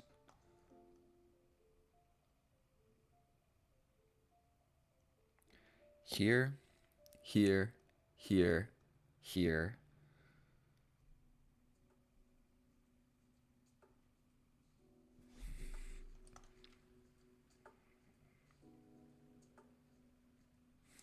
1 minute on the goddamn clock.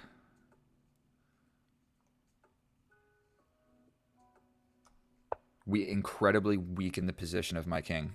I have no idea if that move made any sense. But we essentially just don't want the pawn to arrive here, so he pushes and we take. Okay.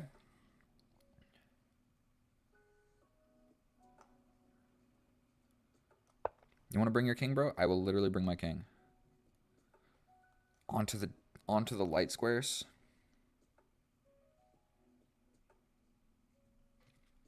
Dude's got 8 minutes.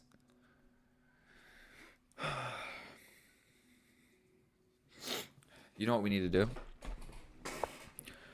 We need to trade off everything in the position. He's going for this again.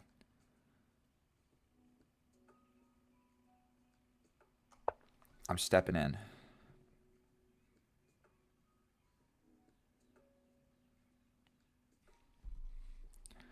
This knight is very happy on this square, but it actually kind of closes up the files.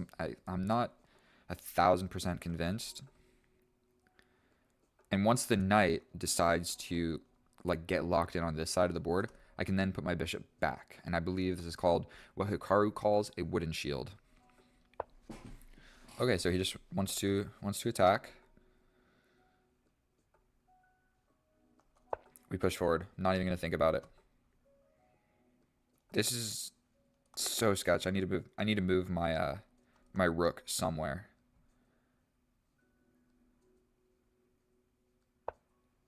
Okay.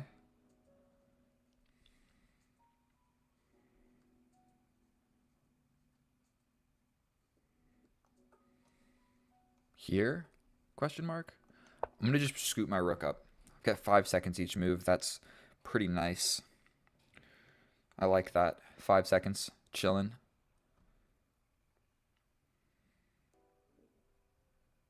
Because he is doing a superb job. Like, this is my extra pawn. And it's not the greatest pawn, if we're going to just be honest about it. But if I get my bishop here, all of a sudden this becomes a great idea. So we go here. If he hits us with this, we take. Then I have another pawn island.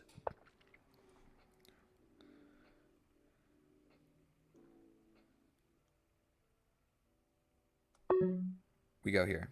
He's got this, but we take. And then I have a complete, like, dark square.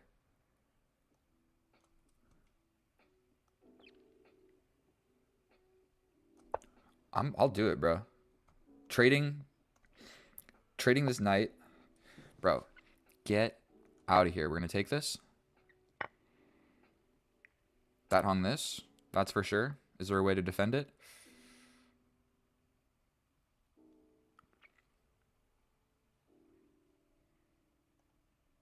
Am I just going to go down a pawn? I can push, but he just takes. And I don't think I'm winning that anytime soon. We're just going to let him grab it. I'm bringing my knight. This is all of a sudden the idea. So he can take. But then my knight gets here with check. And I can potentially win this pawn. And god darn it, I'm not sure who's actually winning this endgame. But my knight arriving here is even better than his knight arriving here or something.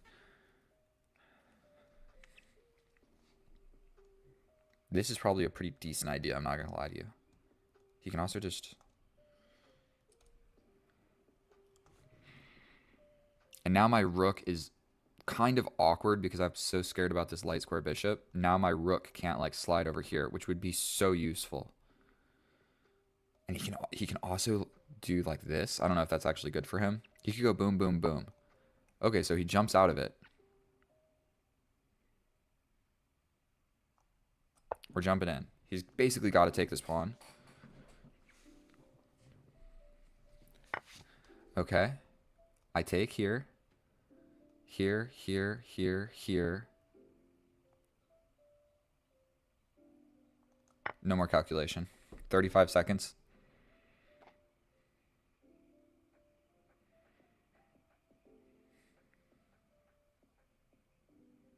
And his king is not active. This pawn becomes weak. If I can just trade everything off, I feel like I've got pretty solid chances in this endgame. Because this is not a passed pawn, and this is very much a passed pawn. And I've got a dark square bishop, and you've got a light square bishop. So if we get rid of these rooks, like we're going to do right here, like you can...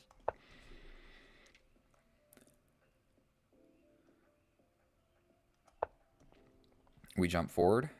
We attack this bishop. We also attack this pawn. Oh, dear Lord. Am I wrapping things up? If you lose this pawn, bro, you are in a lot of trouble. Even though I have 40 seconds. He resigns. I mean, bro could have played on, honestly, on the clock. I've got 40 seconds. But this is going to fall. He has no meaningful checks.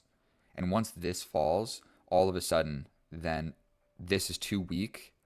My knight is a god. This is weak. I can kind of like... It's not even straightforward. Boom, you don't have to take. You just go somewhere, push this, and try and lock your bishop in here. I don't know. He is lost, but it's not completely lost because I have 40 seconds and he has 5 minutes and 40 seconds. So the reason that he gave up on that is beyond me. I would have pushed harder if I was him. Never give up. Don't resign. If you got a knight and a bishop versus a knight and a bishop, there's some pawns. All you got to do is win a pawn, bro. You're going down. You're going down 2 pawns. You're going to be all right. So we're going to check that with the computer. I don't know how I feel about that game, but I'm sure am grateful that I was able to win it for you, because that would have been a detrimental waste of my life if I lost that. So thank you so much, and we're going to check it with the computer. I'll see you over there. And here we are in the analysis, and oh boy, was the beginning of that game a complete slugfest. It was just like desperado after desperado. We went down that crazy line of captures, and miraculously, it was actually fairly accurate on both of our parts. And so if we look at the graph, I was struggling a little bit here in the middle game. I'm actually even down a point, but luckily I'm amazing at chess. I'm able to turn it around. We get a +1 advantage, and we just cruise it on into the end game. And I had the opportunity to trade off all the powerful pieces with some extra pawns, and we are going to be chilling. So I had 2 blunders, 4 mistakes, 6 inaccuracies. Wait, I'm lying. That's my opponent, and he played 83% accurate. I played 87% accurate with 1 blunder, 5 mistakes, 3 mistakes, 5 inaccuracies. I can't even speak. I'm trying to think about what to say. In this opening, we had anything but a calm game of chess. So it's looking out of the opening like I'm just cool with 1000% equality. Stepping back is bad because he can take here and go down this line of captures and win a pawn potentially at the end of it. So don't hate it. He jumps in. What's the best move in the position? To go up a pawn. But oh boy, he needs to know that he ain't playing no... I'm not going to say a bad word.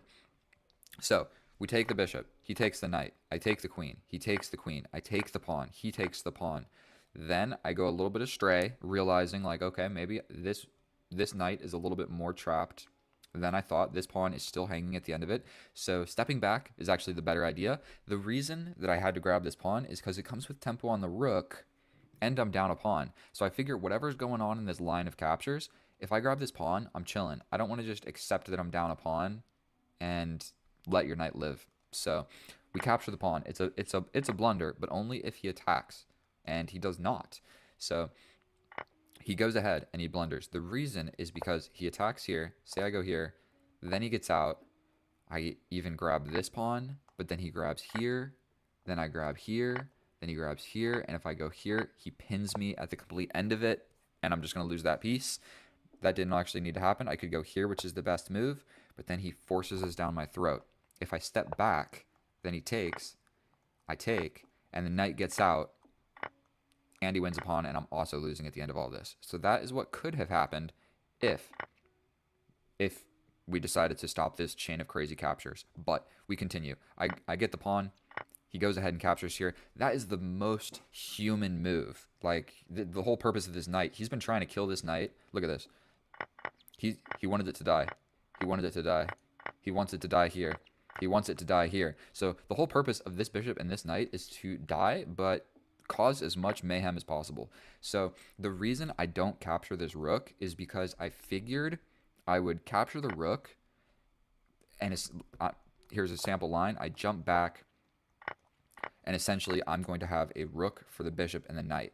That is what I saw at a distance, and I didn't want to have this position where he's winning with the bishop and the knight. So I figured instead of trying to not take back the knight and give up my bishop, because I figured I would probably not get the knight and lose the bishop, but I would get, like, maybe these would be equal. I figured what would happen is I would have a bishop and a knight versus my rook, and I just didn't want that. So instead of going for all that, we capture back the knight. It's completely even. We castle, he pushes, I step back, he comes in, I step forward to take away these squares, but it's still a completely even position. And so, I mean, I just have a little bit of a ruined pawn structure, and it's equal, completely equal material. I could have then pushed forward and locked my bishop in there like that. It would have been slightly preferable to putting it here, but whatever. Then I'm losing by one, but only positionally. Like, if he puts his rook here, for one, it's attacking this pawn, and then for two, he's ready to double, and then for three, I can't kick it out of here, like, anytime soon. So putting his rook here is actually better than putting his knight here. So he puts the knight there, but now we have an equal position because this knight is not actually attacking anything. Like, it looks like a great square, but it's not actually doing a whole lot, like, in the position. It's just there being annoying, but I can actually work around it quite easily. Now, the first moment in the game, I can put a piece on the enemy's board on the other side of the board and it not get immediately exterminated by some crazy captures. We grab a pawn, and tactically I am defended. I can grab this pawn, but he can't trap me in there because this is just straight up checkmate. Okay, the diagonal is cut, and so would be all of everything. That's checkmate, threatening checkmate. So he can't try and come up with a plan of trapping my rook. So the best move is to bring the knight back. Then after this, there is no more checkmate because the knight disconnects my bishop from seeing the defense of this square. So I have to get Operation Save My Rook. He did his job. He got in. He grabbed the pawn. He got back out. Now he's safe. I'm ready to double the rooks. It's looking good. He steps back.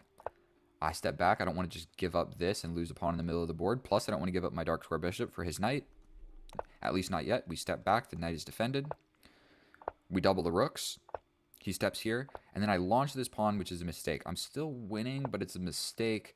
The whole reason is I didn't want this pawn to push like this. Because then what do I do? Because if this pawn's here, it attacks my bishop.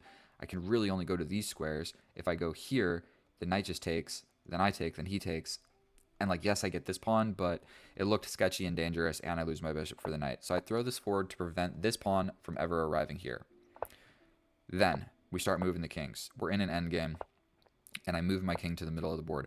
Yes, his knight can arrive back here. I can claim this open file, but you know what? We push this forward. My idea is pretty simple. I have a dark square bishop. He does not. I'll put a lot of my pawns on dark squares because there are not that many of them, and then I'll stick in the middle of the board and we'll be chilling. And my bishop will be doing a job from this square of literally hanging on to everything in my position and attacking this. Okay. He then puts his knight to the middle of the board.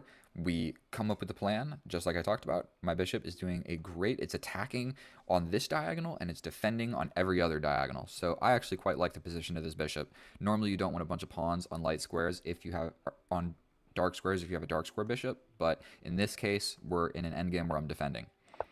I scoot the king forward, take.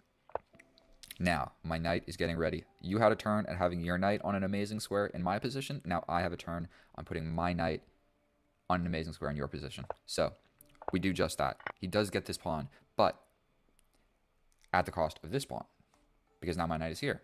And so the computer says that I'm even supposed to go back here to force this move and trap the bishop out of the game. So the computer line is go back, the pawn pushes, but then the bishop can't get back over here.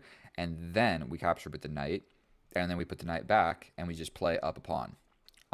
But I had the option of taking with the rook, and then a huge line of captures. So I have 40 seconds on the clock, and I have the option to potentially trade off all of the rooks. So we do just that. We got rid of all of the rooks. That is literally 20 points of material off the board. So that simplifies the position quite a bit, and there's no chance of me getting into a rook and pawn endgame where I can get flagged or just whatever. I got 40 seconds. So that is not the greatest move, but in the sense that my opponent has 6 minutes and I have 40 seconds, that is the best move, absolutely the best move. My knight then goes back. We're attacking the bishop, and worse than that, we are also attacking this pawn. So pretty much he's got a -3 position, but he should have kept fighting on because it's not completely over. Like, I've got 40 seconds. So if he even gets me down to 10 seconds and makes like some complicated moves, I could have made a blunder. So he shouldn't have given that up. But the game plan goes as follows. I take here. He'll probably push here. My king will come in and touch it. His king will come here. Then I'll probably put my knight back. And if you see, like, it's going to remain like a, ooh, I come back here and disconnect this. Okay, he comes over here. I can then take this. He jumps in.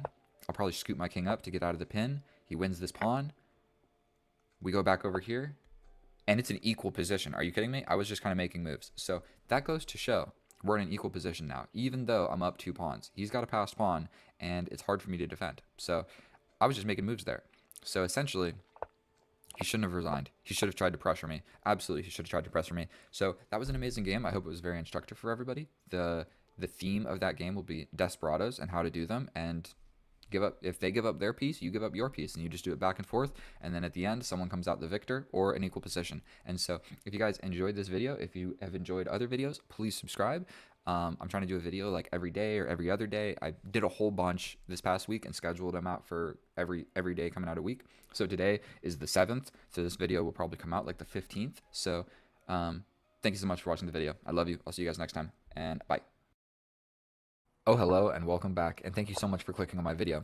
In today's episode, what we're going to be doing is bullying someone that is slightly lower rated, and I'm going to explain my thought process and why the moves that he makes are bad and why the moves that I make are good, and probably I'll make some bad moves as well.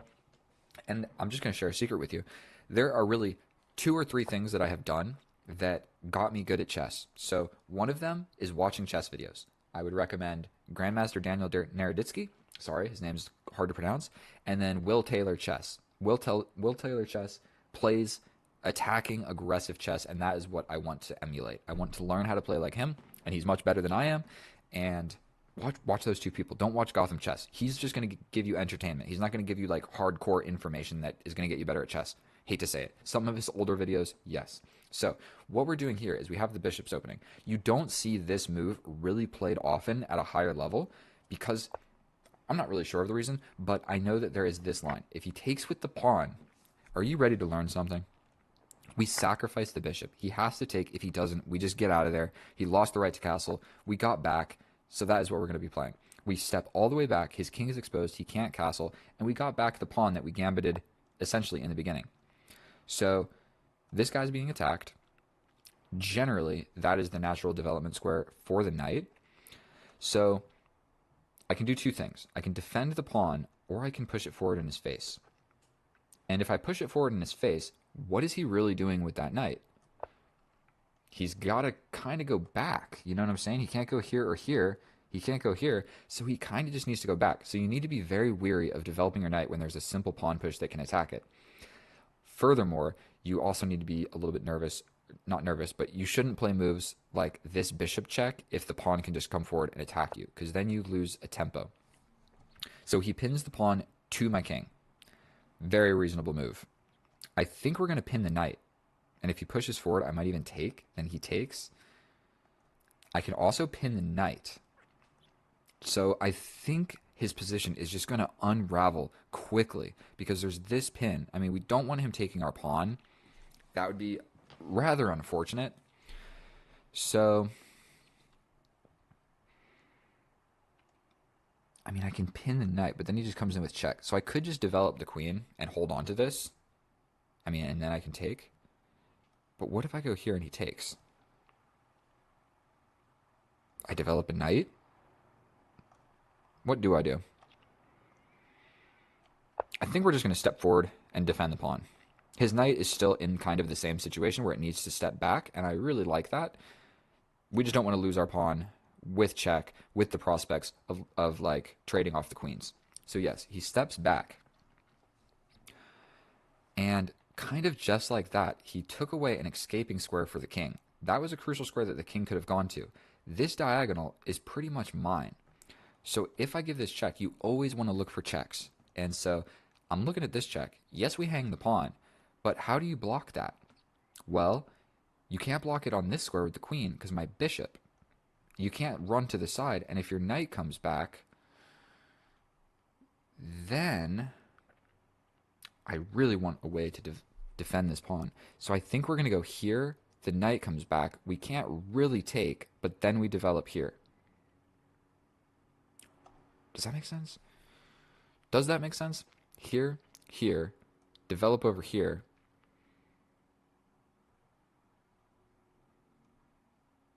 then he can take. I don't want that to happen. And doing this stops all my fun ideas. So, I mean, check here, step over with the knight, but then he grabs my pawn. And then where is my attack?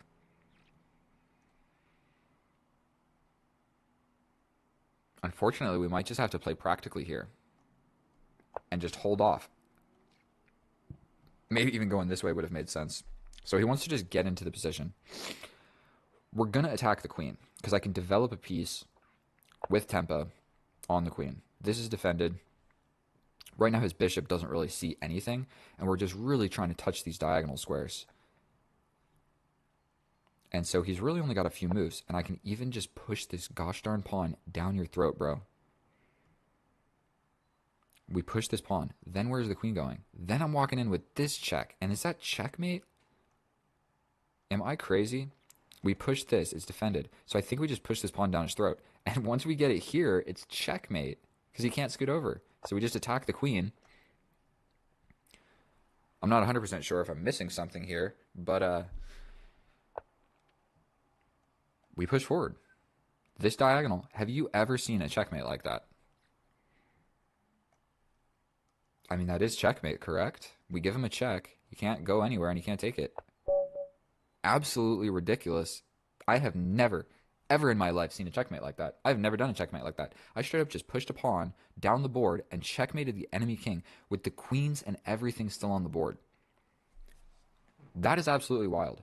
That was only 6 minutes long.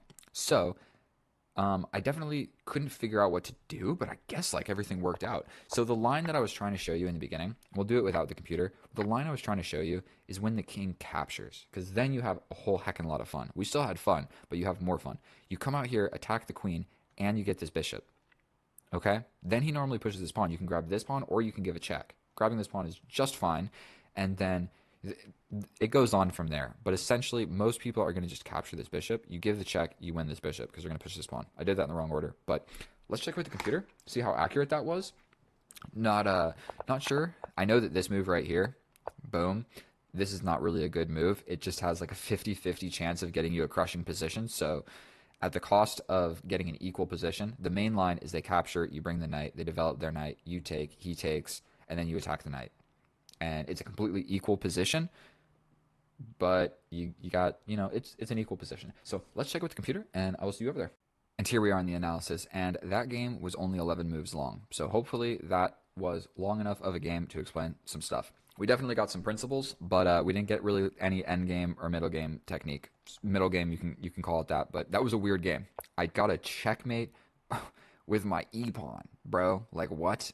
So in the bishop's opening, this is one of the best moves, and people haven't faced this a lot. So right here, this move is only played, 4% of the time. So the bishop's opening is played like 8% of the time, and then of that 8%, 4% of the time do they see this pawn push. So long story short, unless you play a whole heckin' lot of chess, people have not seen this. And so I would recommend picking a opening that is down on the list. Can you see down here where it's changing? Pick something down there, like in this position.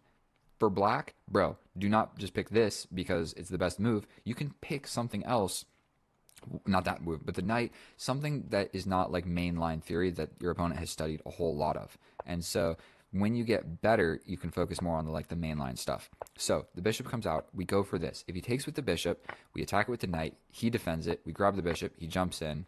And then we attack the knight with our bishop, and he has to step back. We have the bishop pair. We're down a pawn. We have a lead in development. It's an equal position. So you're down a pawn, but you kind of have the bishop pair in an attack. So at the cost of that, getting an equal position, sometimes, just sometimes, they take with the pawn. Then you have this sacrifice, where if they step over, you run all the way back, like what happened in the game, and you just have a 1.4 advantage. I was about to say minus 1.4. You have a 1.4 advantage, and you're good to go. If they take, you come out with your queen, he's going to block with this pawn. Even if he goes back, you just hit him with this check. So if he hits you with the pawn, you grab this bishop. A lot of different things can happen here, but long story short, it's +1. You're going to grab this pawn, more likely than not, also attacking this rook. The king can't castle. He's very naked. His pawn structure sucks, and you are very quickly, this is just like an example, you're very quick to develop your pieces. Like, say this happens, you're say he does something else. You're very quick to castle opposite, and he just has a headache of a position to defend. Okay, so none of that happened. Capture, capture. He didn't want the bishop, and we get into this position. So now he develops this knight, and when you develop a knight like this, and there's a pawn ready to push forward, you have to ask yourself: are there available squares forward rather than just going back to where you came from? So I think pinning it makes the most sense, but this is sketchy. It's not a good move. I have a +2 advantage now because I attack the knight. You really have a few options. Bring the knight back or pin the pawn to the king. Either one is sketchy. And so this looks like it's an open square, but it's not because of this check. Okay? So you can't play this. We're just gonna win it like so. Okay? So that looks like an open square, but it's not. The other squares are actually taken. Okay? Actually taken. I don't know why I marked this square. But okay, he pins it. Cool. Now it's unpinned. This is an option yet again. And so, like I said, he's got the option of going back where he came from or going back over here. Going back here is better because you want to run this way. Doing this kind of trapped your king with no moves. Your king has 0 moves, and you don't want to be in that situation. I mean, I guess he had 1 move the other way. So the difference is the king has at least 1 move, okay? So he blocks it off. Now, the best move is to step over with the king. Now, we're not super worried about this pawn coming with a check. That was the main thing. We're not going to have to trade the queens now. Now we can give this check or develop this or do whatever, and we're not worried about this whole moving my queen away and this coming with a check on my king. Now my king is here, so that's a hard to play move. Either way is actually quite comfortable. I thought about this for basically like a minute and a half and decided not to do it, and I play another move that is still winning, okay? Now, we want to develop our pieces. So we don't want to develop this knight and get in the way of our bishop. So we want to develop our bishop first. The reason that we don't develop it here is it gets in the way of the knight. Here is taken by a pawn. Here just doesn't do a whole lot. And here attacks the queen. Obviously, this is the best move. So we play this move. Now he's in a situation where he can move the king, but then the pawn advancement becomes a thing. Or he blocks to the knight, which is hard to do because he's going to have to just completely give up the knight. And so one other tidbit. When your queen gets attacked like this, when your queen is attacked, your king is weak, and the opponent has a heavy attack like this, if you have 4 minutes and 40 seconds, spend at least like 30 seconds considering the top 2 or 3 moves, okay? Or 4, or whatever, however you want to calculate. Dude spent 8 seconds, +5, so he spent 13 seconds. 13 seconds on this move, and then immediately, I see this move. We just push it forward. We are literally just shoving this pawn down your throat. Now you're in another situation. Now instead of losing the knight like you were going to lose before, you're going to lose the queen. Because if you step over, I'm going to take it. And if you do anything else, checkmate is coming with the e-pawn all the way down the board on e7, checking the king. Have you ever seen something like that? I have literally never done that. I need to take a picture of this and just like show some people that care about chess because that is interesting. A pawn checkmate supported by the queen and a diagonal cut off by the bishop. Ridiculous. Have we traded any pieces? What did we trade? We traded a pawn, right? And that's it? I have all of everything. No, he has everything. Except a pawn. We're down a pawn. What did we trade? I'm so stupid. Either way, that is how you play chess and win. I'm sorry that video was a little bit short. At some point here, he was supposed to realize. So my blunder of the game, stepping over with the king so that moving the queen so this doesn't come with check becomes an option. Hard to see. Hard to see. You don't generally want to play a move like that unless you have to. And I guess this was a situation where I wanted to. This being almost just as good is fine. Except he could have pushed the pawn and then this idea doesn't work. So I still just have a good position. Now, he just needed to think about like what is going on in this position. And I get it. He wants to develop this piece. But this would have made far more sense because you really don't want my pieces arriving on this square right here because that's just problems all day. So, boom, boom, boom. Checkmate with a pawn. Crazy checkmate. thank you so much for watching my video. It was a pleasure playing chess. I hope you learned something from it. If you did, please subscribe. And if not, just watch every single other video of mine or anybody else's on YouTube, and you'll get good at chess. I promise. That's how you should do it. Watch like 3 videos, play 1 game. Okay. Watch 2 videos, play 1 game. Or just 1 and 1. I don't know. Watch a video, play a game. Watch a video, play a game. But I would definitely recommend watching videos of people that are slightly better than you. Way better than you. I gotta be honest. Sometimes Grandmaster Daniel Naroditsky is like talking about some stuff, and I have no idea what he's talking about. I'm like, okay, that was too much for me. But it's not always like that. So thank you so much for watching. I'm not gonna take up any more time. I love you guys. I'll see you in the next one. Bye. Oh, hello, my fellow chess enthusiasts. We are back at it again with another epic and educational day of chess. Today we are facing a 1940. Let's check his profile real quick. Looks like he only really plays rapid. So I'm not 100% sure what this opening is. So we're gonna hope that it just transitions into something that I'm used to. That's a strange move, bringing the knight out. I'm not sure what that's called. Is it called the not ready? Because it's the ready. Now I think that there's some sort of tactic here that we just don't love. So I think I have to push this pawn. So if I brought the knight, he can sacrifice, then I take back, then he hits me with this fork, and I step back. He takes my knight, and I get back. So I'm fairly certain we just have to take this. Yes, he can take here. Probably something of the sort is going to happen on this side of the board. And already, I'm just unfamiliar with what's going on in this position. Bringing my bishop out anywhere, I feel like my opponent's already got the best of me, and it's like move 2. I'm bringing my knight over here. Because hopefully he never sees that move. We will then attack this bishop. The bishop's got to go somewhere. Probably he goes all the way back or goes back over here. Either or, I think that I'm somewhat able to unravel and just kind of like get my pieces into the game. Also, losing my light square bishop is in the cards, so we're just going to push a pawn. You know what I mean? And I think we have evaded the opening theory. I think that I've made enough strange moves that our opponent is no longer booked up. Okay, that is the term that the kids are using, booked up. And so that's one thing you can do if you're trying to get better at chess openings. Sometimes you can just make, definitely with white, you can just make a couple like non-super committal moves and you're chilling, and you avoid the opening line theory and you don't have to learn it. And now we've just got a new position that most likely neither of us have ever played. We're going to go ahead and develop this knight. If he takes, then my bishop gets here with tempo on this. Not really, he's just going to castle and everybody's happy. I'm ready to castle. This diagonal is a little bit weak. So, you know, if something happens with this knight or whatever and I castle this way, my king is on this diagonal. So a queen coming out here would be something we maybe need to be a little bit cognizant of. And if he doesn't take, I can jump to the middle of the board with tempo on his bishop. So now that I'm looking at this a little bit more, I could even come over like this. I can come over here with tempo on this bishop. My position's actually seems to be just playing itself. Sometimes that's how things work out in chess. You kind of just like make moves. Okay, I can take 3 different ways. The pawn is terrible. The knight has the idea of coming over here with tempo on this, then going to the middle of the board. So I like this because it immediately threatens this pawn. I mean, I guess he could take with his bishop. I'm not convinced that that's the right move either.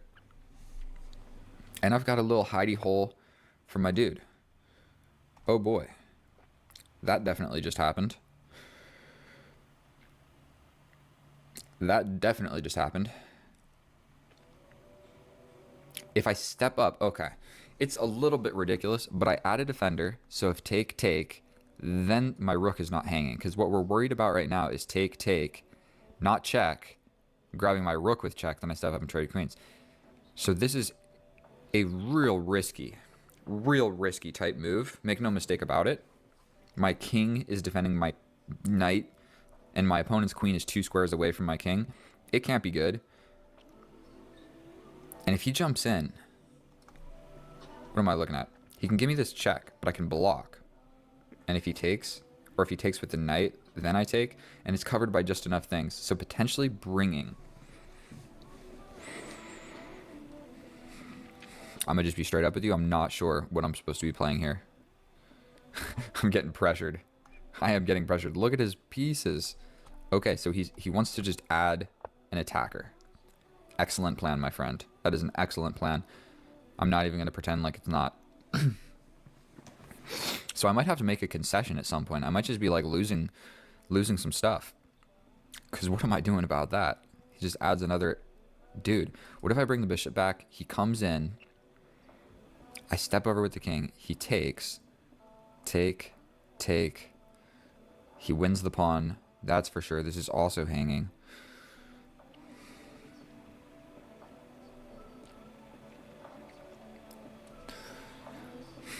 I could just step over now and just allow the take, and I take back. Boom, boom, boom, boom. We slide over and defend. Then he comes in. We're doing it. You trade your light square, your dark square bishop for my knight, and you win a pawn. And my king is in the middle of the board naked. And your king is happy in his mansion. Look at the king's, bro. His king is so happy, and my king is not happy. And I'm not convinced.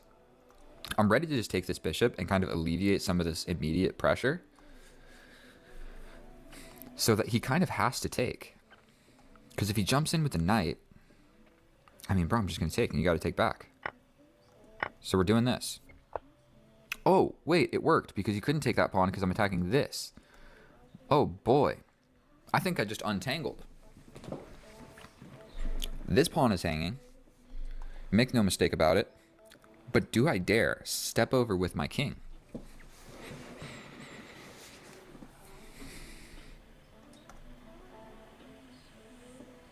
I can push, but then he just steps over here. Then I attack the queen. Queen has to go here. That also takes away the idea of the knight. I think we're going to just do this. This is going to be my defensive structure. He's got this. No, he doesn't. What am I talking about? We're attacking this. He steps over. And his knight can't come in anymore. So I kind of like the idea of trying to trade some stuff off. I have the bishop pair, so you ruined my pawn structure, but I got tactically lucky. It's probably a little bit slow. You know what? Let's propose a queen trade. Not propose a queen trade. Let's force a queen trade, actually. Because, like, what else are you going to do? You can't go here. You can't go here. You can't go here. What am I talking about? He can go on a lot of squares over here. But I'm not sure. Sliding all the way over here, is that really such a great idea? I might just step forward again.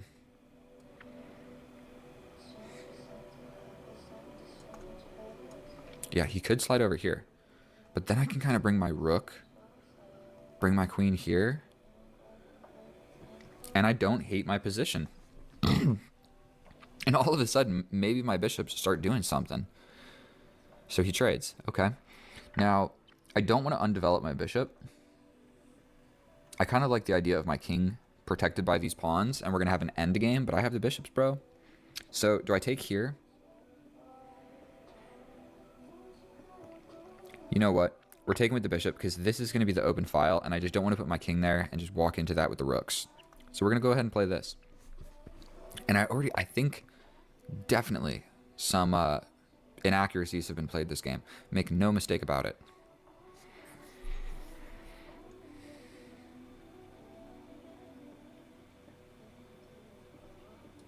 I mean, I can do this and kind of force a pawn push.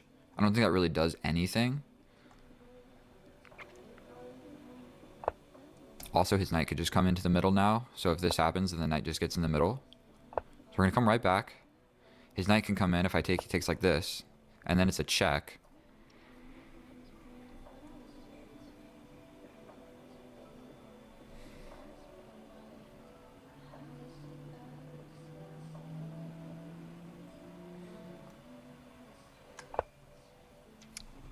I'm not sure what to be playing. I think this knight is too powerful now. And I got a lot of pawns on light squares. You know what? We're just going to take. Forget about it. We're just going to take. We're going to slide my rook over here. And we're going to rush into an endgame. An opposite colored bishop endgame. I'd like to keep one of the rooks on the board, but it doesn't look like that's going to happen. So he wants to do this and solidify the center. Very, very reasonable. I can push forward and threaten this. A little pawn advancement. But he can just get out of it with a simple trade. But we're going to do it. Okay. He can't go here. I got the open file at least a little bit. Ooh.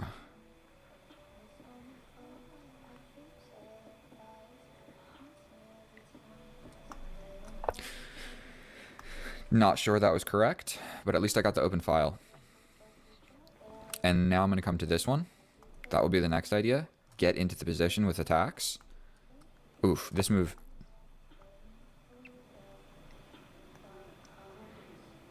Gotta get active with this guy. I mean, he can just push that pawn forward, push a pawn in my face if I step forward.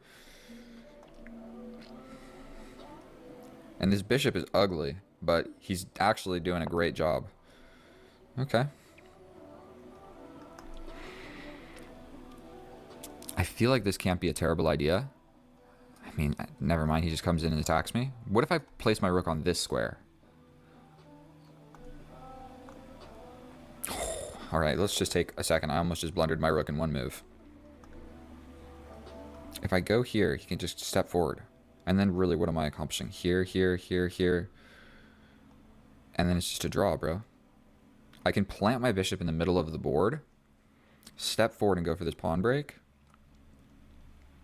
Not at all convinced that that made any sense. But the idea is push my king forward, launch this pawn. If he takes, my king is closer to doing something, sort of.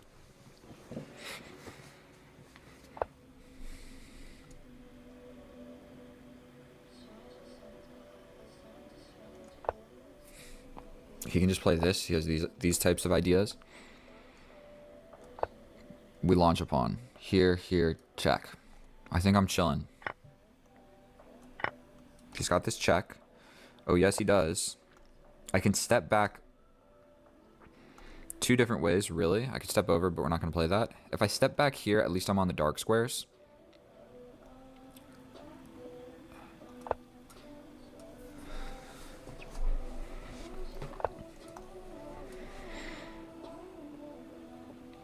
I also have this.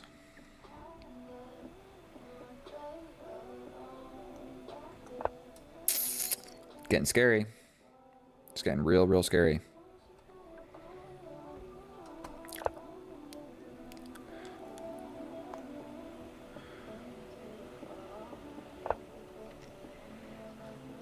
Very scary game of chess going on right now. I'm not gonna front. If he steps back, I do get a pawn. Yeah, but he can just push.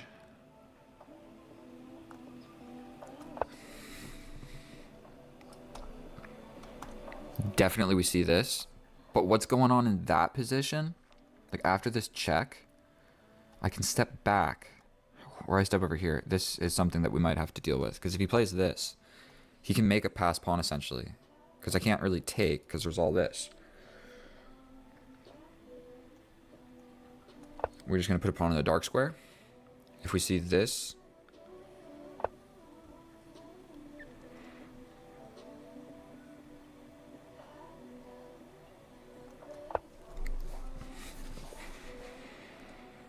this is a wild, wild endgame. Now he can kind of be free to play whatever he wants. If I take here and he takes here, what if I just push and he takes? I have to take. But then he takes.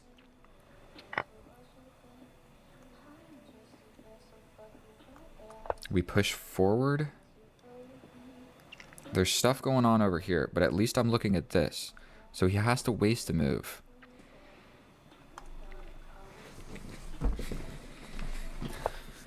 Yeah, that makes a great amount of sense. What if I just push, and get behind it? Just like boom, boom.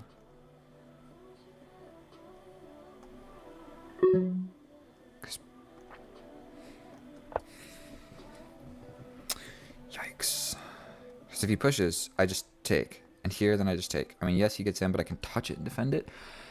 Chess is complicated, bro. Chess is complicated. And he still has this, which I just don't think that he's noticed yet.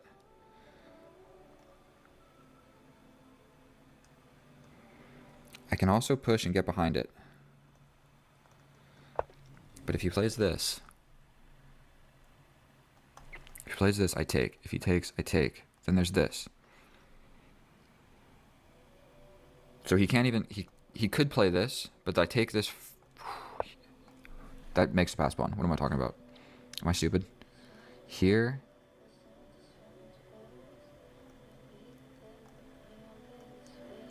We have to. We have to. We have to. There's this.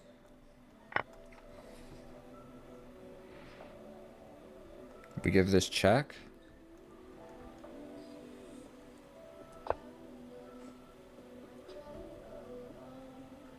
I can grab this pawn, but I don't think that's really what needs to be worried about right now.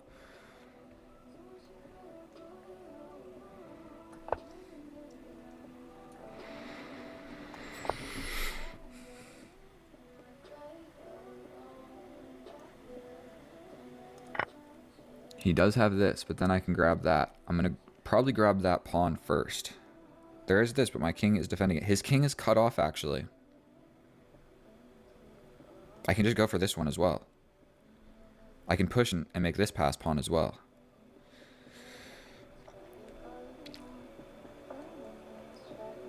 I can push with check, but I take.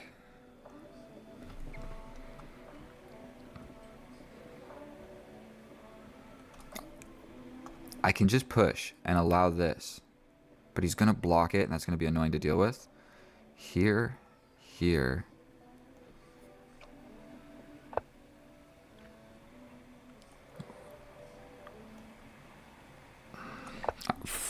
Just don't lose on time.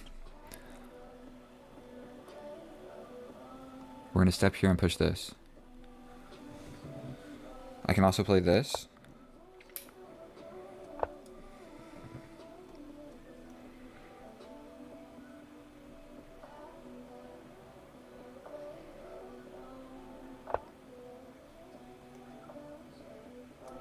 He can go here.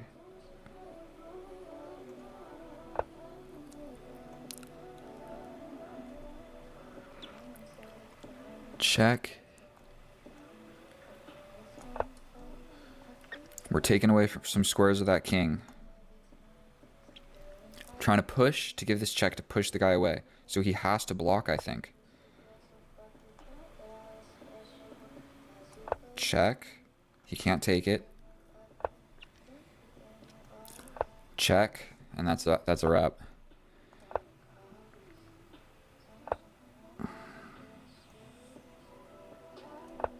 He's gonna go here, Jesus Christ.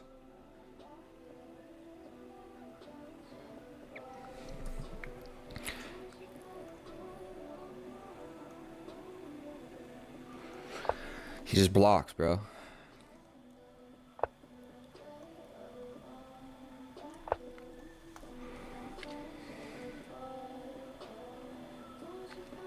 This is hectic. If he doesn't come back, I can grab this. Plays here, I take. But I can kind of chase him to the end of the world with checks, I think. He's miraculously kind of safe.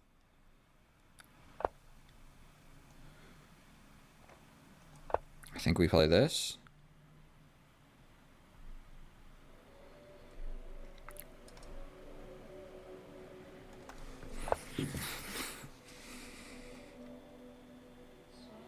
We have to give a check.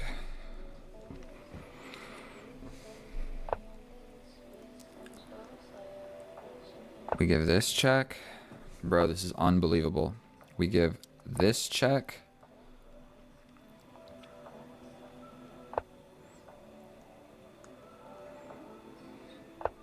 He's got this check. But I run away. I can also go here.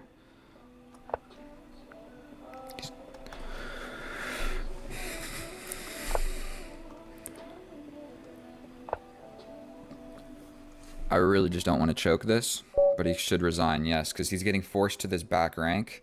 If he goes here, checkmate. If he goes here, checkmate. If he goes here, check. Here, check here. Something, bro. I would get the checkmate. That was an absolute slugfest of an endgame. I don't know if that's the terminology. I accidentally just clicked on his profile. Let's check how accurate that was. I think there were probably a fair bit of inaccuracies. This opening didn't make any sense, but you know what I mean? Like, look at this. Who's going ahead? C6 with the knight on like move 1, bro? Come Come on, who plays like that? Nobody plays like that. Move a pawn, dog. All right, so we're going to check this with the computer. I'll see you over there, and we're going to see what else we can learn. And here we are in the analysis, and oh boy, was that a fun endgame to play, because I was winning the entire time. Okay, so if we take a look at this graph, we see I was definitely struggling out of the opening a little bit. I had a minus 1.7 position, all because I decided to develop my knight in a strange manner. Then all after that, it's pretty much uphill. I threw it away to another little slightly minus position here. But for a 5-minute plus 5-second game, 86% accurate, 14 inaccuracies. That is a personal best, a new record for me, actually. 14 inaccuracies. I got 11 before and was surprised. 14. I don't even know how many moves were in this game of chess, but like a huge percent of that is inaccuracies. Then 4 mistakes and 1 blunder. Now, if we look, the mistakes, the first 2 definitely did matter. The blunder didn't matter at all. And the inaccuracies, I mean, 14 inaccuracies definitely add up, so that for sure mattered.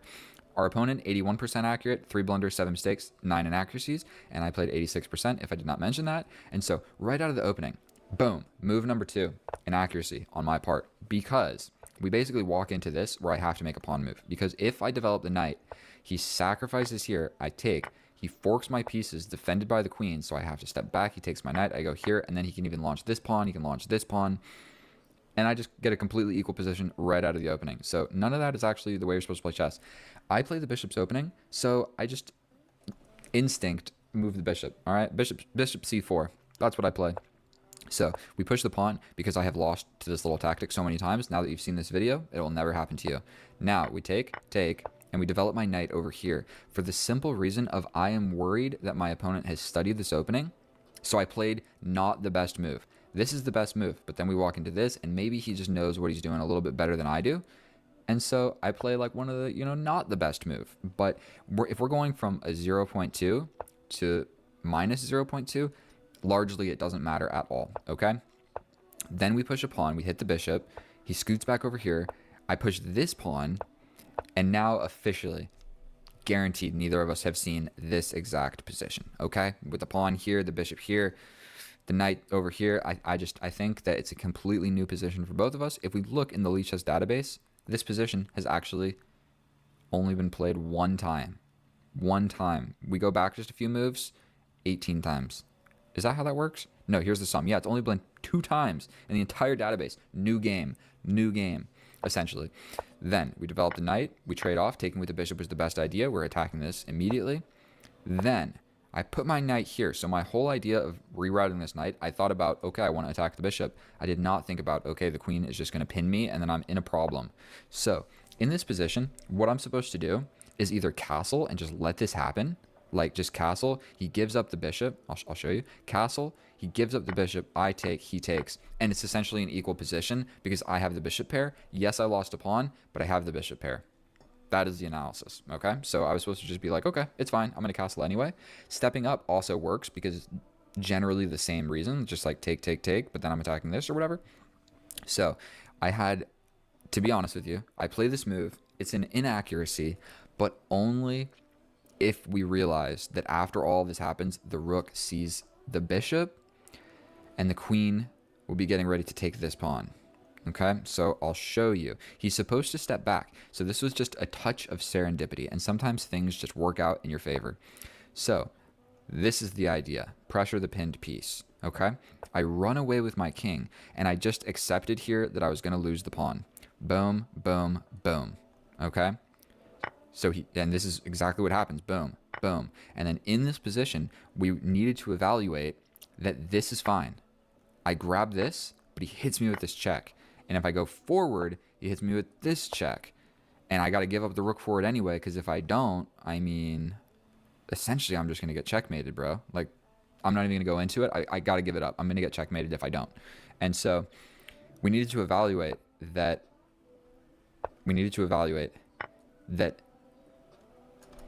Now it's showing it's the best move. But either way, it's not that great because all of this was going to happen. Unfortunately for my opponent, he saw this and he said, okay, well, if I move this, my queen is attacked and I don't want to lose my bishop for nothing. So he steps back. Then I hit the bishop. The bishop steps back. And then all of a sudden, miraculously, I have a good position. Just out of nowhere, I have a good position. Then we trade off the queens. Now I really just have a bishop pair. This pawn structure doesn't actually suck all that bad because I've got an open file. And, things are looking quite swimmingly. I play this inaccuracy because for whatever reason, I saw this and got scared of it, where I would have to like step back to defend this pawn. I didn't want this.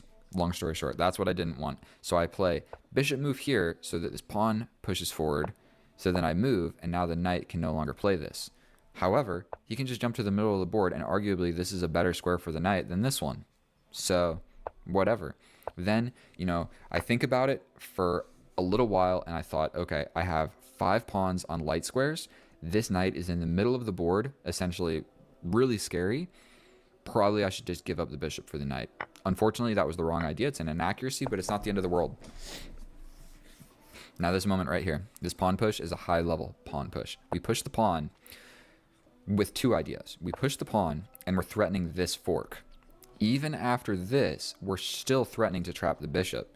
So realizing that, because we don't want to take here and just help him solidify the center. Like if we take here and he takes, how bad is it actually? I'm still winning, but whatever. I didn't want to do that because it opens up a file onto my king and it solidifies his center. So for 2 reasons we didn't want to do it. I play the best move, pawn push, quiet pawn push, where it forces this. Then he has to make another pawn move or his bishop is getting trapped. He plays the best move. And then what I'm supposed to see is, all right, this tension is going on, but what are you going to do about my rook on the 7th rank? If you capture here, then I just start gobbling pawns and I'm on the 7th rank with ideas of this. And you grabbing this pawn was far less important than that. Unfortunately, I saw this tension and I said, I got to do something about it. So I push a pawn. Okay. Then we put my bishop on this nice diagonal. I figure if I'm ever able to get something like this, it would be really good. So this is probably where the bishop wants to be looking. Then I put my bishop in the middle of the board. Then I move my king up because I'm going for this pawn push. It's an inaccuracy, but whatever. We go for it anyway. A lot of inaccuracies going on. We step back. And then this move didn't make any sense because it gives him the option to make a pass pawn. Because I go here and he can simply push. And I can't take because he just grabs my bishop and I'm losing.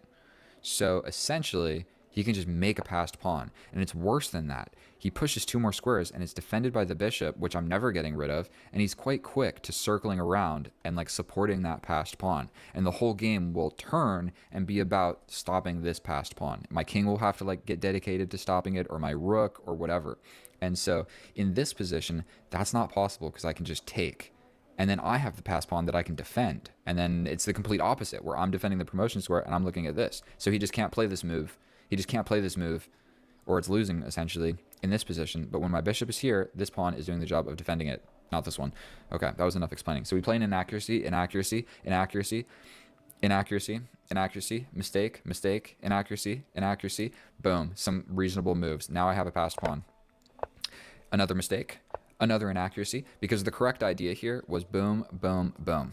Like getting my bishop here, or at least here, to defend this pawn push. That was the idea. My bishop's doing nothing over here, so it definitely made sense. It definitely made sense. Just boom, boom, boom. Didn't see it. I thought my bishop was quite happy over here. And not to mention, the longer I leave my bishop here, the longer this is still an idea. And so, okay. We do a little clearance inaccuracy, but come on, we're looking at like half a pawn inaccuracies here. Still, this is the idea. This is still the idea in the position. I saw it and my opponent didn't, and I'm so grateful for that because who knows what would have happened if he played that. So this is a complete blunder because we get into this position where, for one, I'm the one giving the check. My pass pawn is actually quite safe. Looking at a square that is defended, not to mention your king is cut off, my pass pawn is better. So he evaluated that wrong. And he has troubles pushing his pass pawn because I'll just take it.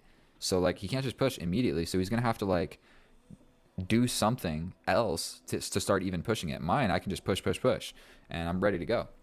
So I give a check. He steps over, and I just spent 1 minute talking about how good this pass pawn is. For whatever reason, I decided to attack his pass pawn instead of just pushing mine. Don't hate it. Whatever. It's not the end of the world. Then I have a +8 because I have this simple fork. Okay, this definitely was in the position. Did not see it. Don't hate it. I had 20 seconds, so don't hate me. I grab a pawn instead. He slides over, and I go right back to where I was, defending this pass pawn. We go back here. Now, this pawn is defended, and this is a safer structure.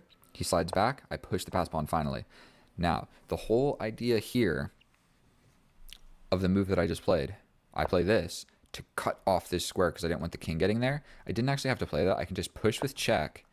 If he steps over, I hit him with this check. He can't grab the pawn because it's defended by the rook. If he grabs the rook, then I get the queen. I gave up the rook though. So I was supposed to see that. The reason I played this is because I figured, you know what?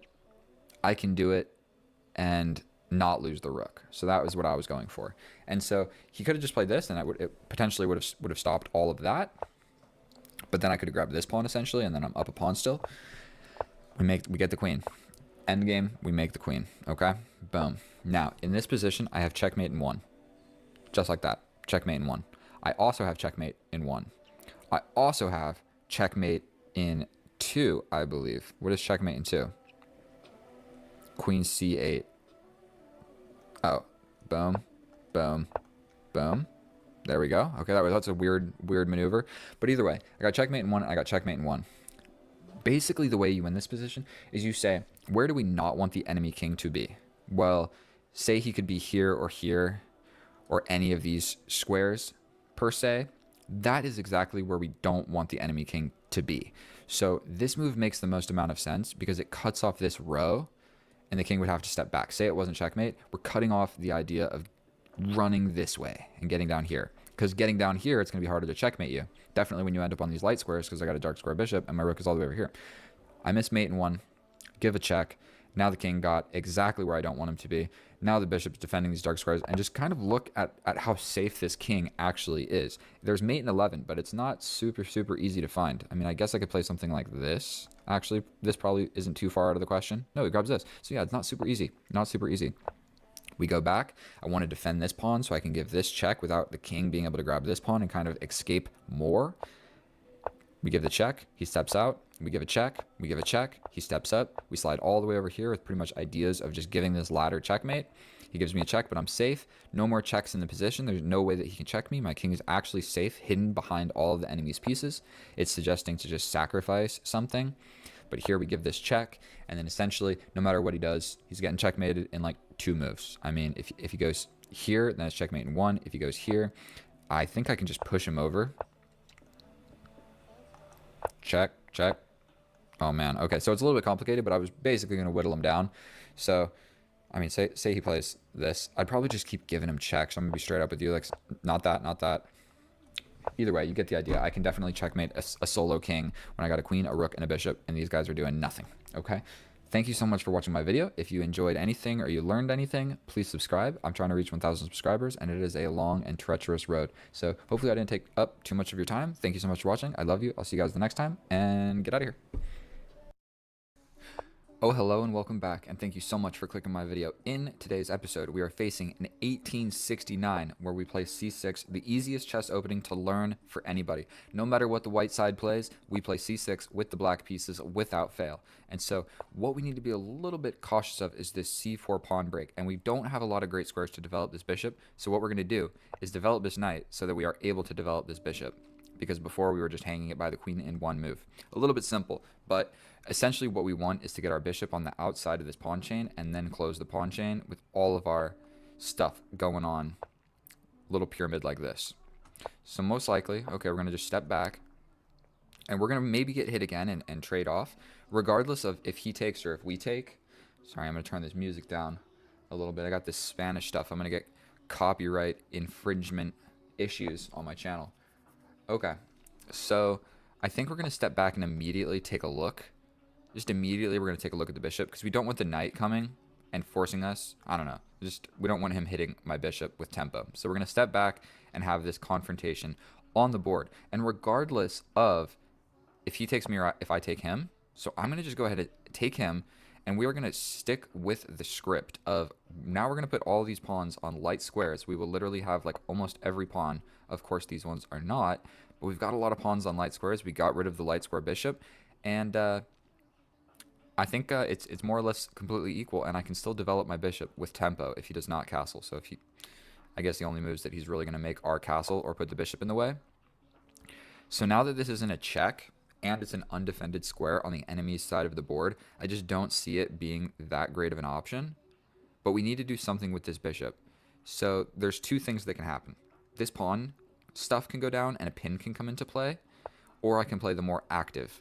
Bishop is now looking at a square only defended by the king. Now, to have like a hectic game of chess, we didn't even look at this guy's ratings. Let's just go ahead and waste some time. So 6 years ago, 1,000 games. So that is not a lot of chess that this man is playing. So he might play a lot on like chess.com or something, but he doesn't play bullet.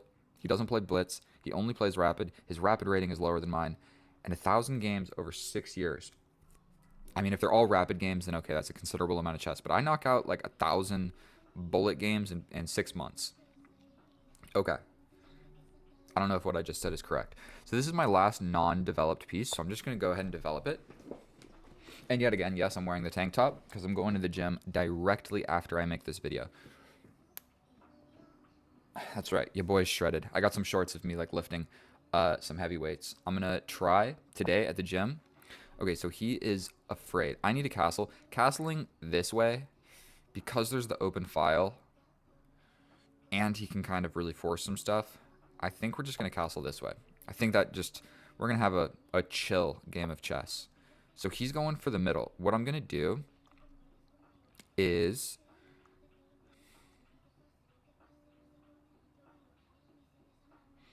I mean, his knight is coming to the middle. I can trade it, but then there's a fork. So I could scoot back with the bishop, but if I scoot back with the bishop, my queen can't get out. So I'm thinking about bringing the queen. He jumps in. Then I step back. And I think everything's going to work. And it kind of prevents him bringing the queen out here. Because the queen on b3 is generally a pretty decent square. This is kind of a good square for the queens, applying pressure to this pawn. I'm so bad at these arrows.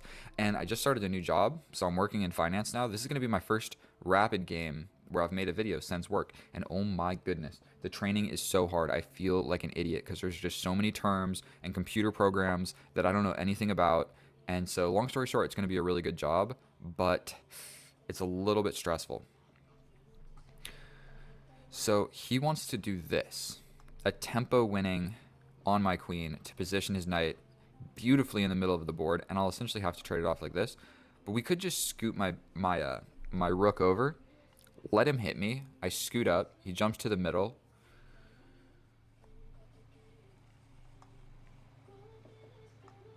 We're just going to bring the rook. This is the semi-open file. I'm really gearing towards this pawn break. I probably should have played that before he plants his knight firmly on that square, preventing the pawn push. Then I'll have to like figure something out. But pushing this pawn is probably really beneficial for me. Him getting his knight there is also pretty beneficial. And my queen, I'm not sure. I'm not sure if my queen is good here or bad here. I guess I could just take with the bishop. But then where's this knight going realistically? I can't go here because of the queen. Stepping. It looks ugly. But now I can step back.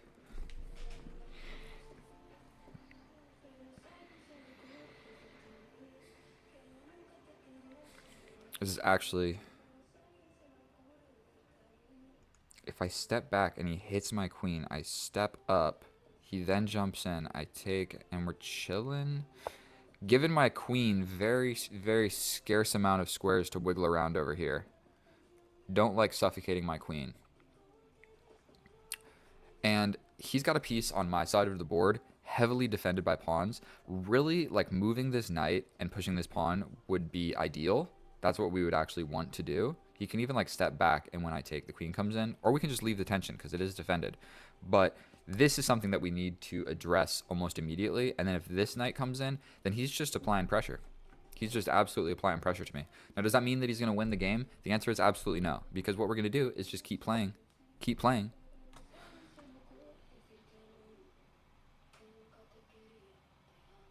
I like the idea of just take. But that opens up this file. So what if I take here and he comes through with a pawn? That also just hung this pawn with check. We take this with check. He doesn't have this, so he has to step over. So we take this with check. When you push a pawn, you got to think what it does. That pawn is defending this pawn in the middle of the board. So I can grab this pawn with check. He pretty much has to do one of those two. Either way, it doesn't really matter all that much. I can take with my knight. When he takes back, I take that. So I believe, pretty simple calculation, unless I'm just hanging something. Does he have... My queen is fragile.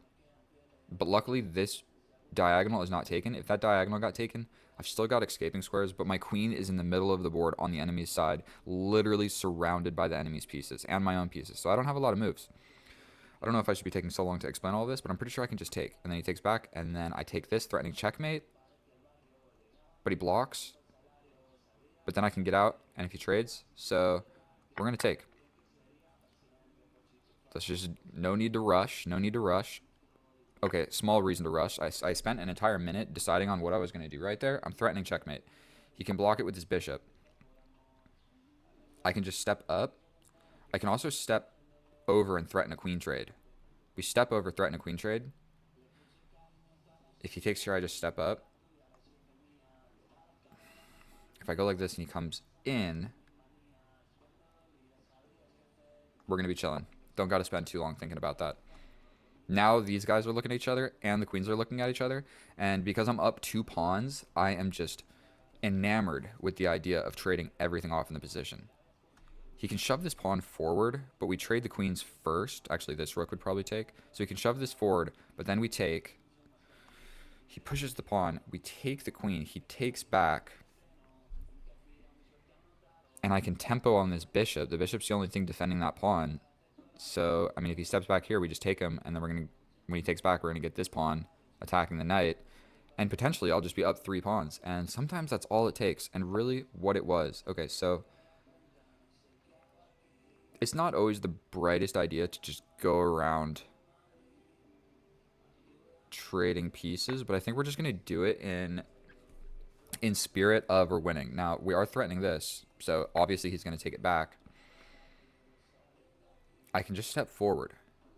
I can also take this. Will this maybe induce some more trades? If he takes for the knight, we just take. This is defended quite heavily, so I like the idea of taking here. My rooks aren't doing a whole lot, but now we have an open file is kind of the underlying reason. This rook is looking at nothing. If this pawn pushes forward, I jump over into the middle of the board. I can also temporarily step forward and threaten this queen trade. And I'm going to threaten the queen trade. I go here. He hits me. I can step back. He hits me. I go to the middle. Don't see a huge reason not to do this. And with 1 minute and 58, I'm sorry, but people that don't play bullet, you're at a severe, severe disadvantage. You should definitely practice playing just 0+2. Just play some games 0+2. And I promise you it's going to help you in all of your blitz and all of your rapid, because every blitz and rapid game essentially turns into... It essentially turns into a... Okay, I'm a little bit scared about this queen in the middle of the board. I mean, I can step back and attack it. I can also... No, if I do this, he's coming in. So I think what we're going to do here... Okay, what we need to be worried about is this.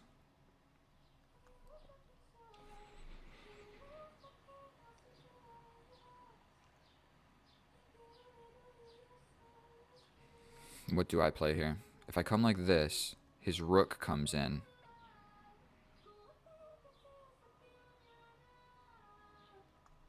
And I can't really get in to save anything. So what if I play here? He plays here.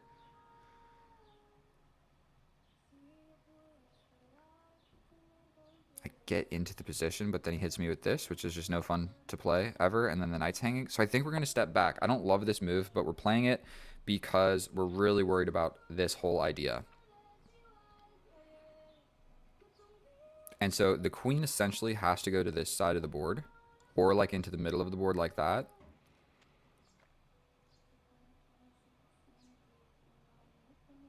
We're going to go here. 52 seconds, but 4-second increment. So what I'm saying is I'm quite good at not blundering in low time. So I need to actually shut up and like win this game of chess because I'm up 2 pawns. So essentially if we trade these queens, I'm chilling. Okay. So don't love this move. Don't love this move, but we're going to figure out how to get out of here with my queen. And we just don't want... I know this is weakening my dark squares, but his knight is kind of far away and he doesn't have a bishop. So we're kind of chilling. If he comes here, I could potentially just jump in and attack the queen. He gets out of it with tempo. Now this guy is pinned, actually. I can jump over. Here, here, here, here.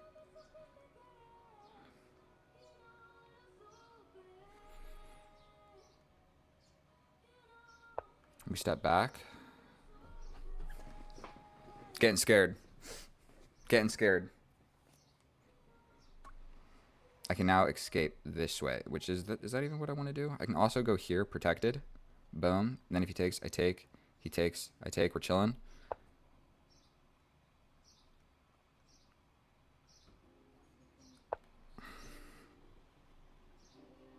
Scary, scary. He's looking right at this. So this pawn, these squares are not defended. Just something to note in the position. You got it. The pawn is pinned to the king, so these squares don't work. So don't make a blunder.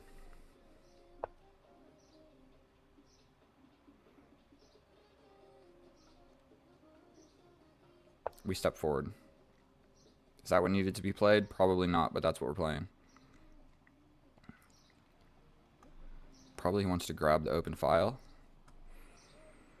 Here, here, here, here. And I'm up 2 pawns, so it just makes me believe that I'm still winning that. I would like to do it in a way. My knight is essentially pinned, but does he really want to trade into a... I don't want to do that. That makes it way more complicated to win the game, that's for sure. I could even push and come over like this.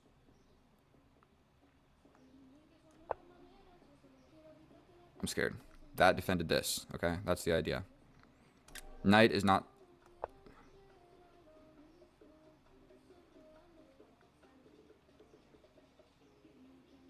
We're stacking up. Very scary.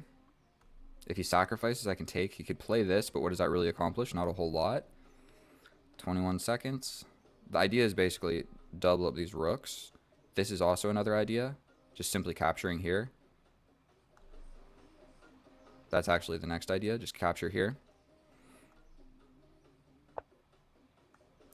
Double the rooks. This is a new idea.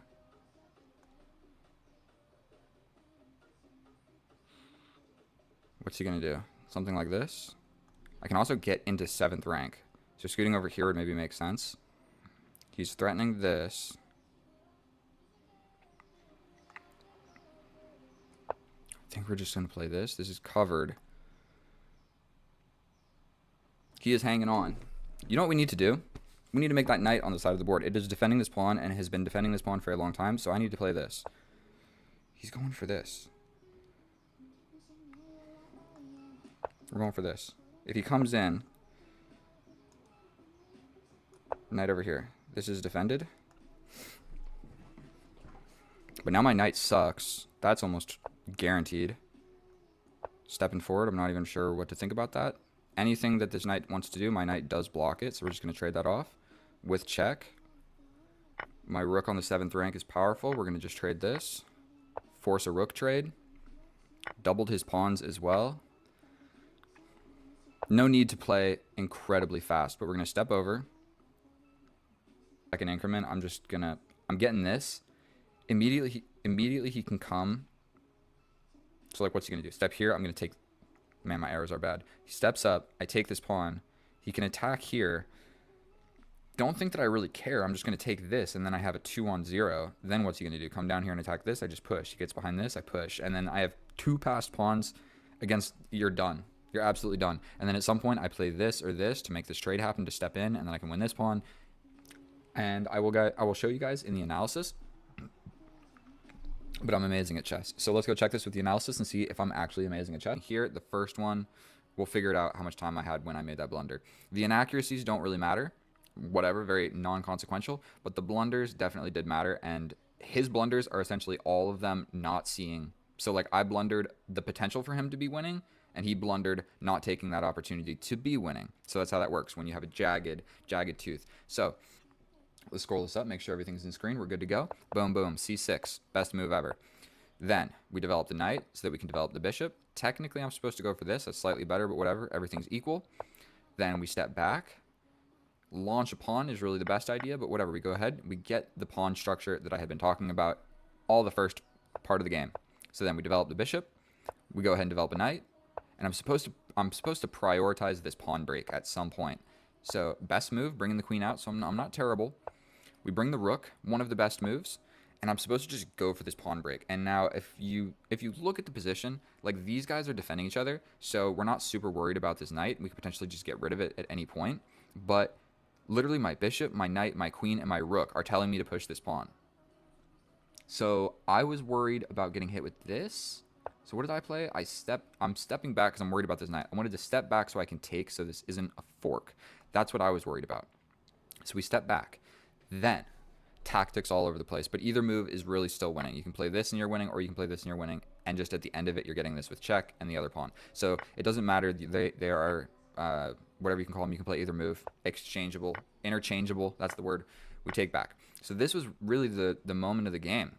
This pawn has an important job of supporting these two center pawns. He pushes it, and now this guy is just hanging. So I'll show you for an example. You take like this. This guy is pinned, so he could not take like this because the queen is pinning it. So then I take this with check. He steps over, and then I win this pawn. Or I jump in with the knight. Either or is good to go. So we do this. We take the pawn with check. Then we take this. He has to take back. We win another pawn. We're threatening checkmate. He essentially has to block it with something. We step over, threatening the queen trade. We go ahead and trade off a piece, trade off a pawn. And so I've got a little bit of pressure going on. Like this pawn is the only thing defending this knight, which can kind of easily get pinned, and then the knight's not defended at all.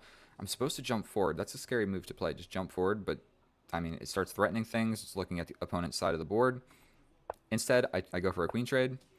I step back, and this is where my blunders start to be made. So we're worried about this, okay? So what we're worried about is this. What we need to be worried about is this, okay? So I step back, and he got one of the rooks there, and now what he needed to do, after he hit my queen, I move over here. He needed to bring and just line up the triple bazooka down the open file. Like, if there's an open file in the position, I've got my knight essentially pinned to my rook. You put your rook. I don't know how we both missed this, but I didn't see it and he didn't see it. But that equalizes the position. If he was to play this, I have to defend my queen like this. If he takes, I take. He can't take here because then I take the rook and he can't come in, or I'm hitting him with this checkmate. So he just steps over, and it's just as bad. And now all of a sudden I'm defending. Bringing this back is what you're actually supposed to do. I step up, and more or less we have a completely equal position. So he's going to have to find that stepping back knight move to avoid the back rank checkmate. I don't think so. And I was going to have to push this pawn instead of this. I don't know what I would have played here. Taking is just terrible because then this happens and there's no... So this is defending my queen. This is actually kind of an in-depth move. This is defending my queen so that if he does take, I can take back. But more importantly, it's stepping up so that I can put my rook here, because I can't put two rooks behind this guy. There's no square underneath the board, underneath D right here. You can't see the mouth, but there's no extra square this way, okay? So I need to push this up so my rook can get there so we can defend it like this. We miss it. Miss it. We go back. Boom, boom. I'm going for a queen trade. And sometimes you can make blunders when you go for queen trades just over and over and over again. And so we're all missing it. What I'm supposed to prioritize here is step out of the way and just allow this. Just go into this endgame. I'm winning. I'm up 2 pawns. And so the reason that I did not want to do that is because I'm up 2 pawns, but I'm only up 1 point of material. And he has the 2 rooks versus my queen. And essentially the knights are equal. So yes, this pawn is weak, but this is harder to win than simply trading off evenly. Because now I can never trade off these rooks. So we're going deep into an endgame where I need to checkmate you or promote another pawn. And it's far easier to play an endgame like that with 2 rooks, I would say, because I can never take them. And so I was supposed to go into that, but with 29 seconds and being a human, I think that, let's see, 5 minutes, we're good. I didn't want to trade into that. Like, I mean, just look at this position. Yes, I'm winning. Yes, I'm winning. With 29 seconds, I don't want to play this position against an opponent that has a decent amount of time and is decent at chess. And so none of that happens. None of that happens. And then the reason I avoided all of that, I mean, it would have made more sense to just go with the rook. Obviously, like, that's what he wants to do. And after that move, he's only slightly losing because it's only my king and my queen defending this. So essentially after this, I can't move the knight because then this is hanging with check and then I lose. So essentially this is pinned to that check and it's only defended by my king and my queen. So he can just take, and just trade off evenly like that. You can go boom, boom, boom, boom. And then he has a situation where he has the queen against my 2 rooks. I don't know what he was supposed to play. So we step up. Now we are defending this, so the knight is no longer pinned because we don't want to get checkmated here. So that's my rook protecting my 7th rank. Then here, this pawn is just hanging. It is just straight up hanging. I can just take that with my queen, but didn't see it, so I moved the knight. This is now defended. That was the whole reason of putting the rook there. My rook is attacked by this knight, so I jump into the 7th rank. That is just a beautiful, beautiful square.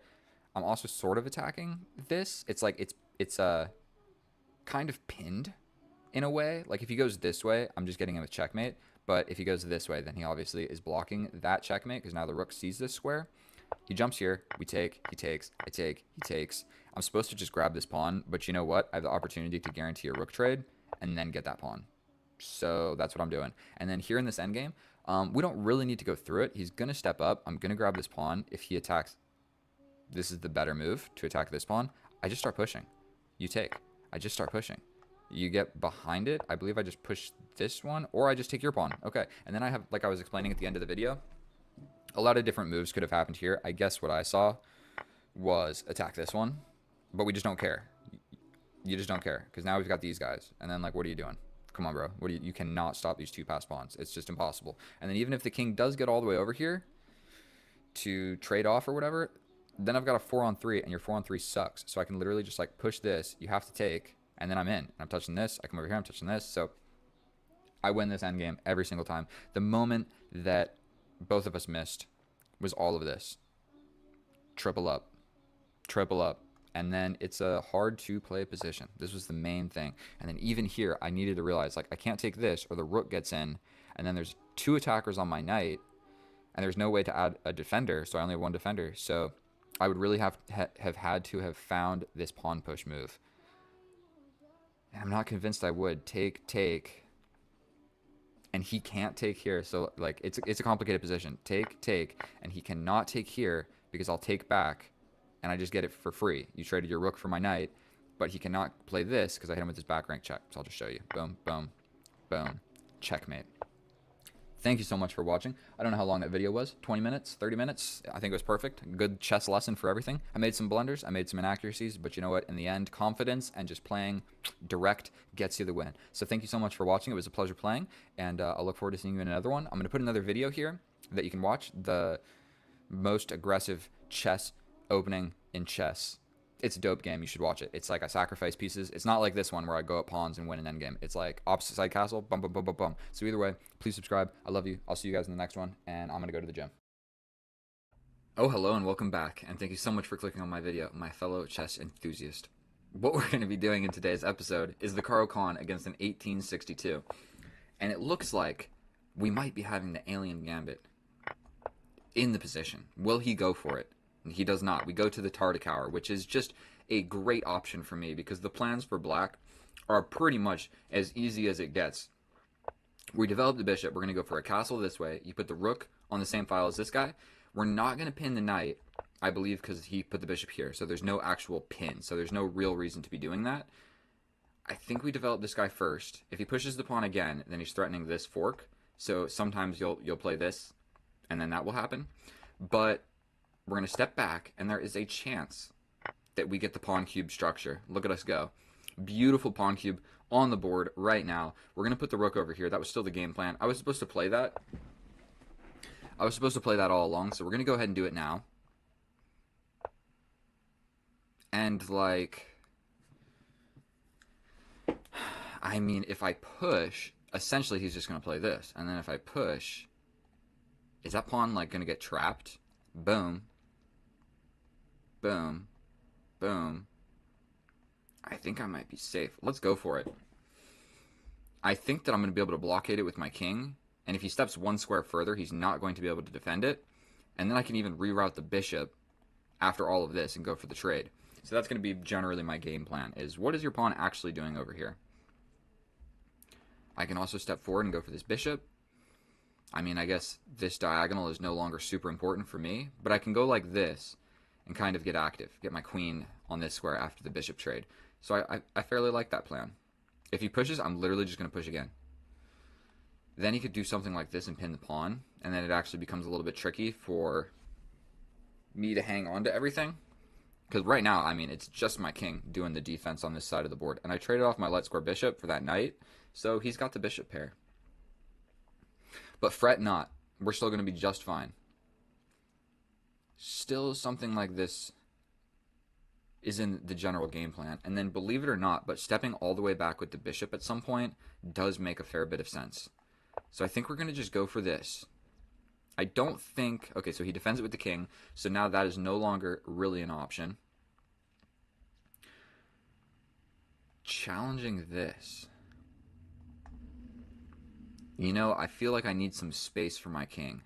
So pushing this, if he pushes again, I'm fairly certain that that's going to be all right for me. What about boom, boom? Or just this? I don't actually know what to do.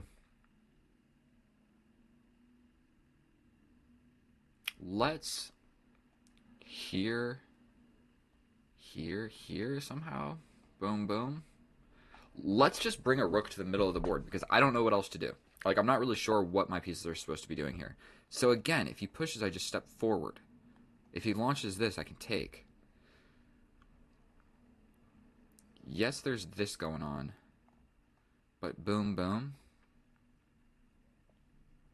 Which piece is going back? I'm not really sure. I think let's step forward with the rook, and kind of this is going to be the idea. And unfortunately, his king is on a light square, and he has a light square defender, so I'm going to have a really hard time actually ever attacking this king. So this pawn push, I just don't believe in it, because I can step forward. And if he pushes again, like, I don't think that that pawn is going to be able to survive. And I do still have the idea of bringing something back this way. Like, this might even make a fair bit of sense. Just push this forward and then kind of lock this down. I don't know. I don't think that I played this 100% accurate, but doubling up the rooks seems like a pretty simple plan. And, I mean, this rook is doing nothing. Just this rook alone is not super scary, so I'm not actually really afraid. These pawn pushes, I just don't think they're going to work because I just step forward. And then I got like a diagonal pawn cube. I'm telling you, bro, this pawn cube, it's hard to crack. 4 pawns in a cube, pretty ridiculous. Because I can just always continue to make pawn moves, and they're always defending each other. It's actually like almost a stronger pawn structure than just like 4 pawns. As long as you got some reinforcements for the back 2 pawns, then you're pretty much good to go. We could even go like boom, boom, boom, and then have a diagonal pawn structure. The cube, but spread out. And our opponent is just sinking in the tank. And so I feel quite positive about him taking all this time. What if he just launches forward? I mean, I feel like I would just have to take at that point, correct? Fair enough. We're going to just push this. Generally, we're just going to say, what are you doing, bro? The reason we're pushing this pawn is because the bishop saw it. And so now it's scooted forward. This is, you know, a relatively solid structure on this side of the board. I'm a little bit nervous about bringing my knight back. Because, like, then my king is cut off. So it looks like he wants to get in.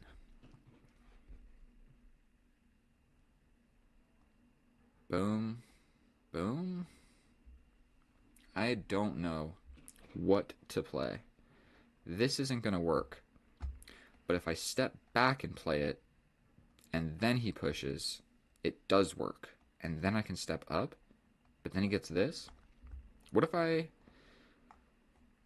think a defensive knight is going to be the best plan. My knight is at least defending. The drawback of that is that my king is so trapped. Like, this file could kind of easily become opened. But like I said, pushing this pawn, I push forward. And you have a problem pushing this because I can capture this at that point. So probably I'm going to bring this other rook over here is going to be my next step in the plan. That way I'm just like really applying pressure to this open file. It kind of pins this bishop and makes this pawn push really difficult because I'll just capture and then capture this with check. And if he ever pushes this pawn, not only that, then the king and the queen are kind of on the same file. So almost... So that's basically just going to trap my bishop. I could step back. Step back. He does this, but then I just kind of maintain. I think we're going to go for this. If he goes for the little pawn break in the center, then he's got a weakness, and I'm actually kind of okay with that. Yeah, so I just step back. Right? Because we want to maintain this diagonal, essentially. Like if this pawn push ever happens, we can just play forward and then get my queen active. So this kind of sucks that my queen is stuck essentially behind my bishop, but I feel like we're probably going to trade that off at some point. And with 1 minute and 20 seconds on the clock, let's just take a quick look at this guy's profile. He doesn't even play bullet, and he's not that great at blitz. So when I see that I have 3 minutes and 40 seconds against 1 minute, I get pretty confident because, like, bro, if you don't play bullet, what are you going to do when the clock gets low? Because there are skills in bullet that you only develop playing bullet. You can't reasonably like foster your bullet playing abilities by playing a bunch of rapid games and getting to the point where you have 30 seconds. You have to play bullet to get those skills because like the amount of time that it would take to play 100 bullet games resulting from the rapid games. Do you see what I'm trying to say here? Like you would spend 20 minutes just to get to the point where you both have hardly any time. So that move makes a lot of sense. So I think we're going to just stick with my game plan. Ball back in your court, buddy. We're going for this. He could launch a full-out attack on this side. Like, that move makes sense. This isn't really going to work. I'm not sure what my knight is trying to accomplish.